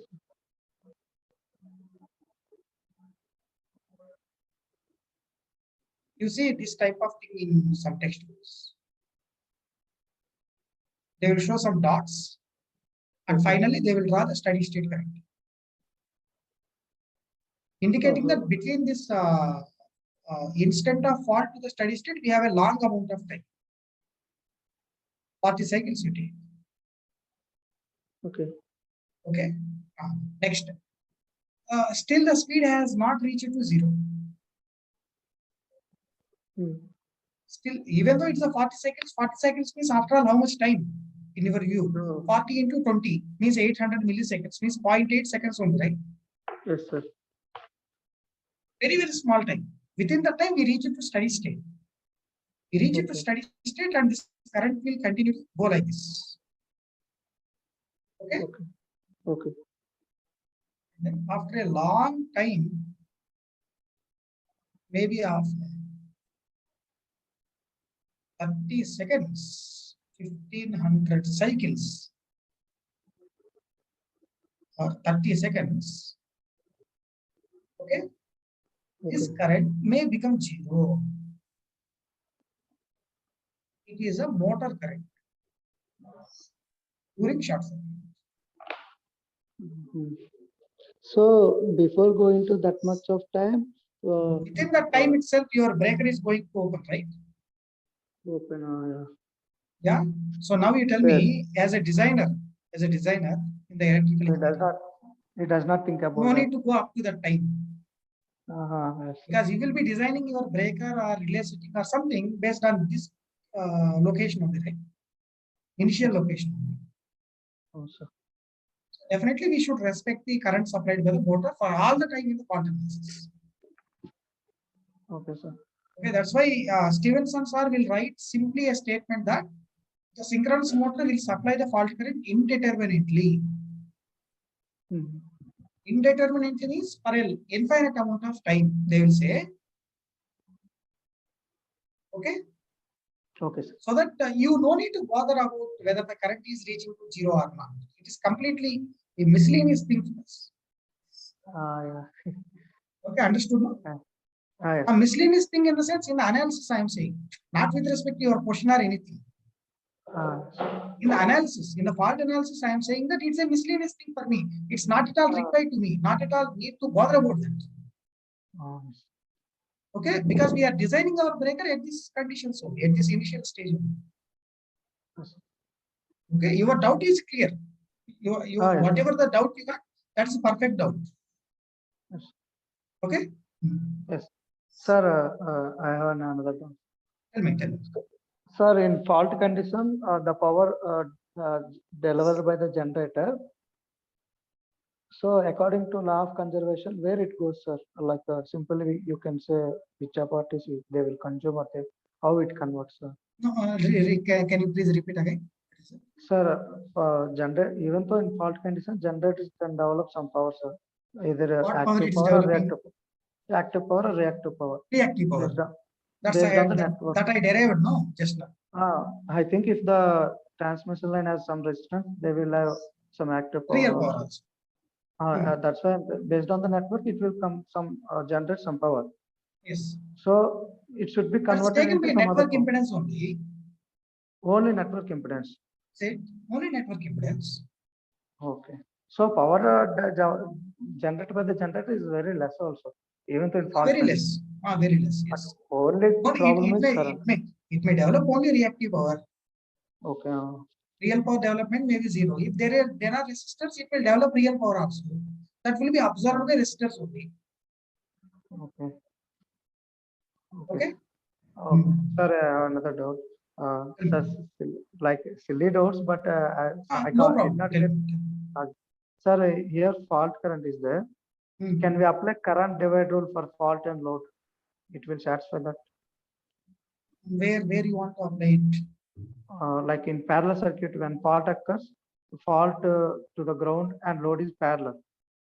IJ is the total current, where current divides as IF and IF. IF double dash and IF. That may not work. Why it is so means you have voltage source on one side. Current division will not work, sir. Current division will not work, right? You have voltage source on one side, and the other side you don't have any source. Oh. For example, if I have one network like this,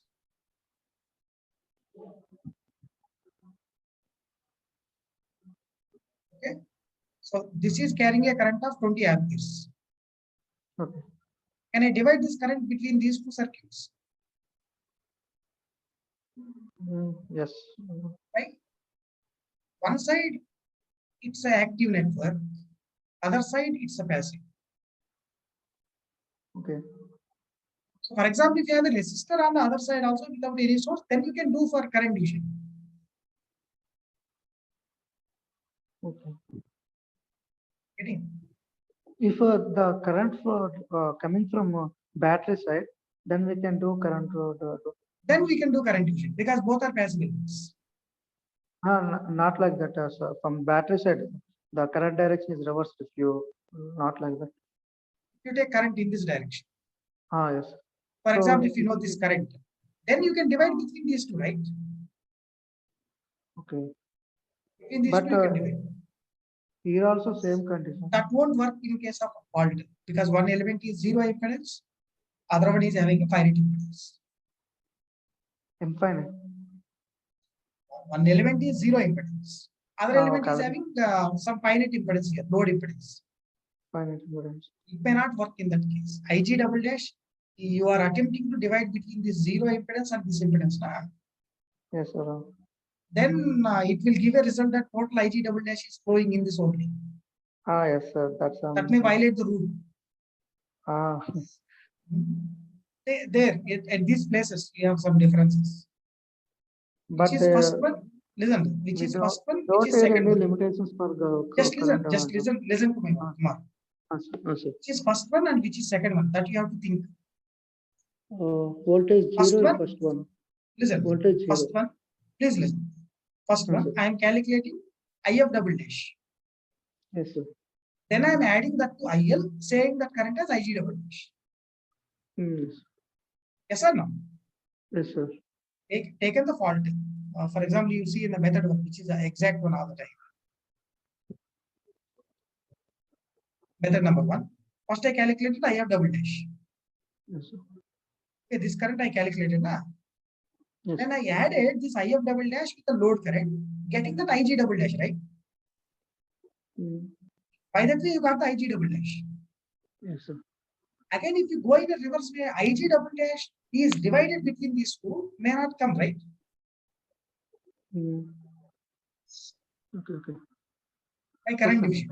IZ double naught is not divided as IF and I naught. Because of adding by current division principle, you can't apply current division principle. By applying current division principle, you can't get that. Okay, okay. Okay. I understand, sir. Because of it adding, we get IZ, but not because of IZ Yes. we get used to. Yeah, correct. Okay. Sir, I have here the network is inductance network, right? So subtransient means almost 2 cycles means it is almost 40 not 40, I think. 2 cycles, 1 cycle 20, so 40 milliseconds. 40 milliseconds. So it's very less time, like. Yeah, very less time only. So because of inductance in the network presence, is it as of that fault current suddenly? That's what I'm thinking. No, Because, fault current gets a sinusoidal signal. Okay. A Sinusoidal magnitude signal. according. So RMS value of sinusoid we are calculating, right? I see. This Ig double dash what we have shown there, that is a sinusoidal signal. RMS value of the sinusoid we are calculating. What is doubt in that? That value is increasing within a short time to high value, like 5 times of the load current. So load is there. So almost 5 times here we get it. This is your current, right? We are taking the RMS of this one. Okay, so inductor does not affect RMS or okay? It will show its effect in the initial condition. Okay. By that way, you say that there is a DC component also.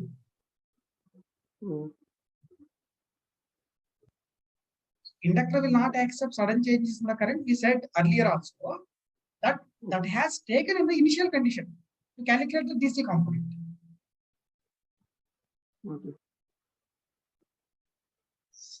Okay. We are considering the RMS value of the current, not the instantaneous value of current, right? So within 40 milliseconds, it is changing in this manner, right? Then. Okay. Okay. So we take 40 seconds. Sir? Tell me. We taking about only 40 cycles, not the 40 milliseconds. 40 milliseconds. 40 milliseconds. 2 cycles only, you said, right? Yes, sir.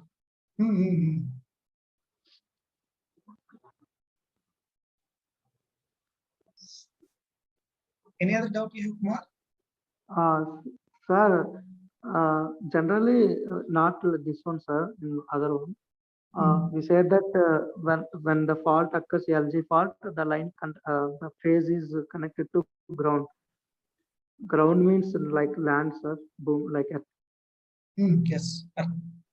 Sir, is the earth is an insulator because so good conductor of electricity, right?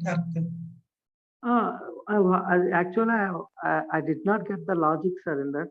That is if the conductor is fall on some stone like some mountain, so it is the stone That like. depends upon that earth resistance and all, that will act as a fault resistance. Oh, so It depends. okay. Whether it is in which area it is falling, that also decides how much is a current and all. Okay. So we have to take the worst condition in the design. So everything is gone into in the form of heat in that. Yes. Okay. Sir, if the earth is if the line is connected fall in some stone, maybe it has let me think it has some resistance 0.5 ohms. If I Then the connect 0.5 ohm will act as a fault resistance. like that stone has the 0.5 ohms That will act as a fault resistance. fault resistance. So if I connect any some item which is less than 0.5, so the current will pass through like through that way, not through the ground. Not to the So if we stand in the earth, if any conductor fault besides us, if the earth resistance is more than us, then the current will. If you touch flow conductor, through. then the current will flow through. Even though we don't touch, there is a path. Then there is an open circuit to you, right? But there is a this good conductor, we can say. You see, this is ground. Yes, sir. This is ground. Okay. Yes. So we are standing on the ground near. So.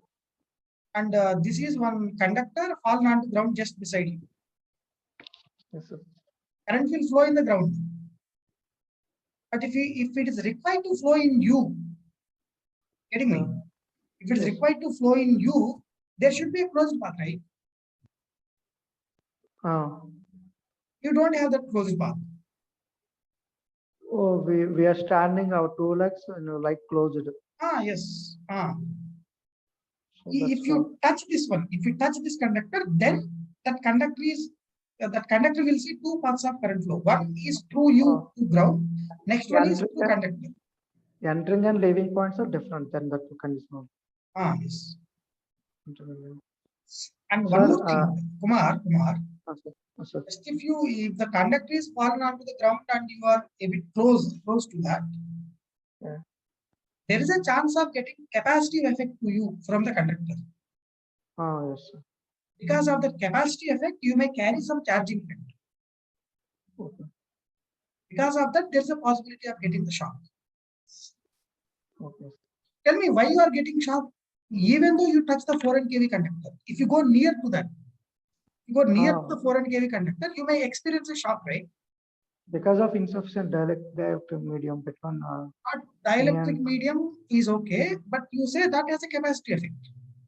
Yes, that is because of breakdown of the capacitance. You are acting as a dielectric medium in between the conductor and the ground. So if you are going near to the conductor, the capacitive current what it is having that will flow through you. Then there is a chance of getting shock. Sir, if the ground resistance is 0, even though if my resistance like a woman body 1K of wet body, we say that some general ohms. So if I connect like that, even though I will get shock. No, fault current is some 10 kiloampere. What I'm saying is that ground resistance is 0. 0 means it's a theoretical one to say 0. Actually, it will have some resistance, right? Yes. What I'm saying, if we ideally we take in 0, let's say. So then you even though you touch that, you don't have any current flow. So I will save. That's why will not applied in this. Here fault is occurs. We take in voltage 0 means resistance is 0. So, but there is current flow in load. That's I will not taking it. Again, you are coming to the same point here. First you calculated IF double dash. Yes, sir. Then you have IL. So after adding those two, you got IG double dash. Again, you are coming in reverse way. Okay. If it is motor, the current will comes from motor side, sir. So it is okay because it acts as some for some time it's source, so there will be current. If it is some non passive load, Okay. so like resistance, some other the passive loads, so they will not generate any current. So They will IL not send any current. Whatever the IL you have, that will flow in the load only, right? If it is not going into fault, it should flow into load only. Okay. అంటే ఇక్కడ మనకి ఆ principal apply అవుతున్నట్టు అక్కడ అవ్వదా? That's where I said some differences are there between network analysis and power system analysis at this point. Again, you are coming back to same question what you said initially. What you said here? You are calculating IF double dash first. Yes. Okay. After calculating IF double dash and IL, right? And you are adding these two by superposition principle. Yes. By adding that, you are getting IG double dash as IF double dash plus IL. Again, you are asking me to divide this IG double dash between these two.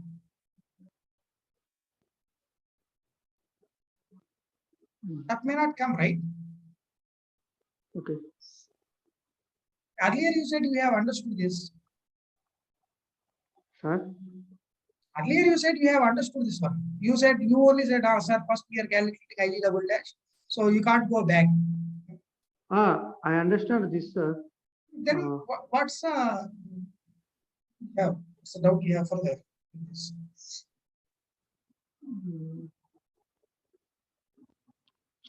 Okay, sir. I will think on it. Okay. First, I have to think. Okay. Thank Okay. Sai Charan. Hello, sir. Good evening, sir. Good evening. Tell me, Sai Charan. Sir, in page number 97F.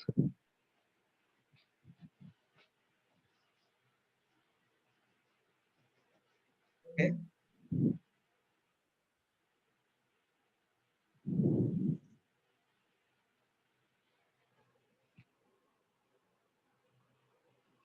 What's the doubt you have, Sai Charan? Sir, here in IDC RMS, you told something. It is a constant or. You can write that IDC RMS as a multiplication factor into ISC RMS. So here we took both of them, ISC RMS and IDC RMS. So this IDC RMS number you rewrite as some constant into ISC RMS. And that ISC RMS square is common. Here the relation for constant is we don't have any relation, but we should take as per standard. Because ultimate quantity what we have in the fault current is a symmetrical component only. Yes, sir. So I want to write that asymmetrical component of current in terms of symmetrical component with a factor. Here asymmetrical means DC, we should write DC in terms of AC, sir. Yes, yes. So here we don't have any relation for constant, but we should take according to the standard values. Yeah. Sir, here for obtaining K, like we take momentary 1.6 constant, like that. Do exact relation is there for that, or we will take blindly for standard? See, I said already that K value, which is a standard we have given here.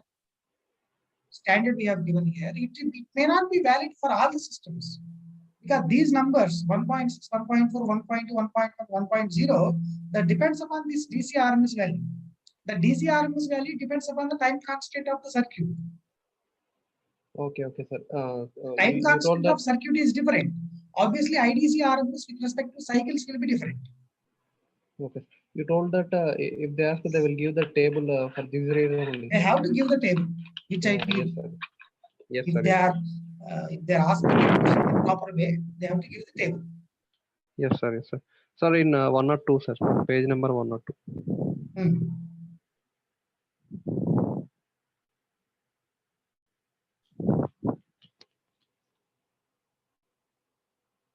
Sir, here in pre-fault condition for pre-fault condition with only load, we took a VPF, no, sir. Here VPF means indirectly the terminal voltage of motor only, sir. That is the location. You have to decide what is the location of fault first. Sorry, this is pre-fault condition only. That's okay.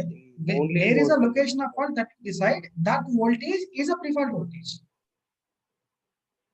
It is at motor terminal only. That's okay. Okay, so For example, if I say fault is at middle of the line, then you should So, not take this where the- motor terminal voltage as the internal voltage of these two, right? yes, sir. So where the fault occur at that point only we should Whatever the define voltage you have previous, before fault previous occurrence, that is called as pre-fault voltage. Okay, sir.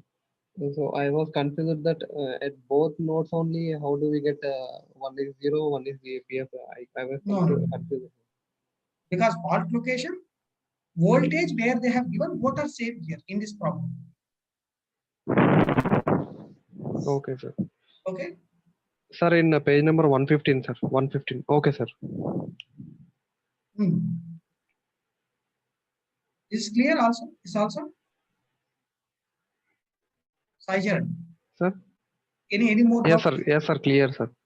Any more doubt you have? In 1 or 2, sir. Okay. Here. That's what we discussed it now. No, sir. In 115, I am saying that I don't have a doubt in 1 or 2. Just open 115, sir. Okay. 115. Tell me. Here, Excel is a constant only, no, sir? Here.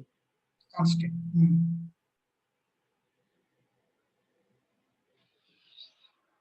Sir, here you told that we will include a load. We will include load in that.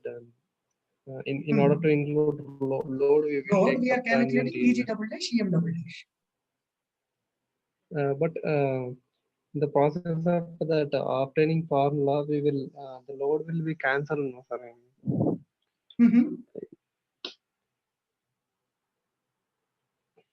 We will add the current supply to the fault by motor and generator, sir. Yes. So the generator load voltage opposite to motor voltage, motor load. Then both will be cancelled, and how do we take this in EG double dash? Why you are clubbing method 1, method 2 here?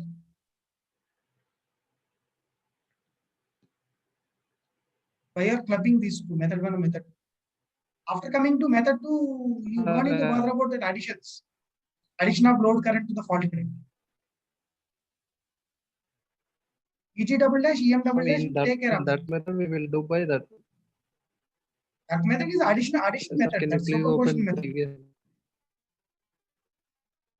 Previous method is a superposition method, which is the additions. Okay, sir. Now, in this method, without making those additions and all, we are calculating EG double dash, EM double dash to include that addition only. But we don't do that on the paper. We calculate I am not understanding your doubt, Sajjan. There is a network problem, I think. Sir. Tell me. Hello, sir. Tell me. Sir, in previous method also we calculated this. In previous method also we calculated the subtransient EMF, no, sir. That is to explain this method only, right? By this point, our problem is over.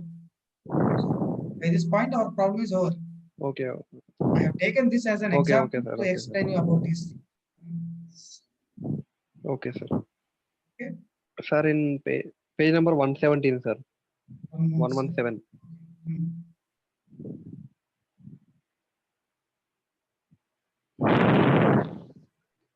Tell me.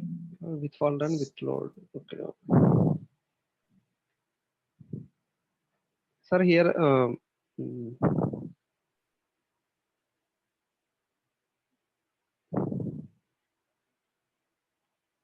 Sir, I forgot the doubt, sir. Okay, Okay, I'll you ask ask later, me sir. later. Yes, sir. Bhavani. Bhavani, tell me, Bhavani. Short circuit on no load alternator and Okay. What's the doubt you have in that? Kada, Can you talk a bit loud, please? Am I audible, sir? Okay. The no load alternator అక్కడ ఆ కేసులో మీరు IEC decaying peak finally constant అని రాశారు. Yes. Actually అది మనం నిన్న yesterday class లో IEC IDC సెపరేట్ గా డ్రా చేస్తే గ్రాఫ్ పరంగా సేమ్ పీక్ వాల్యూస్ ఉన్నాయి కదా సార్. అది yesterday, that is a different one. It's a different one, right? It's under alternator is sir. Under alternate only, that is a different one, right? Alternator, how is the AC current to you? In this manner, we have AC current. Bhavani, Yes, sir. AC currents, if you compare in these two cases, if you compare AC currents, in this transmission line case, AC current is a constant peak. I am not getting any response from you, Bhavani. Yes, sir. I'm telling, but it's not. Yes, sir. I understood. Tell me. It's a confusion. No, sir. I understood. Now you are clear? Yes, sir. Sir, and also one more thing. Just now, someone asked like about motor doubts, sir. Motor about motor yes. you have drawn. Sir, Yes. I want to know the question. I didn't understood exactly. I understood the concept, but what is this question? I want to know, sir. Do you have any doubt in that? In what, sir? In that motor question, do you have any doubt?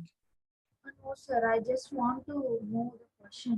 No, he is saying that in the previous case also you calculated EG double dash, EM double dash, right? That's what he asked. Okay. What I said is, by this point, method 1 was over already. Okay. From method 1, how to jump to method 2, that I explained with the help of the circuit and all. Okay? And by calculating the EG double dash and EM double dash, we introduce that method 2. Sir, not that, sir. You have drawn a graph for motor current. Okay. Motor current. 40 cycles, 1500 cycles. See, this is the Yes. steady state motor current, what we feel. Because continuously the motor speed will be decreasing because of reduction in the kinetic energy by use of loss. Okay. So whenever the kinetic energy is decreasing, our speed is decreasing, EMF will decrease in the stator. Yes. In the similar way, frequency will decrease, so reactance of machine also decreases. Yes. Then the current E by X will be constant. It will be constant. So your AC current will continue to be same number, same peak value. Yes. But at some point of time, that what we call EMF will fall down to 0. The speed will fall down to 0 at some point of time, after a long amount of time, maybe after 30 seconds or 40 seconds. Even if the circuit breaker action is done. Circuit breaker action is there. Why you are discussing all these things? Already breaker is open at this point, right? Yes. But after also the rotor continues to rotate. But you don't have any current supply. After the breaker was opened, rotor will continue to rotate, but there is no current supply, right?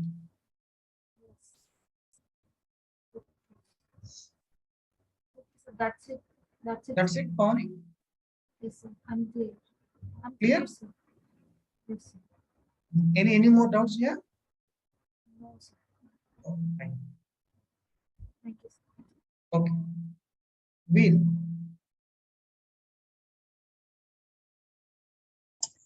Sir, Tell me. sir, we have discussed a problem on transmission line yesterday. Today, an alternator. no load and on load, na sir. Yes. Sir, if these three things, just take any one problem and tell how we are converting the given base values into per unit, given actual values to per unit with respect to their own base, that any one, please. Respect to their own base means. They have given some kV and MVA rating of motor, generator and all. Okay. So converting that to per unit and then calculating, na sir. Oh, yes. Take any of one problem and tell, because I am right. I was understanding the question. You are completing that part. Just I'm not getting clarity. Oh, first you should take the common base. Yes. After taking common base, convert all the reactances in per unit form onto the common base. All reactances. All reactances in per unit form on the common base. Sir, can you please take an example, because I'm unable to analyze. You see this problem if you want.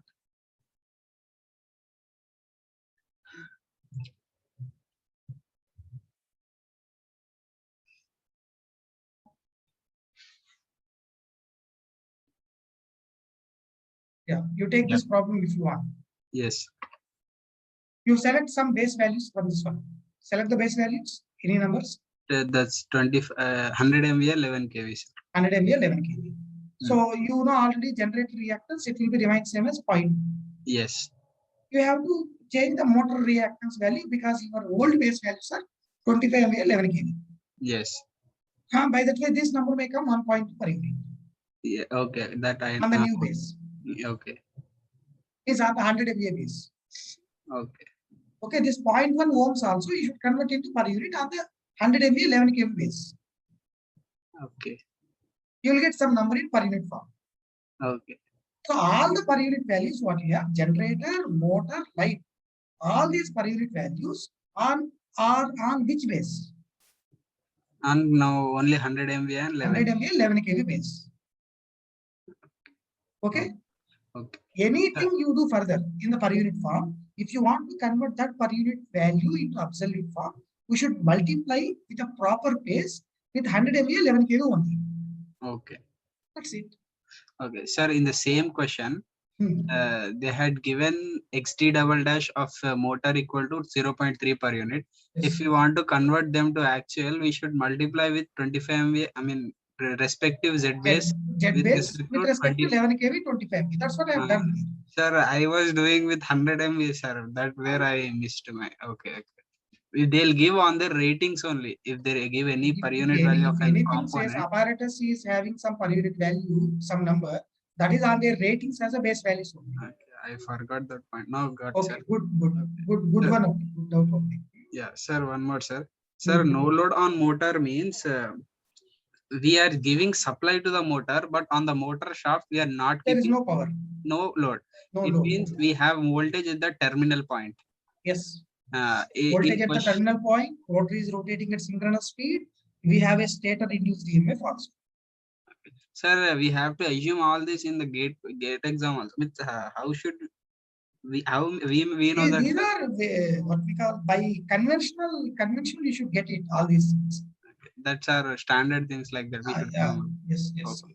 Okay. Sir, but here, once see if you have learned now, obviously by next time you will be familiar, right? Yes, sir. That's fine. That's it. Okay. Sir, one more, sir. Sir, we are calculating fault currents only phase values, na, sir, of any one phase. Because this is 3 phase, so line means into √3. In question, he'll mention particularly, sir. Line current, phase current, both are same, right? Per unit value is same, sir, but actual value is different, na, sir. Same, right? Line current and phase current both are same, right? In a transmission line or nearby fault location. Sorry, sir. I didn't get that point. Are you talking about current or voltage? Current only, sir. We are calculating fault line current and phase current both are same, na, in a transmission line. Okay, because simply 3 wires. Sir, if it is star, then we'll consider like that, na, sir. That's in my mind, sir. Only. It's 3 lines, sir. Where you get the fault? Will you get the fault on the winding or outgoing lines? No, sir. In the transmission outcoming line. Lines, mostly outgoing lines you will get. We are considering that on the outgoing lines or on the bus bars. Obviously, it's simply 3 lines means line to line voltage we have, per phase voltage is voltage, line to line by √3. Line current and phase currents are equal. Yes or no? Yeah. Got it. It means it's star only. We should by default consider it as. Don't say star. In transmission line current equal to phase current. Like that, I should remember, sir. Okay. You can remember in your mind as star, but don't say out. Okay, sir. Okay. Sir, that K we have considered up to 8 cycles only from 1.6 decaying up to 1.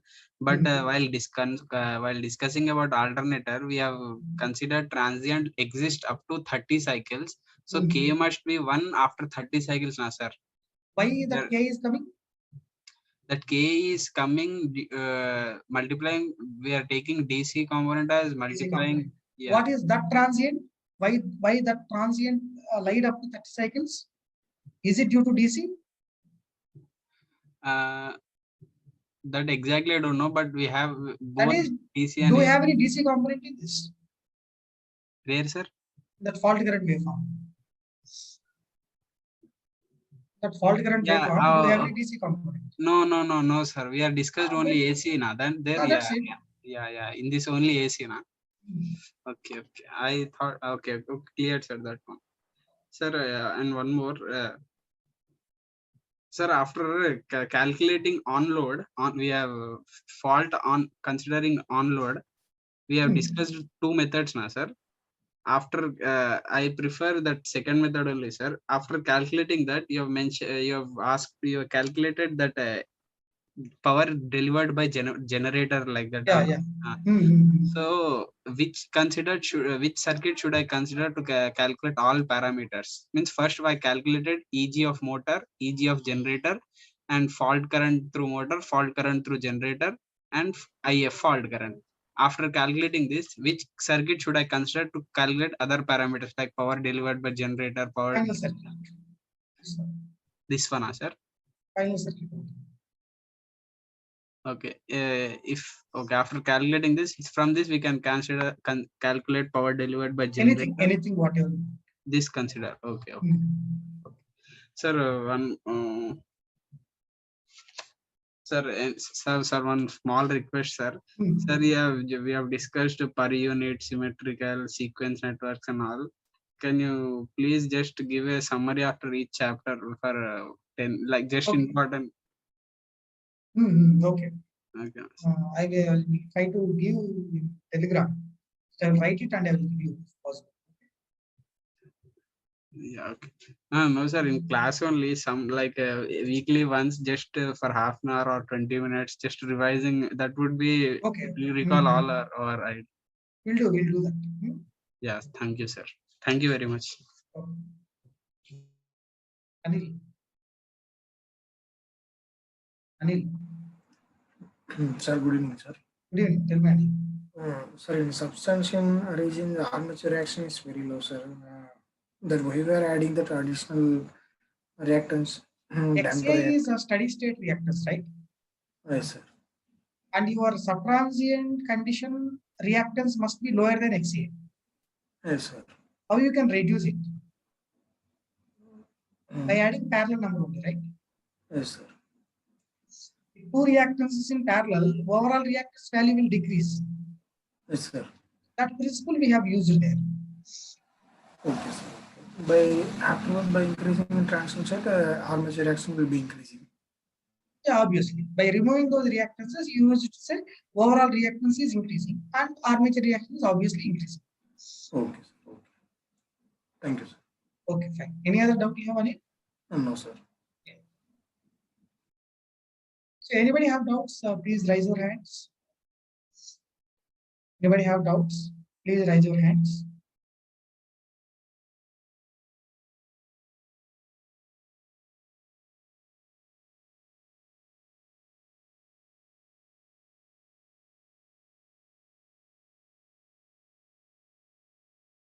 So I think I can leave. Nobody might have a doubt. Thank you. Can I leave? Please raise your hands. Can I leave?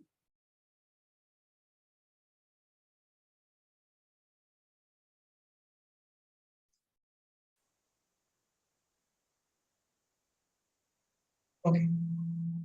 Thank you.